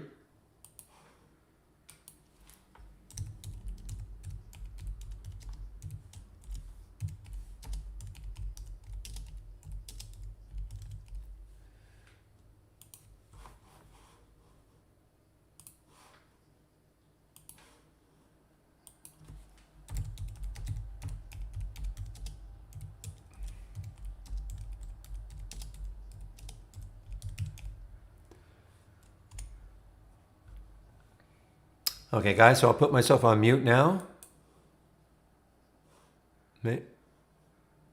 Meanwhile, FLDM. Okay, got to put myself on mute now.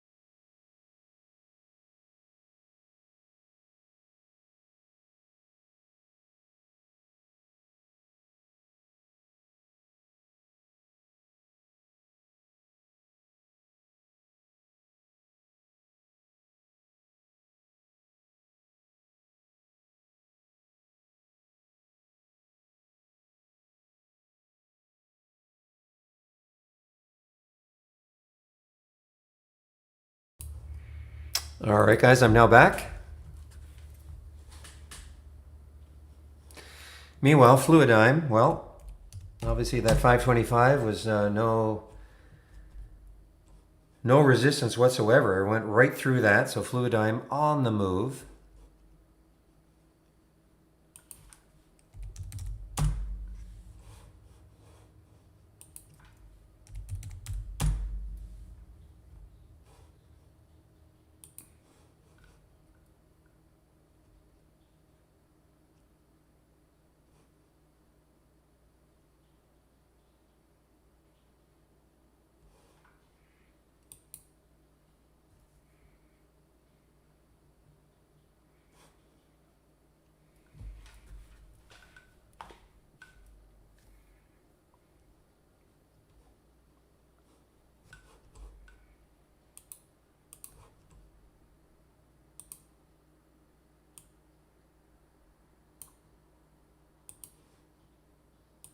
All right, let's see what else is happening now. Is the split ends come back? Not well. You know what? This could be one of those ones that somebody was pointing out. If it rests, quite a bit, especially if it gets back up to the 320 area and it rests, and then later on we get this big volume pop, that could get it running.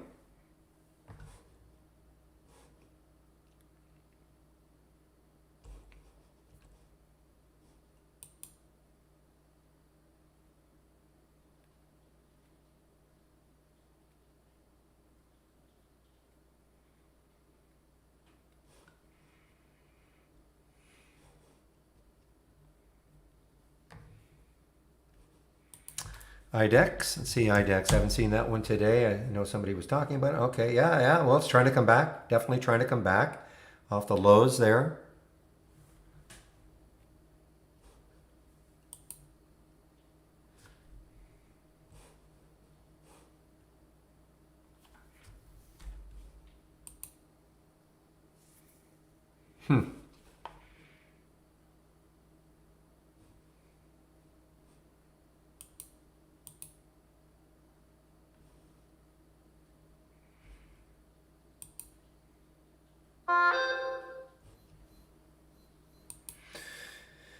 Well, it's been choppy today, not quite like yesterday, a little bit choppy today, but VSLR again, the AI alert from yesterday, still doing nicely. 1342 was the alert yesterday, 1563 now.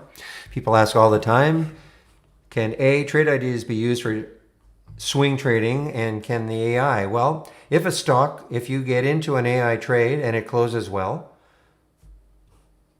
oh man, JMIA. I'll freely tell you, I only scalped this one.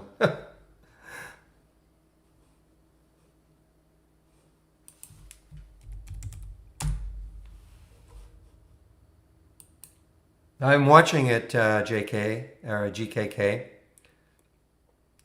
Any specific reason, or just because it looks like it's firming up?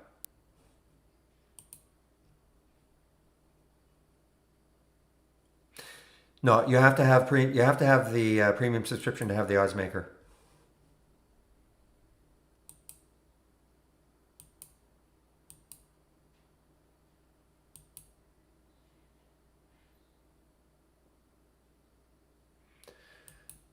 So look, I'm not, I know what you're saying, but is there, hint, hint, is there a specific reason, or just because it looks like it's bottomed out for a while anyway? You're definitely more, okay, because it's holding 17, okay. 5 o'clock Eastern time, JB.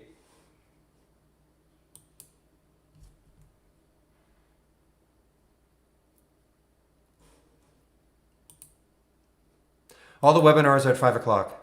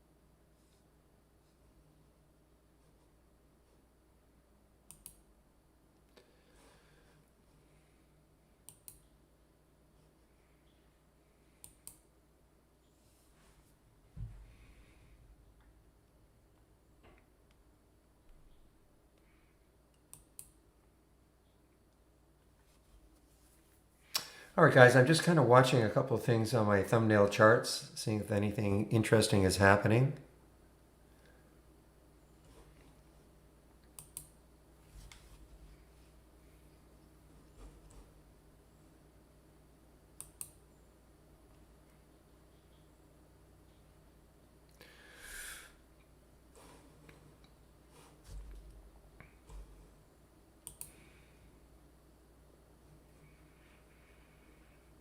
You would assume wrong, Zeus. Zeus, you would assume 100% wrong.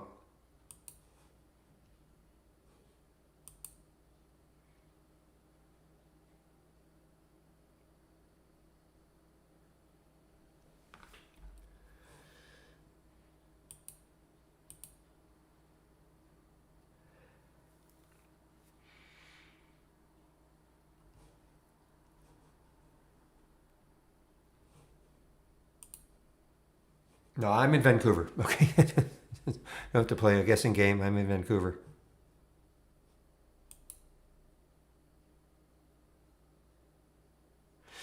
All right, guys, this NTLA, I mean, if it takes out that 25, I have an alert set right up there. Just, I think that's above 25, maybe 2508-ish or so. You can see what could happen. I mean, look at all the room on the monthly chart. So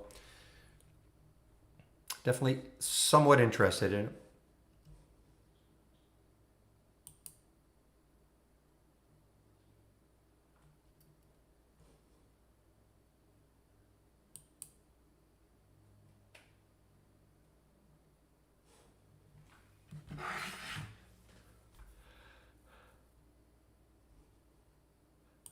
Unbelievable.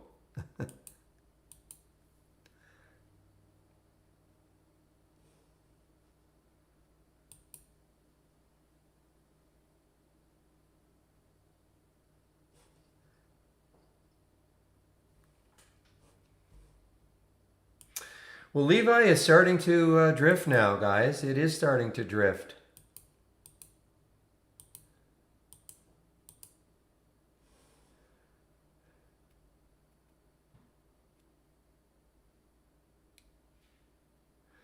And kind of out of sort of consolidation. So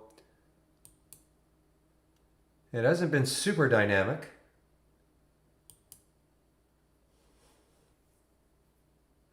And now the market, well, let's see. This is a big area right now. You can see we've had the uptrend, but there's the bottom of it, and it looks like it's trying to take it out. If it takes this out right here, we might have a little bit of definitely some pressure. Look at the, again, we've got this big disconnect between tech and the rest of the market. Now the SPY's up a little bit, the Dow's down a little, but the tech has been, I think, positive all day. Tech leading the way for sure.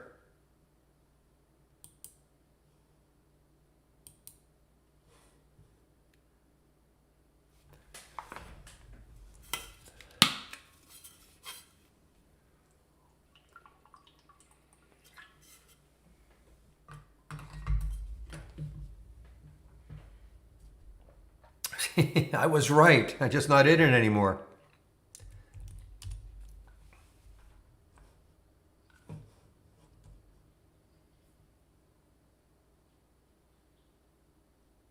Yeah, even QD, I've been watching it. QD just climbing slowly. I mean, it has, let's see, take a look at it on the weekly chart. What do we see? Looking left, 276, 287, and 279. So it's coming into, this little resistance area. I mean, obviously, if it can take that out, I mean, it's got a ton of room on that weekly chart.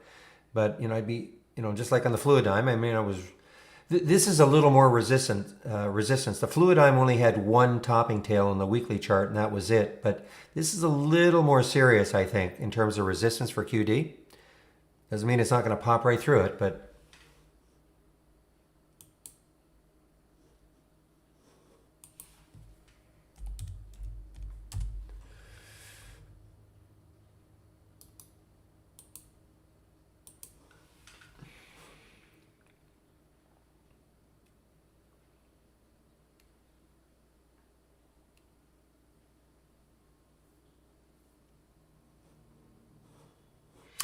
All right, well, I'm going to clear this now. I usually clear it around 1:30, but we'll see what happens now. And I'm going to bring it, I'm going to bring in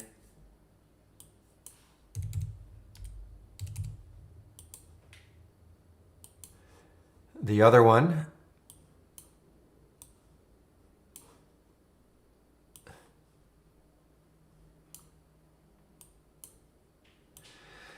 So these two windows are exactly the same. The difference is that in this window here, we will get a trigger if a stock makes only 30 new highs. That's what this count means. So QD has made 109 new highs. This window here, guys, keep an eye on split ends. I'd like to see some volume, but it is on the move here, guys. Ends, ENZ, on the move.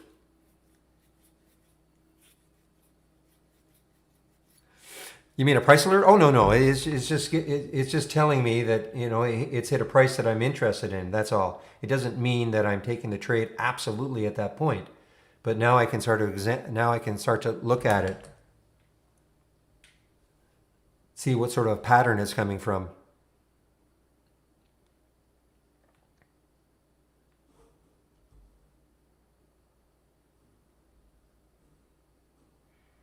So again, nothing will happen in this alert window unless the stock hits 60 new highs. That's the filter I have. This one, it'll be 30. So obviously right now, they're all well over 30. They're going to be the same. But I'm just interested to see. We get one that's around 30, 35. Will that be enough new highs to keep it moving? That's why this is just... I keep saying it's an experiment, and it is. There's no right or wrong. Something wrong with your price alerts? I don't know how to help you there exactly. You have the window open, Strive. You definitely have the window open. You have to have it open, then you can minimize it.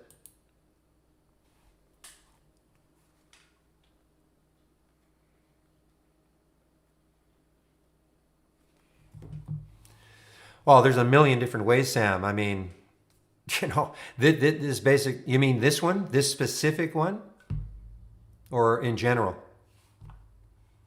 Okay, so all you have to do is go to the Scans tab, and you can find it here. Okay, all the scans I'm sharing are right there, or click on the Room Drive icon. Scans that I share, download, goes to a Word document. All the scans I'm sharing are there. Okay. Now, when you get a link, do you know how to load it into your platform? Well, this one had earnings yesterday. So what's it doing? Wow, yeah, no kidding. Wow, look at the volume coming in. It's crazy, isn't it? It had earnings yesterday, did nothing. Absolutely nothing. But look at it going now. I mean, look at it going. Look at it go now. And look at the volume.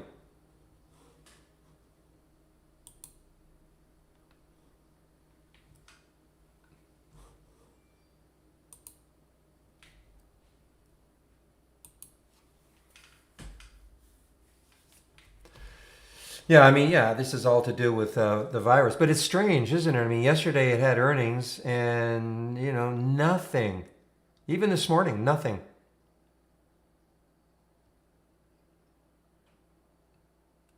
All right, well, that's that. I guess that'll do it.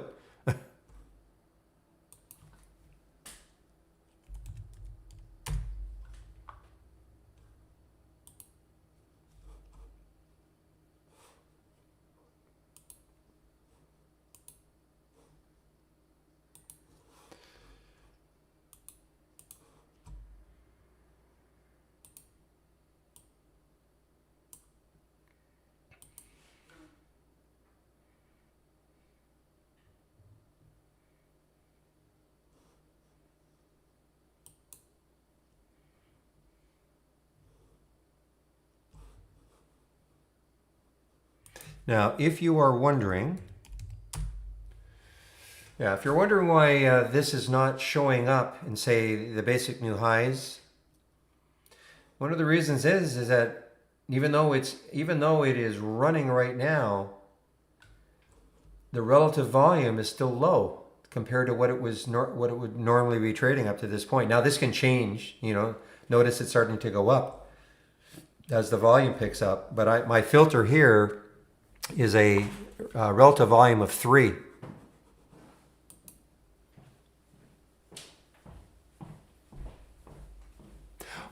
I just lost sight of it, Chaz. If I could concentrate 100% on my watch list and other things, I'd be taking, I probably wouldn't have missed something like that. But you have to understand that you guys pester me all day long. Haha, kidding. But no, seriously, I mean, I cannot concentrate 100%. If I were to concentrate 100%, I would be concentrating on my watch list, this, and the AI alerts. That's it. I wouldn't be doing anything else.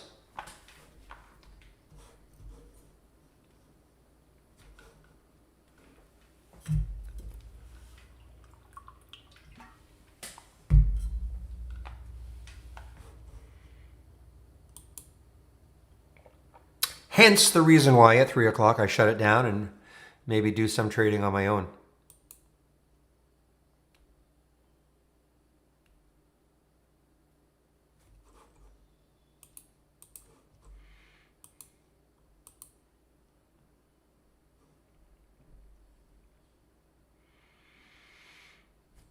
Yeah.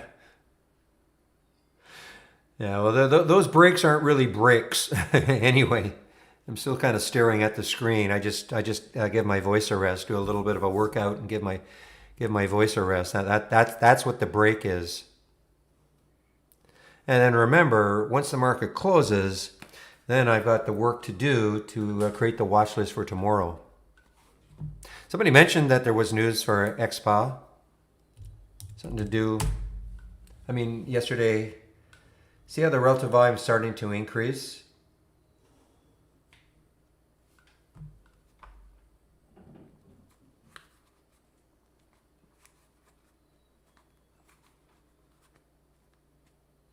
No, I shut the session down completely because I have to monitor the room. I have to monitor it because you never know who can come in and create havoc. So I have to monitor the room.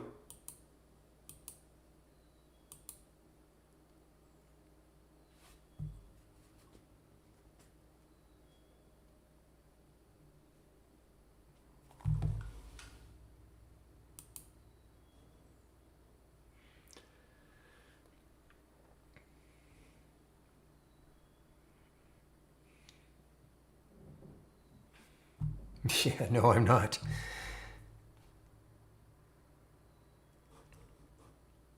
Okay, so here's an example. Okay, guys, let's see how well this works. So there's an example. You see the count is only 33 for SUP. This would not show up here because I have a minimum filter of 60. Remember, the count is the number of new highs stock has made.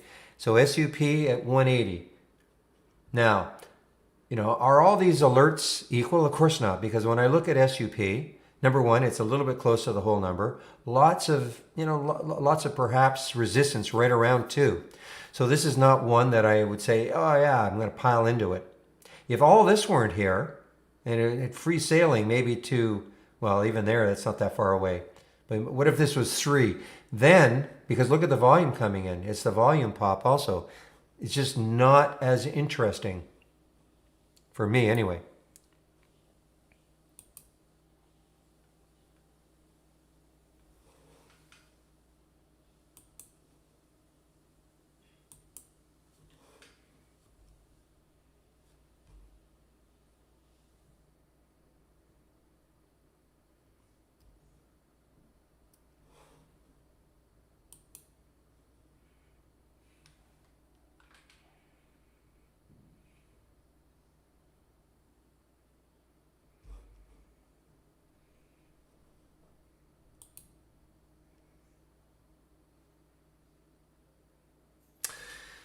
Now this one, I mean, this will probably make my watch list for tomorrow also because there's no resistance, I'm sure.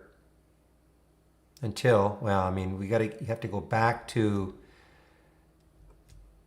oh, I don't know, 2012. So forget it. So this, it's not maybe technically a lifetime high, but there's no resistance for this CGTX.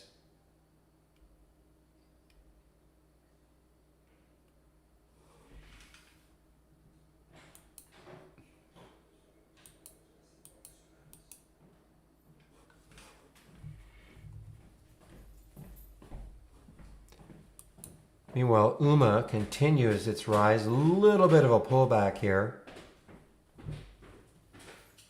OOMA.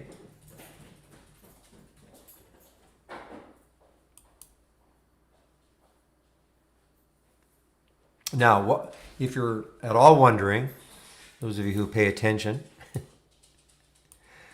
why isn't UMA showing up here and it's showing up here?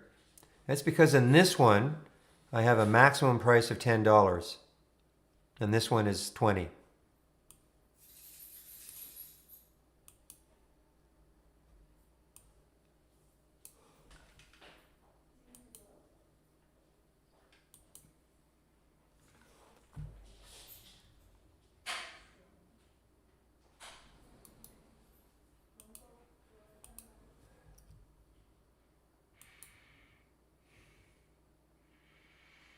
Be interesting to see how many share. This will probably be about 600,000 by the end of the day. It's not huge, but spread isn't horrible. 1789, 1791. So the spread, that's what, that's kind of what allowed me to get into it, even though the volume wasn't great. But remember, the relative volume is good.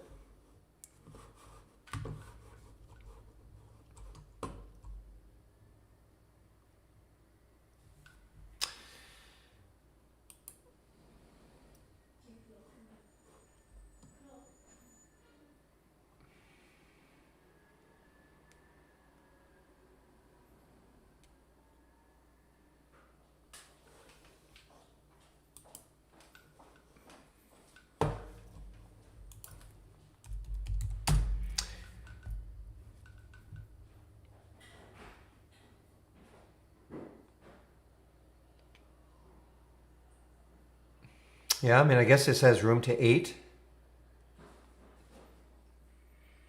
So the person who asked me about their price alerts window not popping up, has that been taken care of?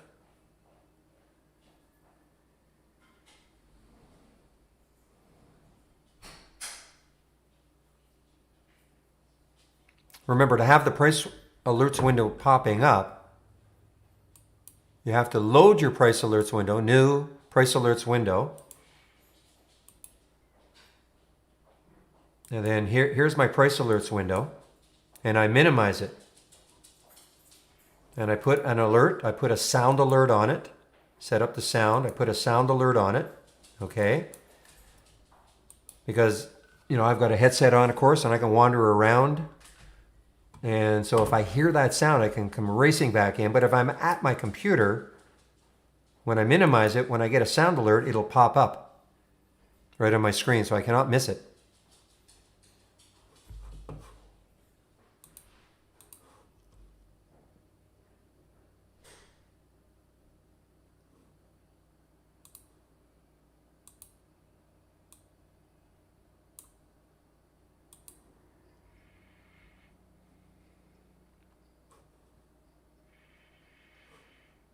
UMA, can you take out 18?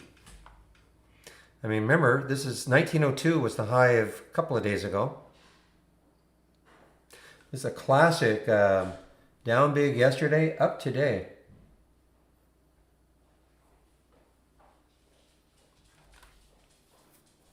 That's what it was. Thank you. Job listing for the Newark airport. That's a pretty big airport, obviously.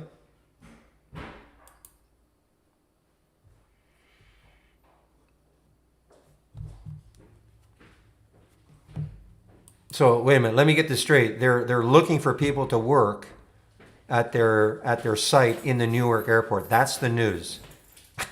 That's the news.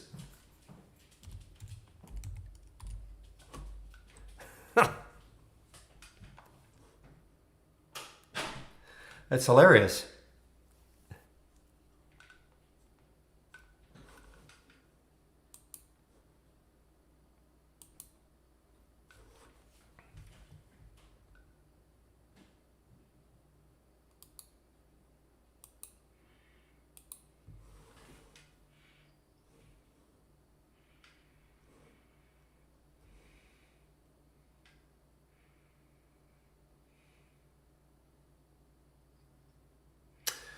But as they say, ours is not to reason why. And you guys can fill in the rest.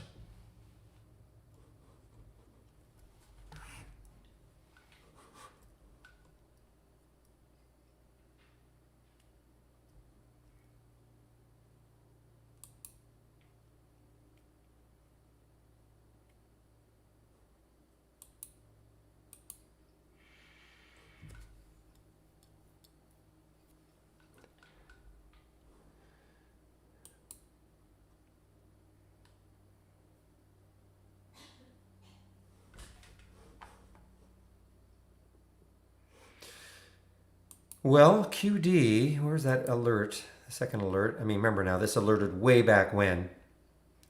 268, 278 now. I still kind of worry about this area here. Listen, if it blows right through, this will be on the watch list for tomorrow. I think this is another China stock.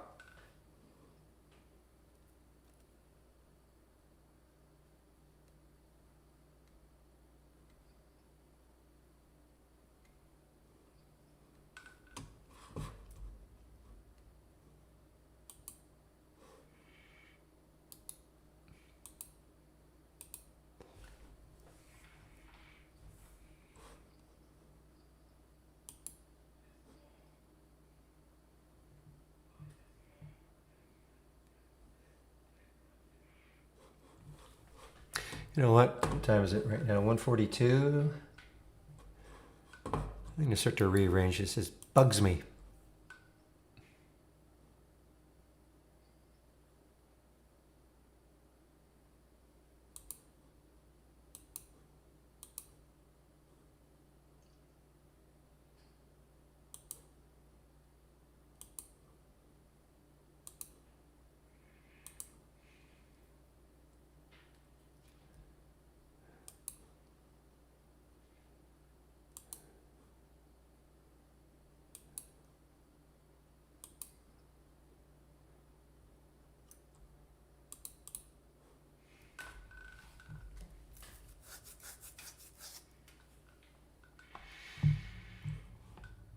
I probably don't do more than 4 trades a day.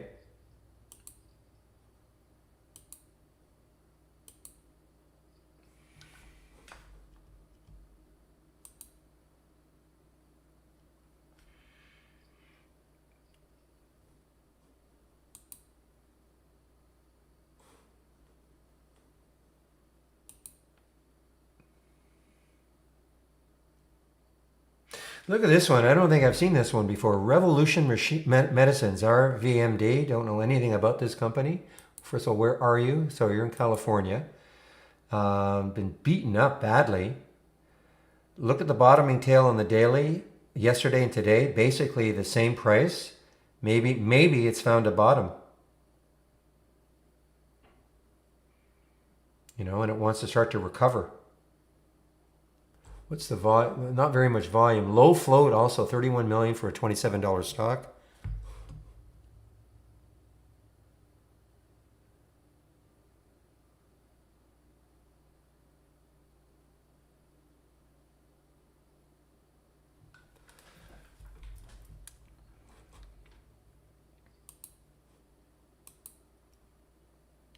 Well, good for you. You're in the QD. I'm not, but boy, it takes this out. It's right at the area.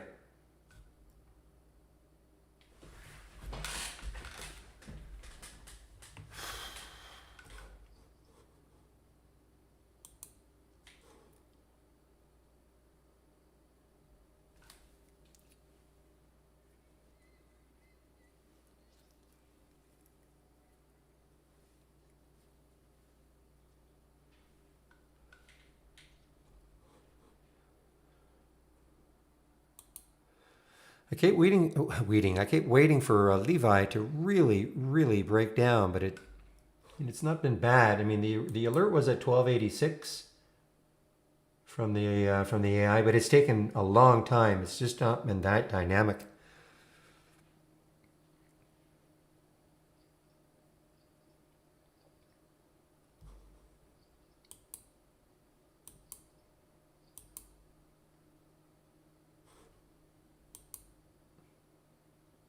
Okay, guys, I'm just going to change headsets.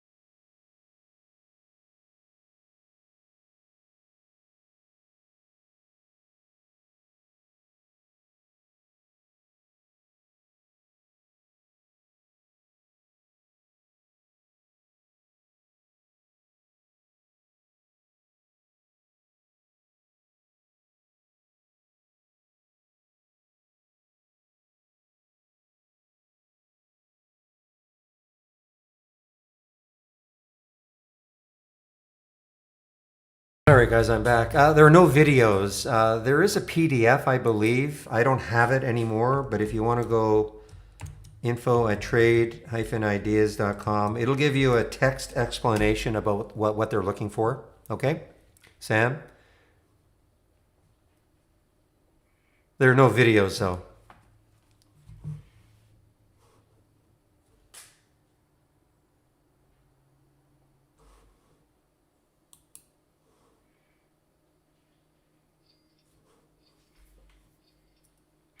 Yeah, Watt is on the move here. You guys were talking about it. It's too bad. It is in here. 411.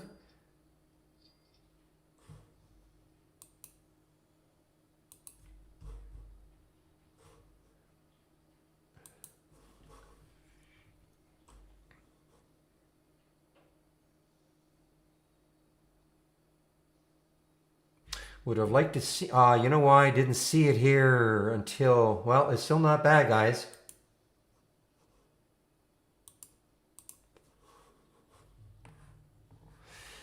That's the only problem with waiting for new highs. In case there was one high earlier on in the day, I had to take that out.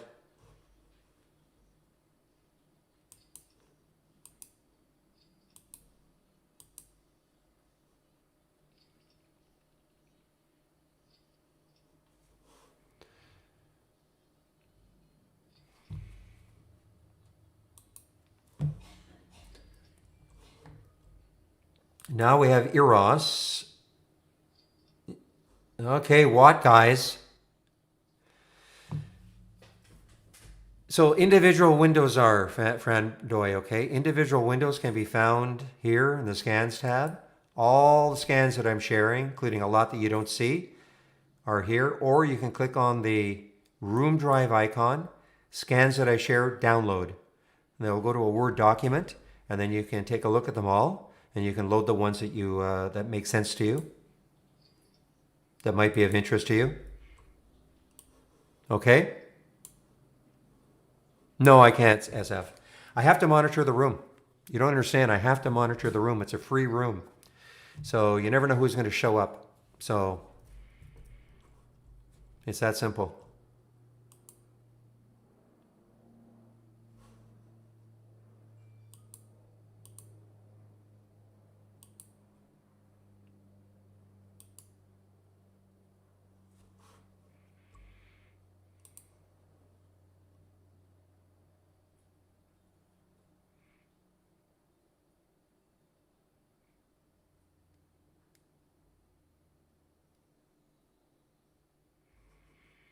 So let's take a look.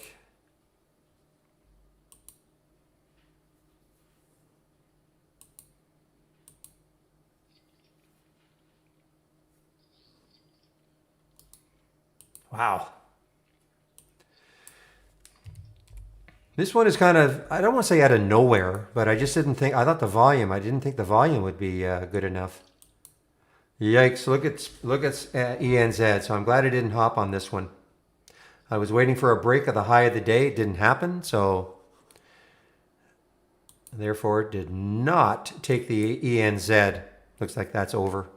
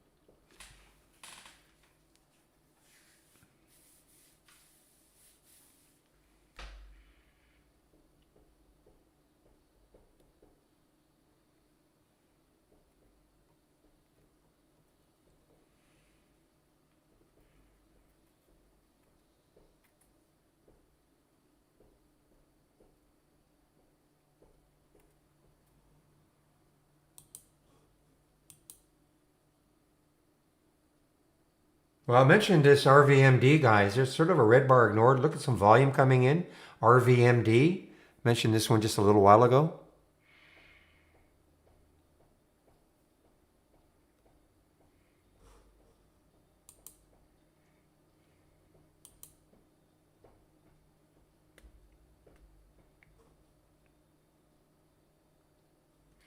Keep an eye on Watt now, guys. I mean, it is just basing here a little bit, and it's above, it's right at the high of 3 weeks ago, which was 417, a little bit above it. The next level might be a little tough to get through here, this 450.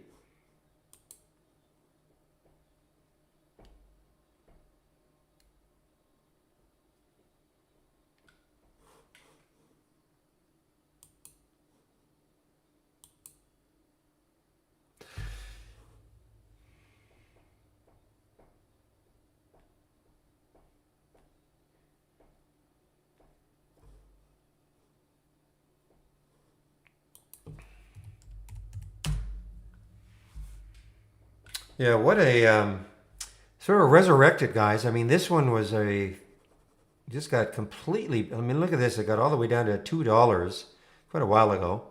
Well, quite a while ago, March. But what a day it's having today. I don't know if it's only to do with the fact that it was one of the promoters of that IPO today, or financiers, BLCT, which has now really come back to earth. Wow. Got as high as 35. I mean, it's still well above the IPO price of 16, but it, a lot of enthusiasm early for this one. $36, now down to 23.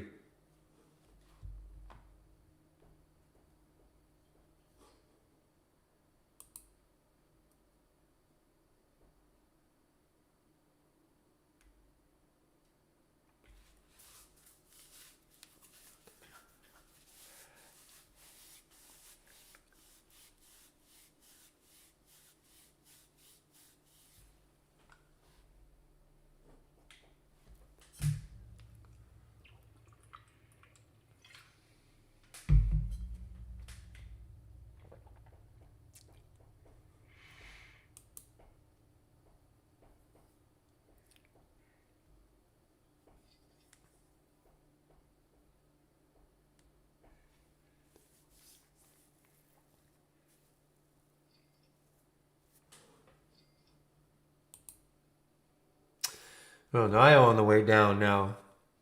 This is actually shortable too, for me anyway. At IB, NIO, NIO. Not saying I'm going to do it, but it's interesting. I think sometimes how many shorts are available? No, lots of shorts. Jeez, 37 million. I thought this was one of those ones that shorts become available and then they disappear, but I don't think so. Not with 37 million.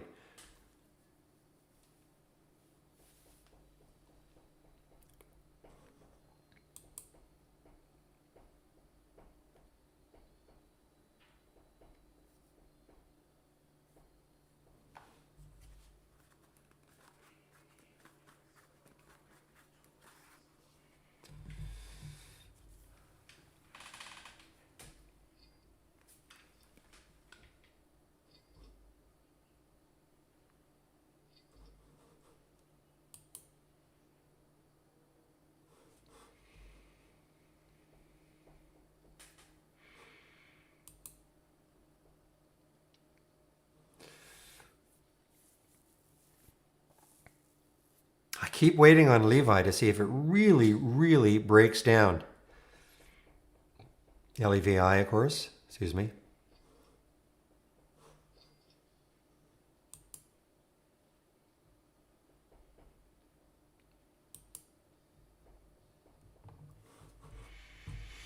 All right, guys, the market looks like it wants to keep moving down. Looks like we've got a green bar ignored on the 15-minute chart right there. Green bar ignored.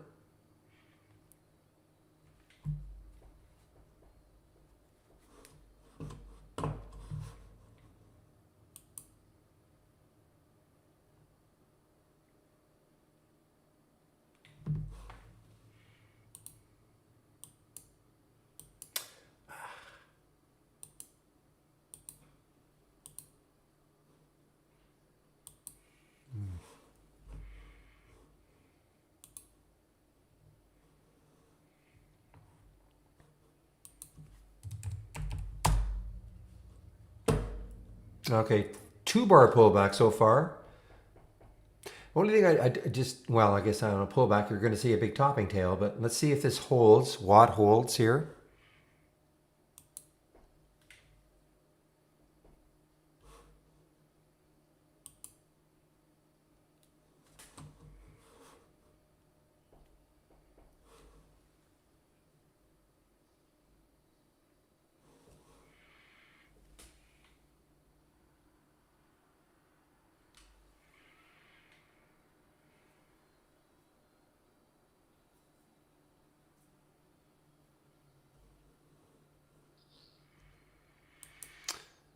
Okay, are you going to entice me again, CMCM? Let's see. Well, the volume's coming in. The volume is coming in. You can see right there, a little volume burst for CMCM.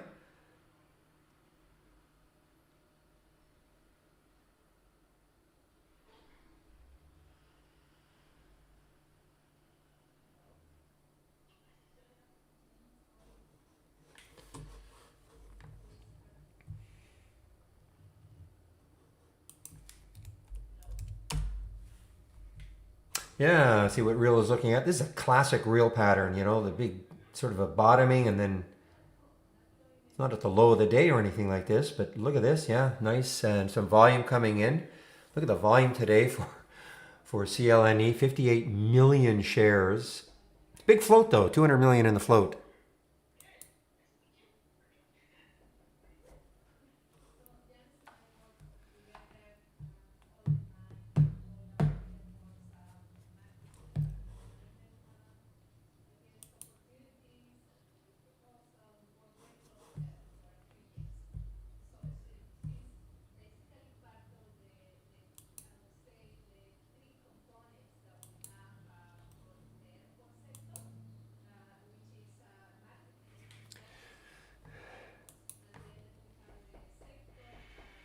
Keep an eye on Watt, guys, if it holds here. I mean, this is the one that does have, well, let's see right there, the weekly chart, the high was, yeah, 417. If it takes it out again, what did it get up to? 420, 430, takes it out again, 417, might have a second run, and that's the WATT.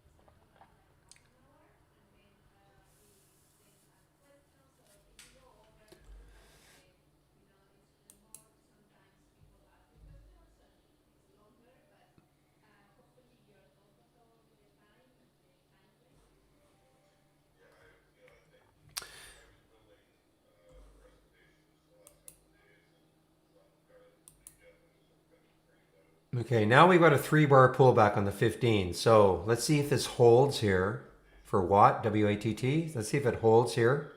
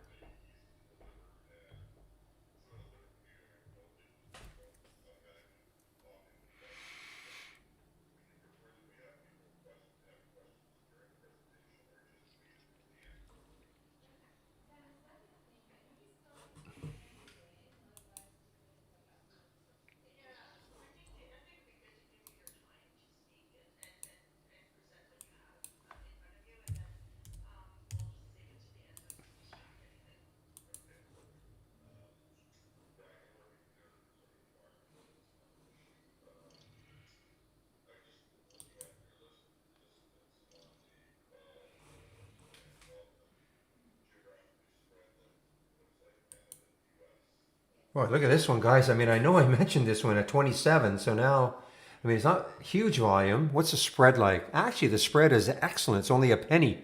28, 28.01. I'm not saying to take it now, but boy, what a move this one has had. 27 to 28 in about 10 minutes. BE is going, or BKE? Yeah, BE is going, okay.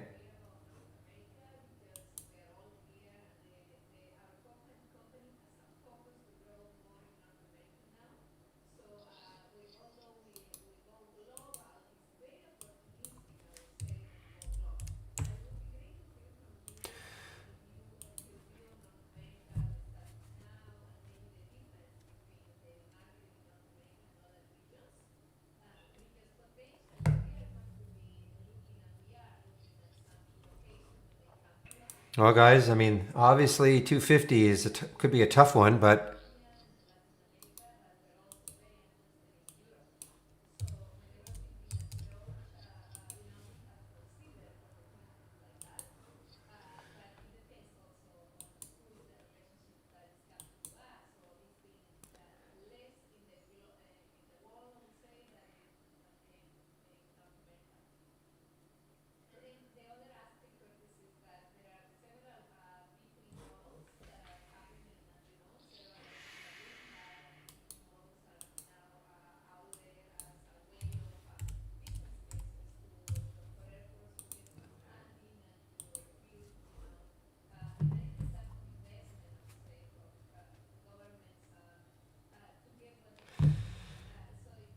whew, all right, guys, 2 o'clock. Okay, I have a couple of emails I want to get to. I'm just going to put myself on mute for a bit. I'm still here, but I just want to put myself on mute for a bit.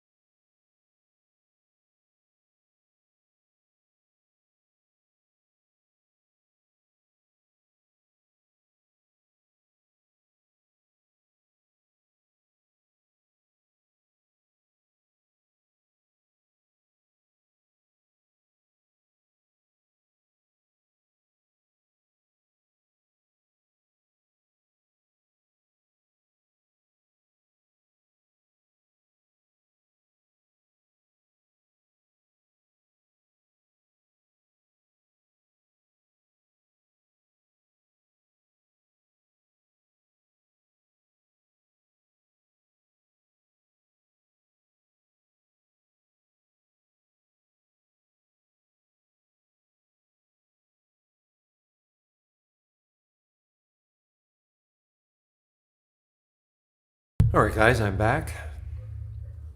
Boy, UMA. Here's a dollar, almost a dollar now from that alert at 1704.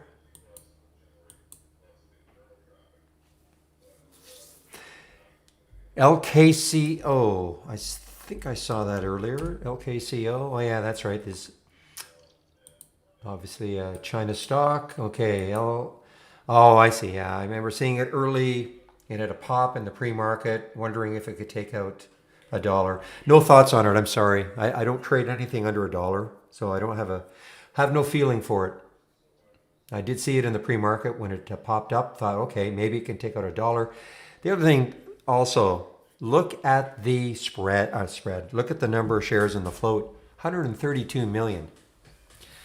This is going to take a lot to move this stock. You know, a sub-dollar stock with 132 million. Unless it's got some big news.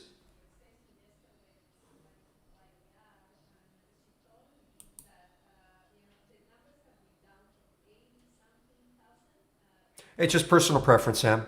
No reason. I'm not saying you shouldn't or anybody else shouldn't. Just a personal preference.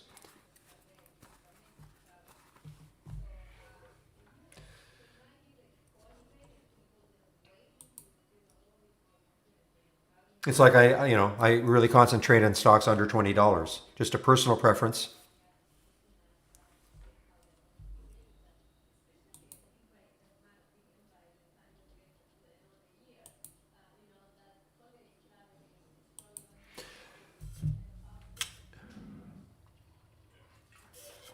Well, most of the time, the stocks that are really moving will have, fairly low floats. That's why they move. You know, you won't find Facebook up 100%. You won't find Google up 100%, because of their floats. So most of the time, you'll see these, 34 million, certainly not a big float, obviously. This is a big float. I mean, I have to admit, this is a huge float for a $2 stock. One reason why maybe I kind of shied away from it. I don't care what the float is so much. If the stock is really moving, okay. But most of the time, you'll see, that these are fairly low float situations. That's why a stock can put on 10% moves.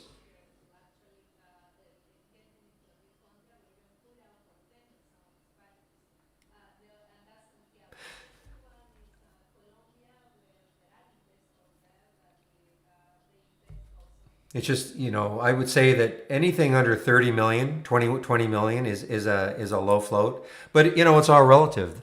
Those of you who like to trade, the Facebooks and all, Facebook with 2.4 billion in the float, you will think 100 million in the float is a low float. So it really depends on what you like to trade.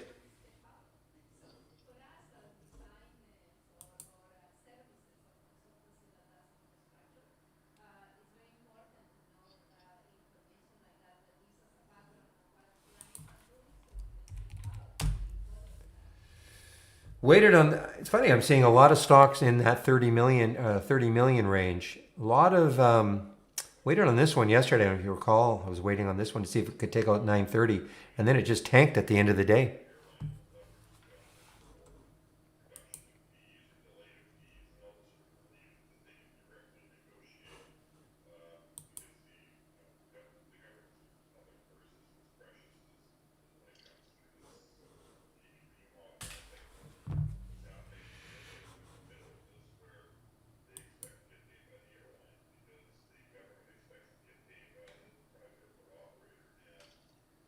Boy, this one is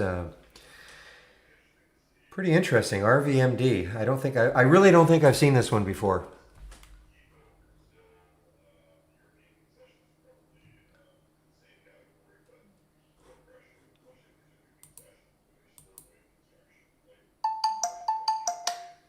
Hello.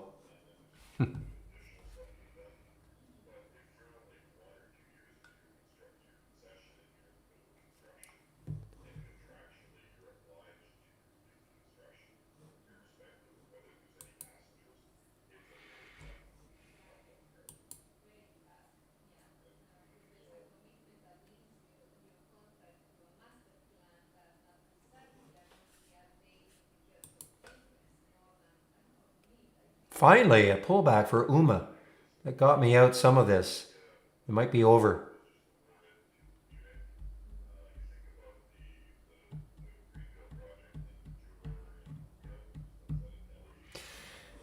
Okay, what is the market doing now? So the market looks like it's just kind of flattening out a bit here, just a little bit. Right here.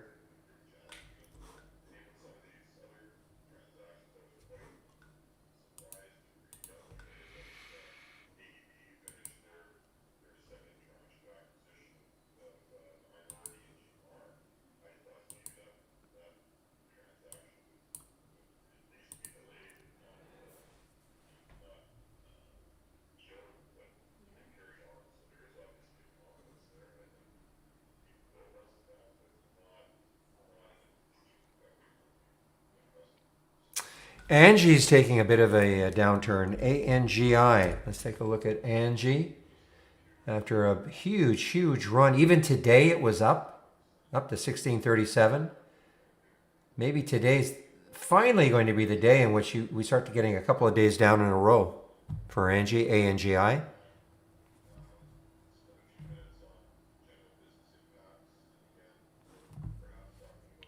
Maybe volume's coming in, CMCM. Volume is coming in on that 15-minute chart.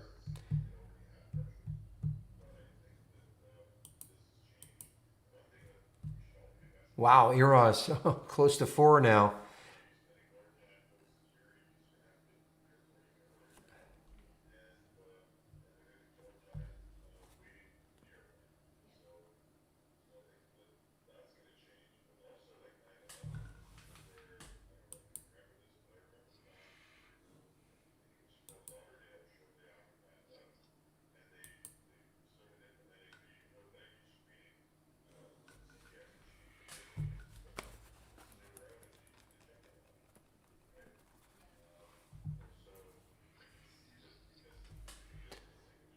All right, finally a break of 1250 for Levi.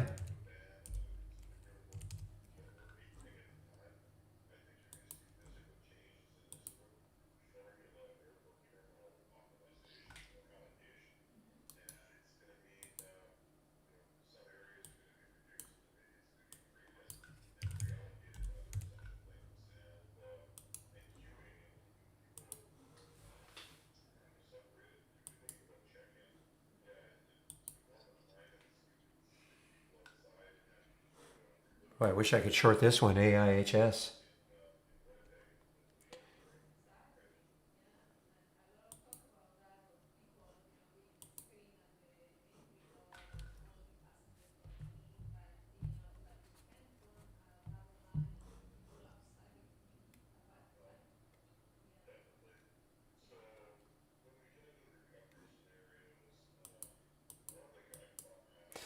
Yeah, your clue generally is if you see me putting bunches of price alerts,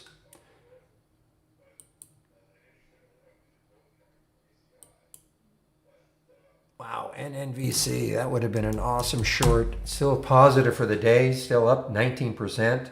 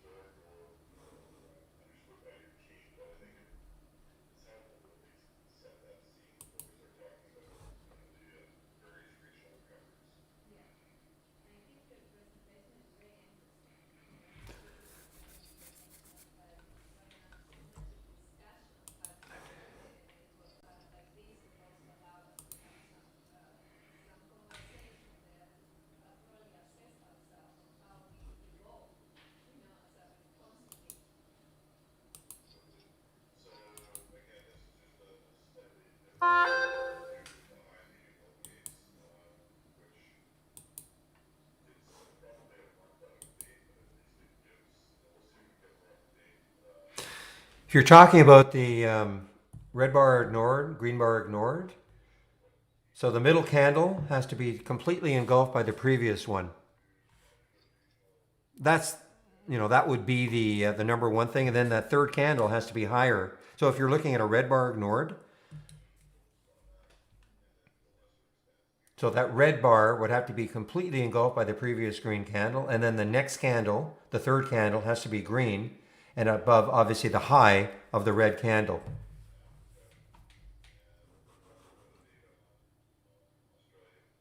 Oh, the 3 bar pullback. Oh, I'm probably not the one to ask, but my feeling is that, so a 3 bar pullback, so then if the fourth candle is green, has to be above the high of the third candle to see. I'm assuming that there are probably other real is probably way better to explain it than I can, but that's how I look at it. Well, no, with candles. I mean, this is just semantics. Bars, candles, three candle pullback.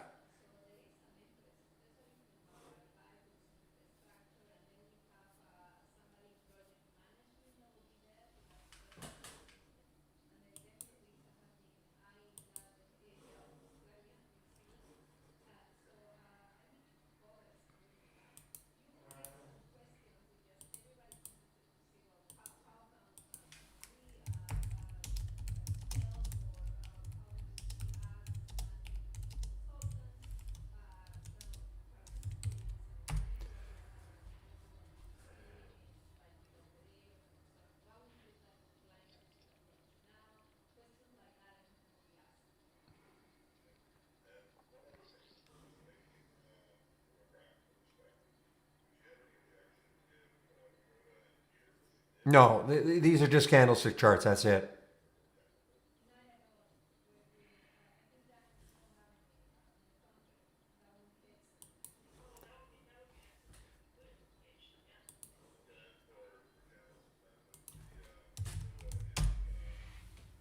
Yeah, there's a 3 bar pullback.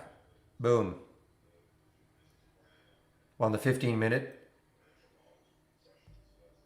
I'm sorry, 15 minute. I did say 15 minute. There's a 3 bar pullback on the 15 minute. And then the next candle is green. It's above the high of that candle right there, which is about 369. And then it continues.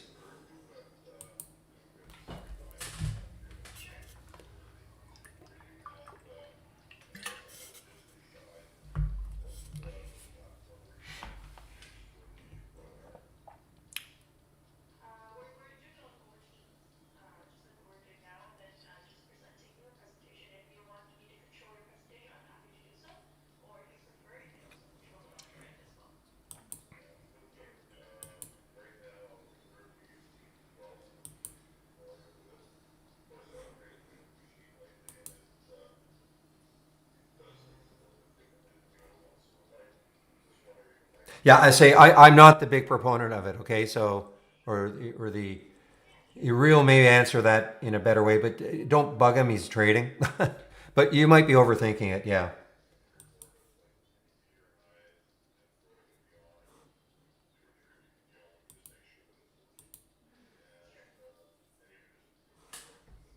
Well,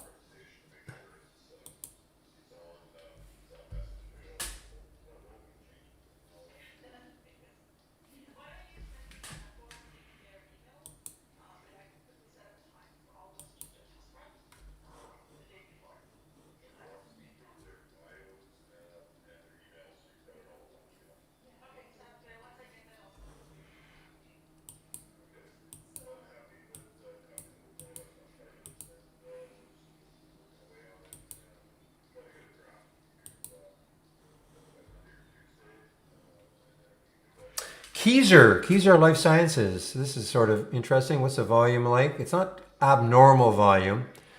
Only 0.73, over 500,000 shares. A little bit of a pop here. What sort of room does this one have? KZR. Weekly last week, the high was, so it's not that good looking.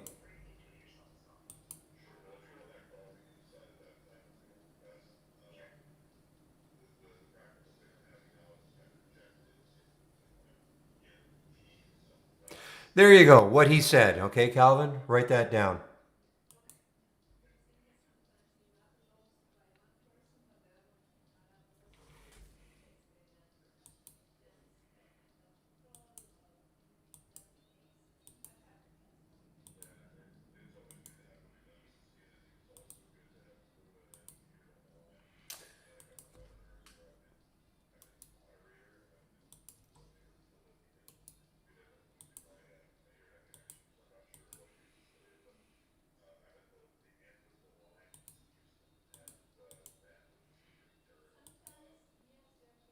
Well, guys, I got rid of the Levi. It's just too aggravating. Made a little bit of money on it, but it's just too aggravating. I was short that, but I thought maybe once it took out 1250, it would have a great shot to get down to this area here, down to about that 1220 area. But just no go. So I'm not going to beat my head against a wall for this one now.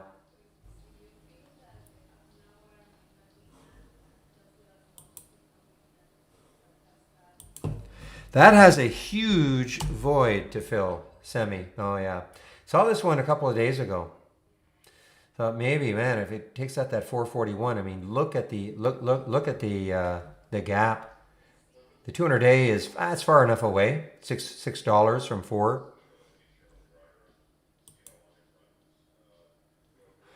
No, I think he's talking about 3-bar pullbacks. I think you answered it. Because I answered him, gave him the RBI, GBI, said no. He said no.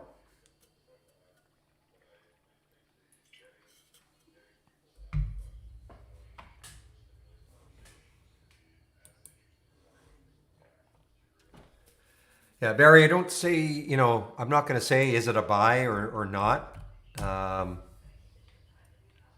Oh, and also way out of the price range I like to trade.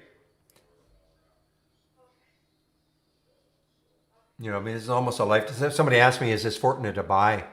I mean, look, there's the high, $150, lifetime high.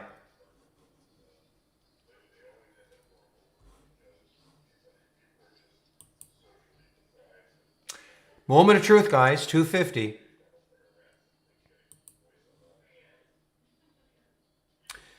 There's really not that much information. It's just very simple. Let me see if I can find an example.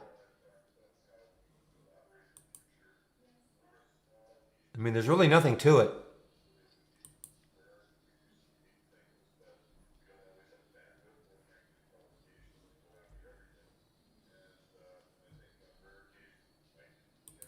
In which I won't be able to find. Wow, there's target. Wow, going down. So hopefully all you guys are out of it now.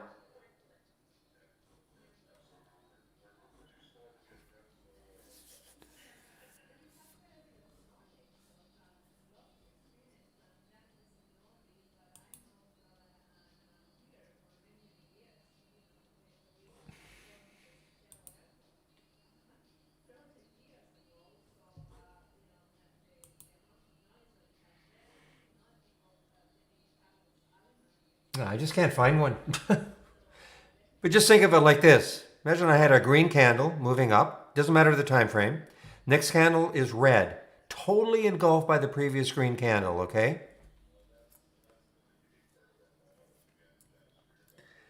So that's the second candle. And then the third candle is green. So you have a green candle, red candle, totally engulfed by the previous green candle. Then the third candle is green, moving above, of course, the high of the red candle, and the trend continues. That's all it is. Okay? So that would be, red bar ignored. So the theory being you've got an uptrend, you've got a momentary pause in the trend, and then the trend continues. And then the green bar ignored is just the reverse. You've got a downtrend, a green candle totally engulfed by the previous red candle. And then the next candle after that, the third candle is red. So momentary pause in the downtrend. That's all. I mean, there's really nothing more to it than that. I mean, in terms of the strict definition. No, somebody asked, Think asked,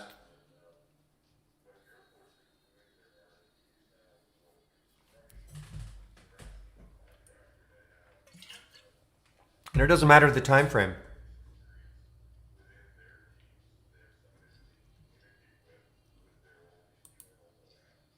Wow, guys, CMCM taking it out. All right. Who knew?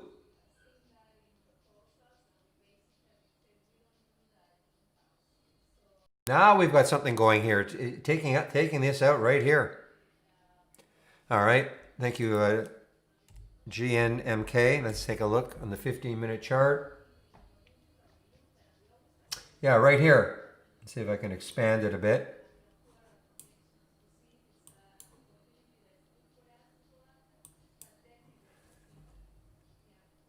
Ooh, is that a topping tail? It's very close. But, you know, for all intents and purposes, okay, see that red candle there? So here's a huge uptrend, a red candle there. I'm not 100% sure that it's totally engulfed by that previous green candle. Let's pretend that it is. And then that next candle is that candle and the trend continues. That, you know, that'd be like a red bar ignored on the 15-minute chart. Okay?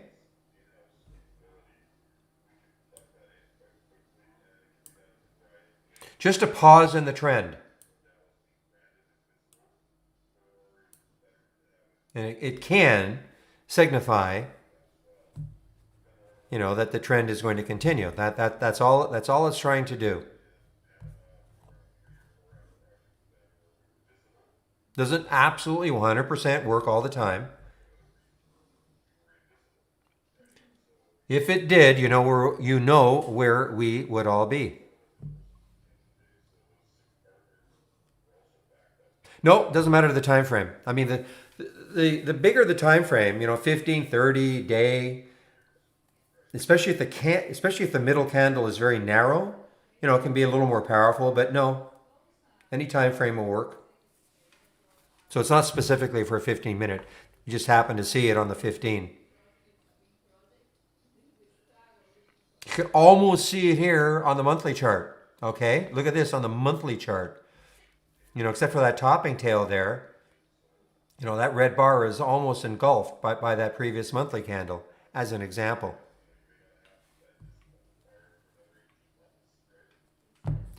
You'd be on my Tahitian Island, Julie.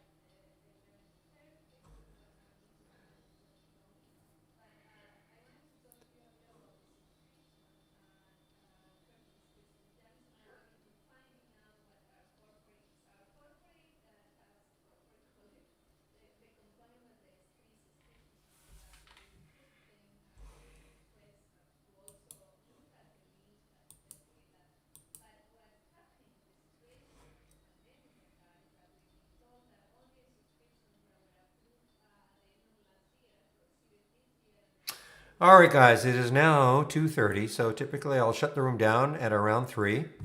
Today's my long day. I help out in the 5 o'clock webinar, so I'm just going to go over some of the links again. So the links, for instance, for the webinars, all the webinars, right there, there's the training links.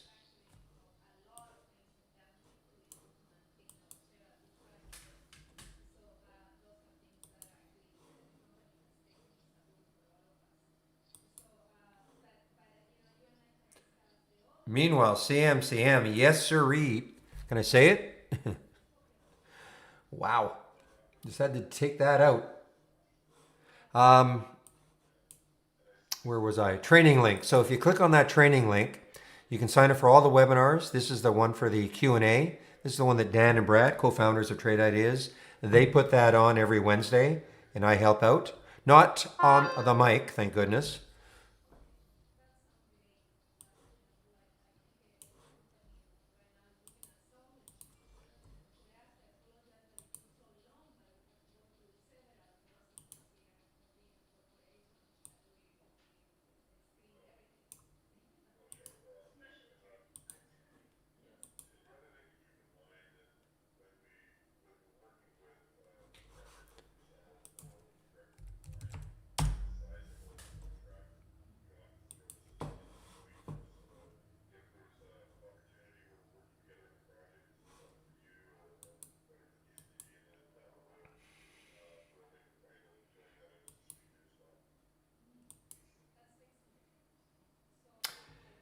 And if you want to take out a subscription to Trade Ideas, I'm just watching a couple of things here. If you want to take out a subscription to Trade Ideas, just click on the subscriptions tab there.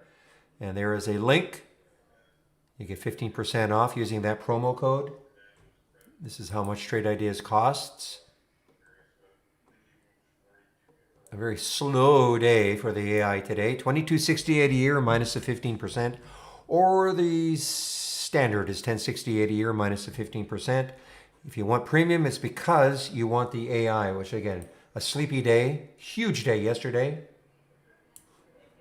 You don't have to start off with an annual plan. Try us out for a month. Standard monthly, 118 less than 15%, or the premium, 228 less than 15%. Remember, the discount's only good for the first month.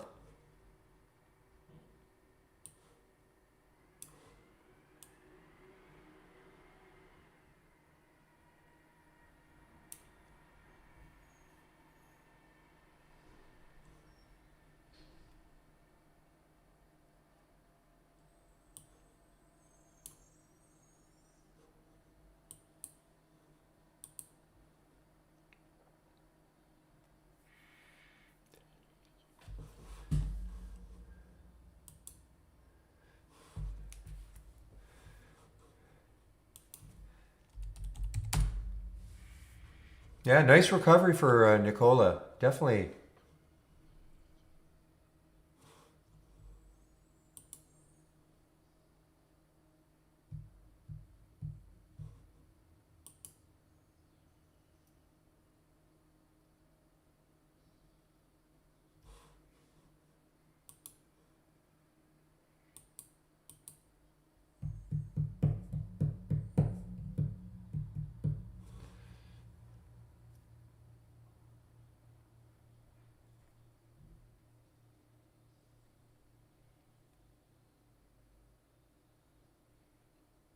Yeah, if you're not using our price alerts, I mean, you're doing yourself a disservice with not using the full power of the program. I mean, nothing new about price alerts, all right? But it's so easy to set them with our program. You just go to the chart. You know, let's say I want to set a price alert right for the high of Eros. I just go, well, let me start again. So I just basically just go there, you know, just move my mouse where I want it, right click, create price alert. It's done. It's that simple. Okay. And there's the line, the blue line. If the price hits if it hits that price, then that line is going to turn blue or red. How about green? I'm tired.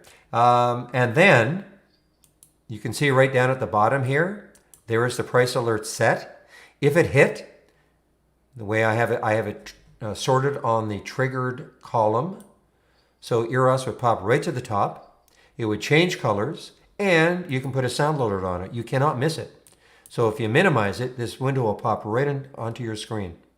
So simple.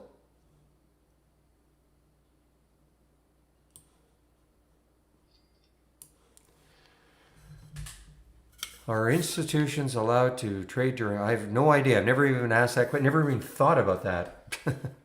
I don't see why not, but I mean, they may have to. I mean, I don't know. I really don't know. They may have to, depending how many shares they want to sell. They may have to indicate that ahead of time. But I really don't know. Why do you ask?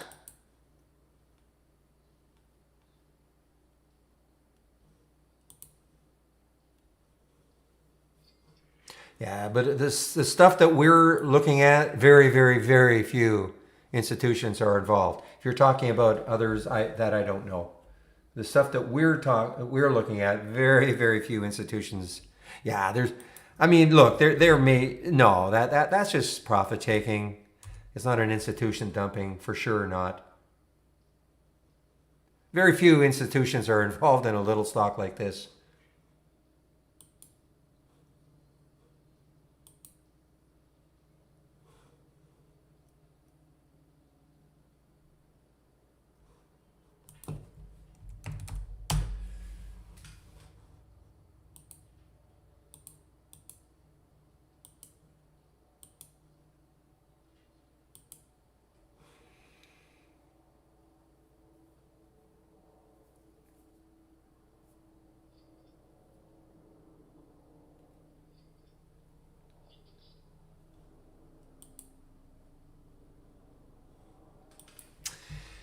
You're asking me to put a time frame on that I don't use.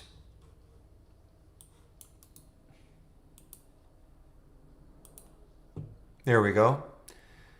So there's a green, but I mean, it's not absolute because, you know, that the bottom of that tail is not totally engulfed by that candle. But if you just look at the body, yes.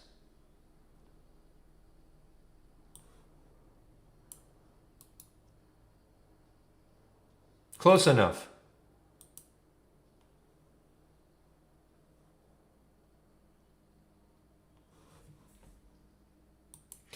All right, GKK. You finally got me to bite on graph again. So I'm back in. Let's see. Right around 17. So now let's see how long I can hold this one.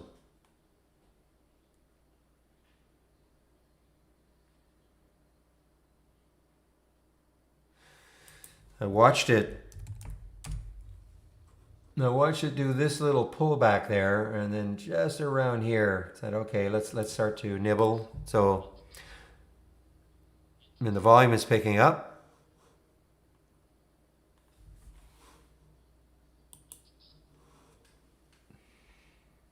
But I've got a wide stop. You know, I understand this is not a day trade.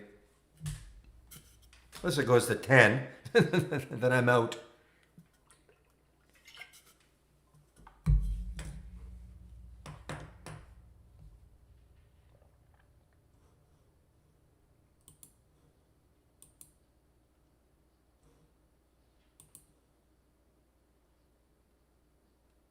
Can you move from standard to premium? Yes, you can.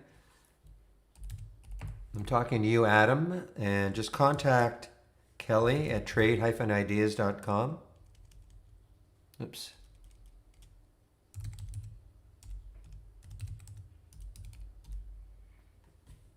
Okay, contact her and make sure you give her the email address that you signed up, and then she'll look after you, okay? This is in the YouTube feed. I'm talking to somebody in the YouTube feed, all right?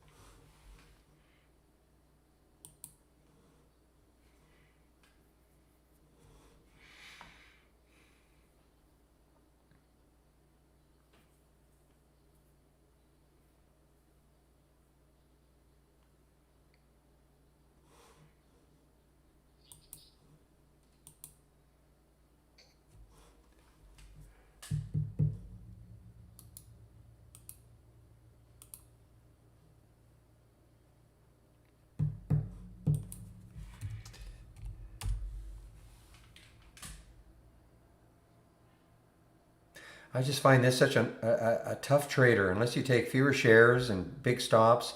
Look how choppy it's been. It's more of a, you know, you either believe in this or not. You know, I mean, there's the high last month, 1274, so it's above that high.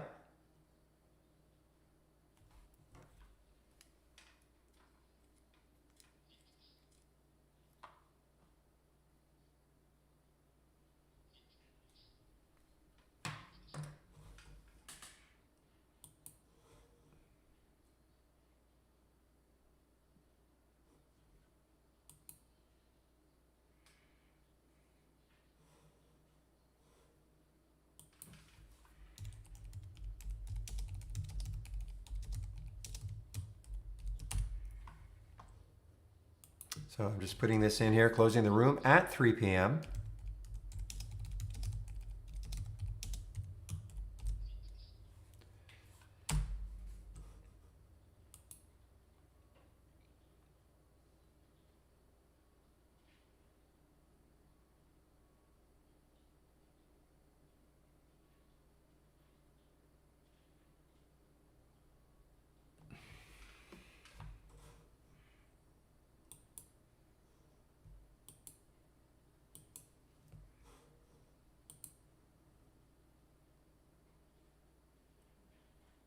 This is a swing. Okay, I'm trying to hold this. This is hopefully a multi-day hold. Okay, this is just highly speculative. Do not do what I'm doing unless you. I've got a very wide stop on it, and just they are. It's one of these SPACs. Maybe they'll be able to get involved with one of these electric vehicles, EVs. Maybe. Okay, that's all it is. This is not a day trade. I mean, unless it collapsed, I'd get out. But I was in this one earlier. Not. I think I bought it on Friday, and I sold on Monday, hoping that it would keep doing this, keep going, but it didn't. So I got out of it, and now just going to take a look at it. I got back in, but this is not a recommendation.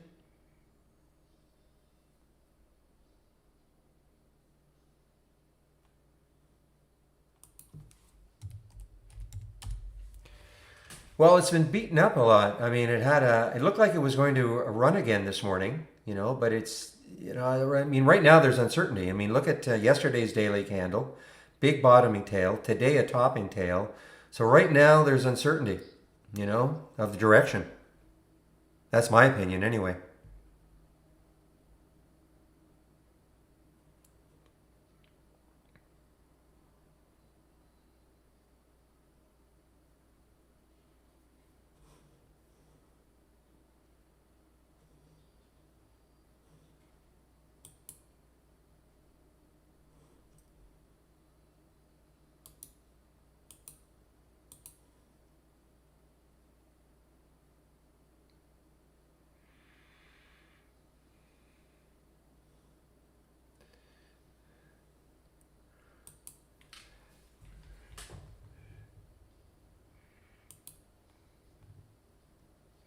So far, nothing outstanding from here. I mean, the watt was pretty good. I mean, it did get up to 430, I suppose, but these are all pretty quick today. Yeah, the JMIA, hey, not bad. I mean, listen, if it takes these are all the highs. All these topping tails are right around 760. It has maybe room to 8. That's about it, though.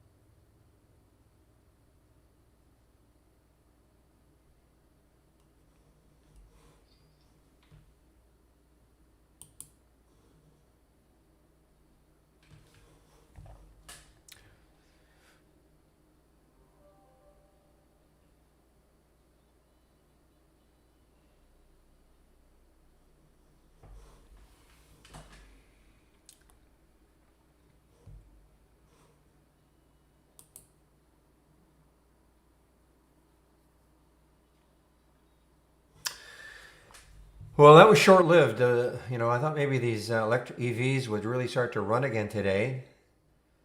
Had a down day yesterday. They popped up. I mean, they're still positive for the day, but they're definitely giving back most of their gains.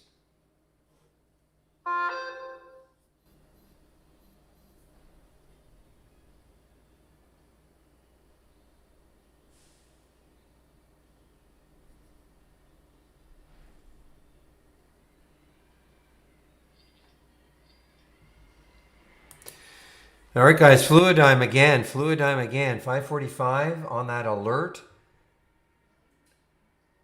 Well, I mean, it's got a high. Next high looking left is around 574. I mean, that could stall it, so it's a little bit close. I wish that weren't there, but it looks a lot better on a monthly chart. For maybe a multi-day hold. You want to see? There's a red bar ignored actually. A red bar ignored on the monthly chart for FLDM. We got to take into account these topping tails and the bottom tails, but I mean, there's the red candle, totally engulfed by the previous green candle. Next candle is green. Maybe this is what's going to get it jump started.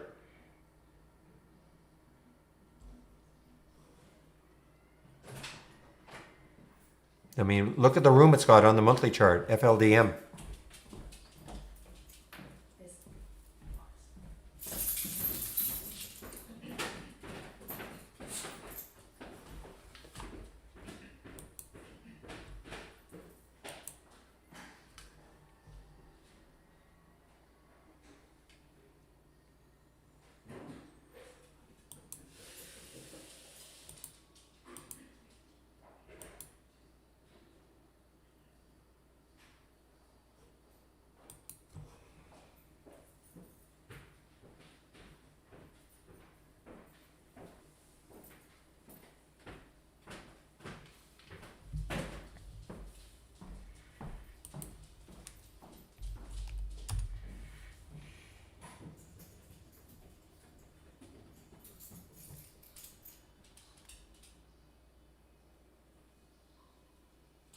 And there actually is a green bar ignored, NIO, on the 15-minute chart.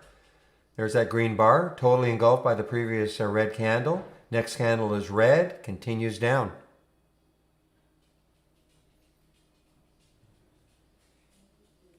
That's on a 15-minute chart. I mean, do they all work? You know, I mean, they don't all work like this, but I mean, there's another example.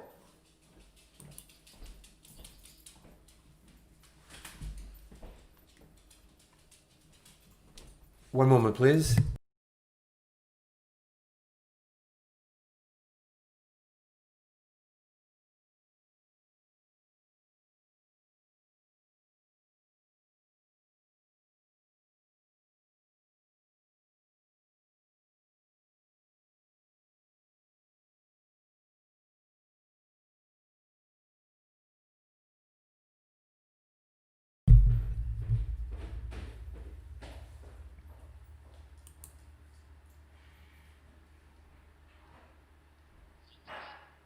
Boy, you know what, guys? I mean, if this weren't here on that high right there, I mean, this would be a very interesting swing. Very interesting looking swing, FLDM.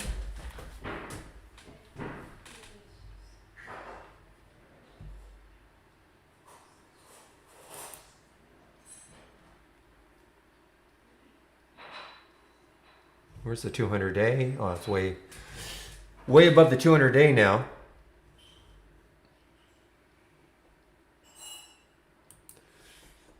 Disappointment on this one. Look at simple. Now, who knows? Maybe tomorrow it ramps up. But I mean, it's still sitting at that 200-day moving average. SMPL, earnings play, did absolutely nothing. Nothing.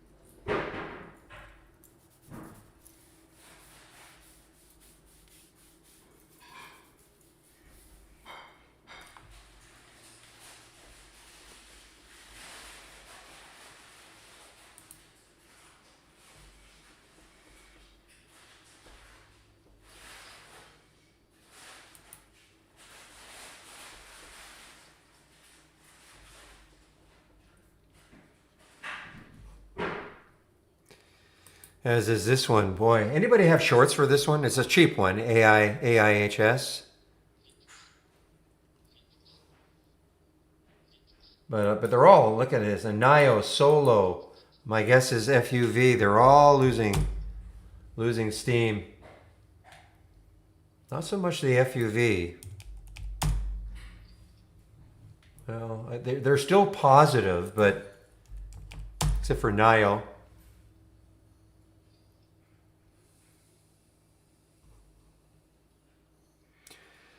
Yeah, actually, even Tesla, you're right. Tesla is starting to, now was it down 4%? That's big, $55.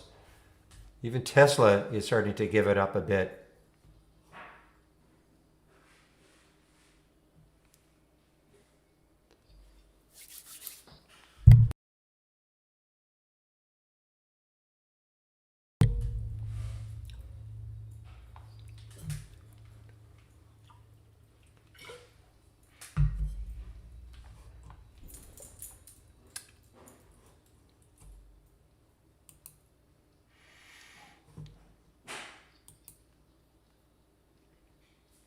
I'm going to really pay attention to this Fluidigm. Takes out this area here. I may take a little bit. I don't swing very often, but it's just really interesting.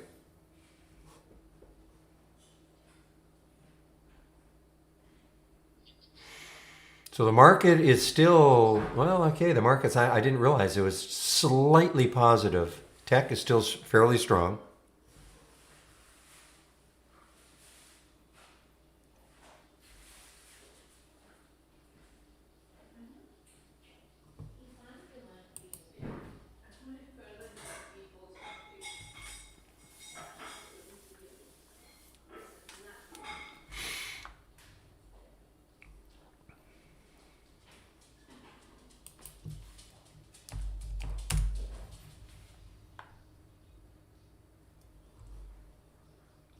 One moment, please.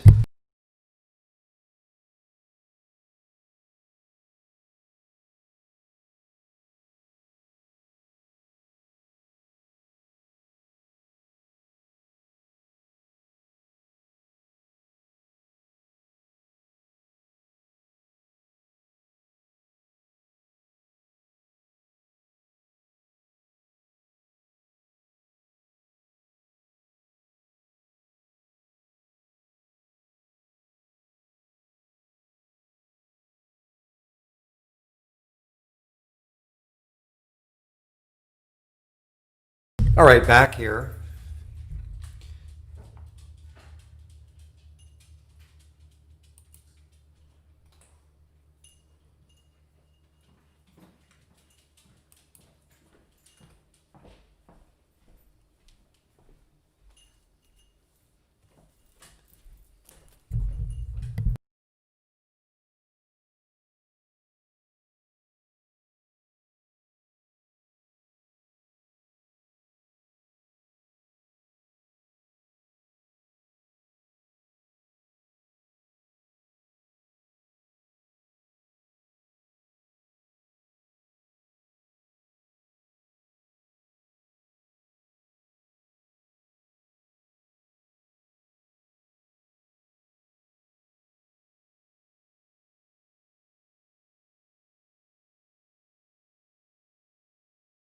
All right, guys, I'm back. Briefly, getting set to shut it down, guys. Any questions? Or shut the room down?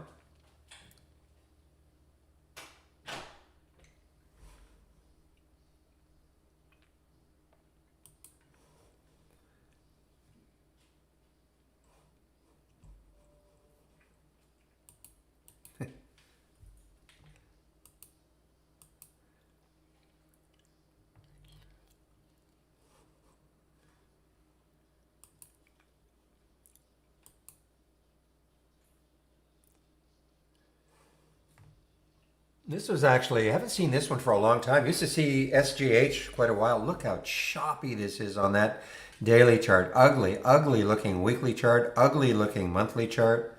We used to see this quite a bit. It's actually an earnings play. Just hard to trade.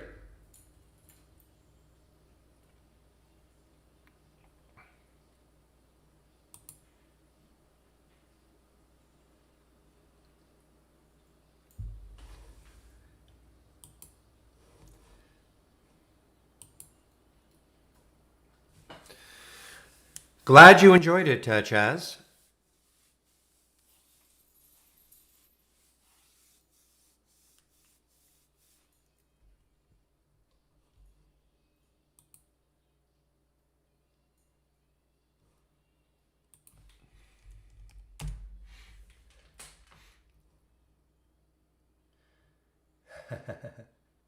Vicky strikes again.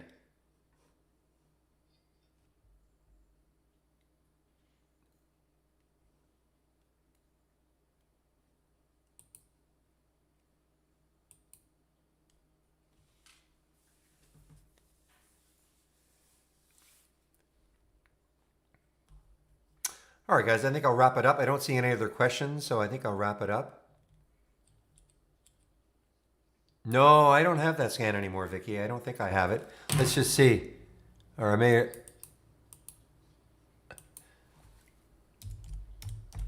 No. Or I may have renamed it or something.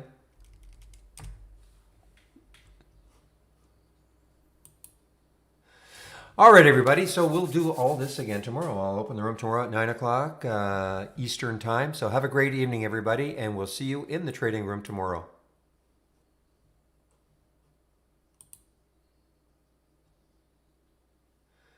Okay, show me slowly how to get things from your list. Okay, so when you say that, you mean, do you know how to, when you click on a link, do you know how to load it into your platform? Is that the question? No. Okay, what is the question? I don't understand. I don't understand the question then. You talking about this list here? Yeah, okay, that's what I meant. So just click on the Room Drive icon and scans that I share, download. It'll go to a Word document. All right? And then that's it. You say you know how to load from the cloud. All I have to do is copy the link so it'll look like this. Yeah, on the download version. Yeah, that's fine. It's in the trading room here, okay? Can you not see the Room Drive icon? Right there, looks like a half open folder. Can you see that?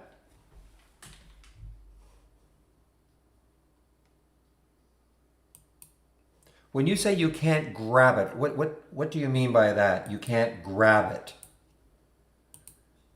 When you click on the link, this is what you'll see.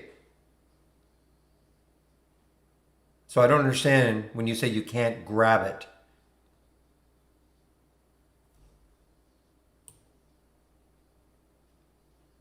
It'll go to a Word document and it'll look just like this. Then you can, all you have to do, if you see something you like, you just copy the link.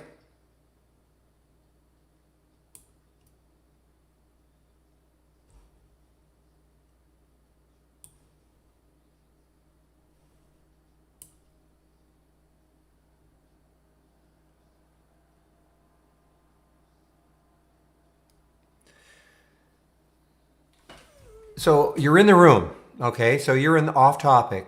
Can you not see that Room Drive icon? Okay, so if you see it and you click on it, what happens?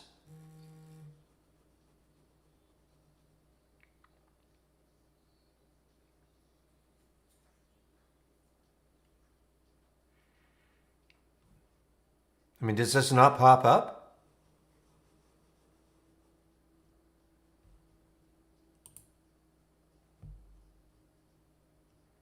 So I don't understand when you say you can't grab it.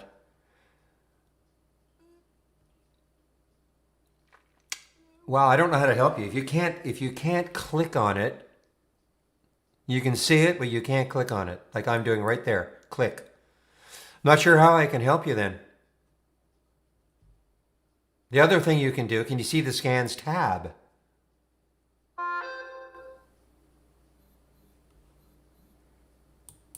I mean, you have to click download, right? You click download, and maybe I should have said that. You have to click on download, and then once you do, it'll go to a Word document just like this. And they're all here.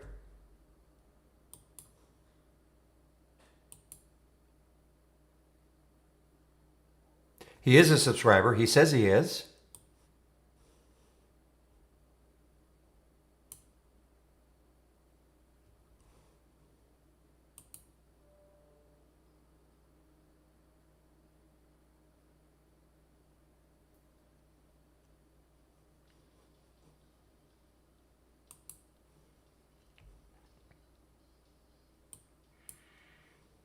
I'm not really sure how I can help you. If you see it, you just click on it and download. It goes to a Word document, and that's it.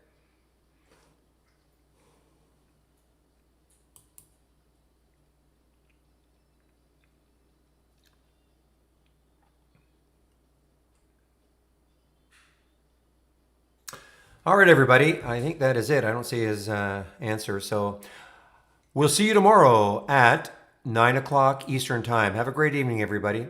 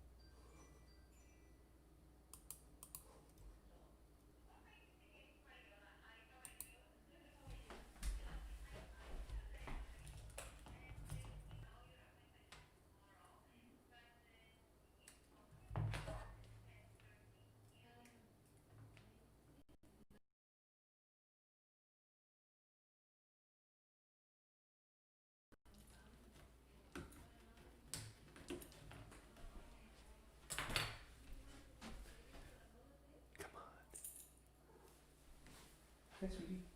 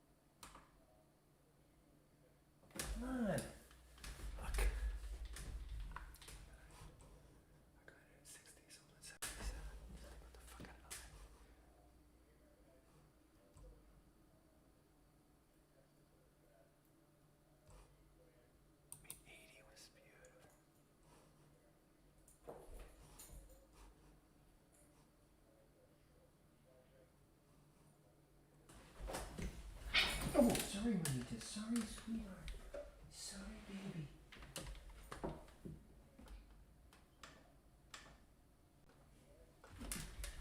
Sorry, baby.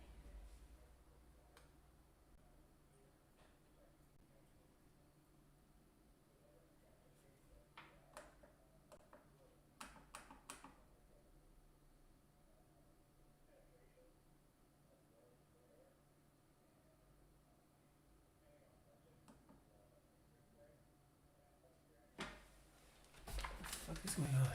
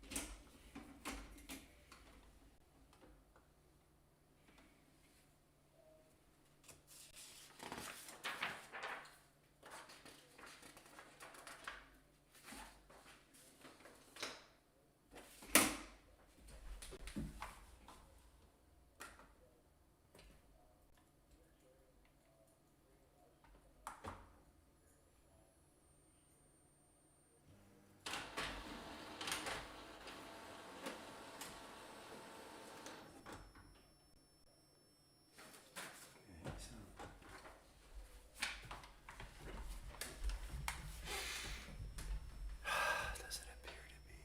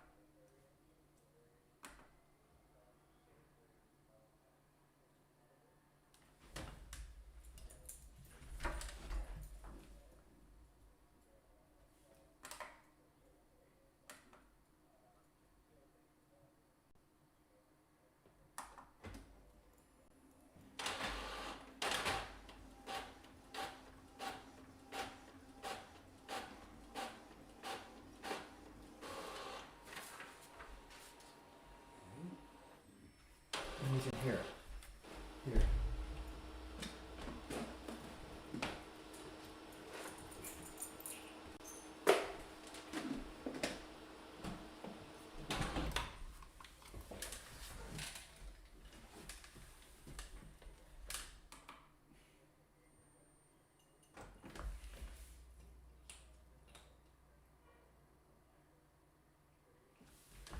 Something else with the printer.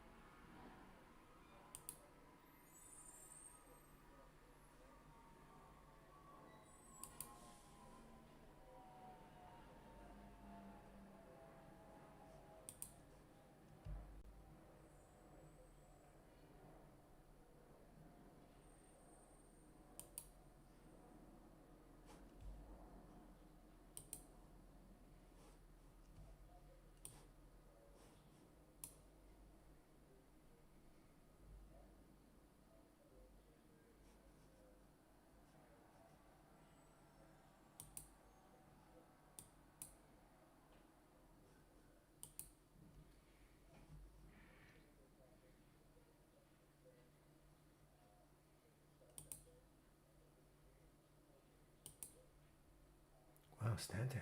Fuck.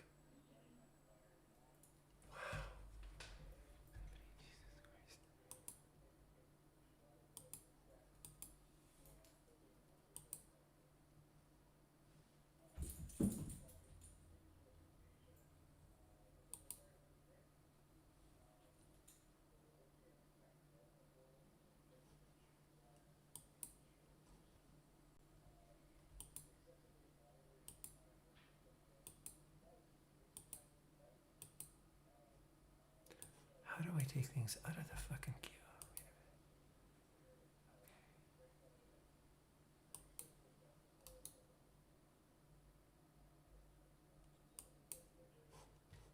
Okay, let's cancel that.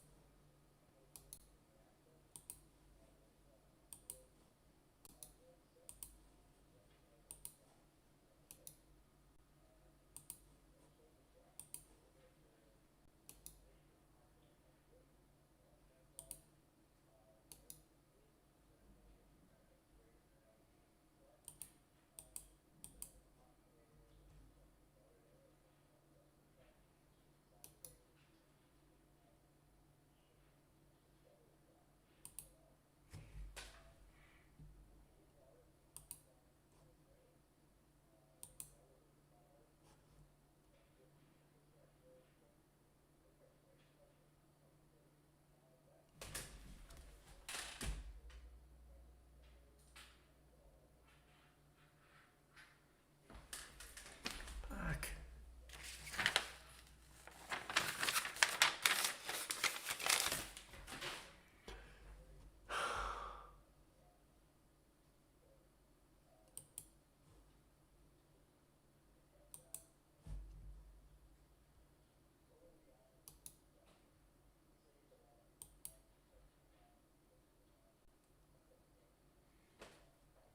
Fuck me.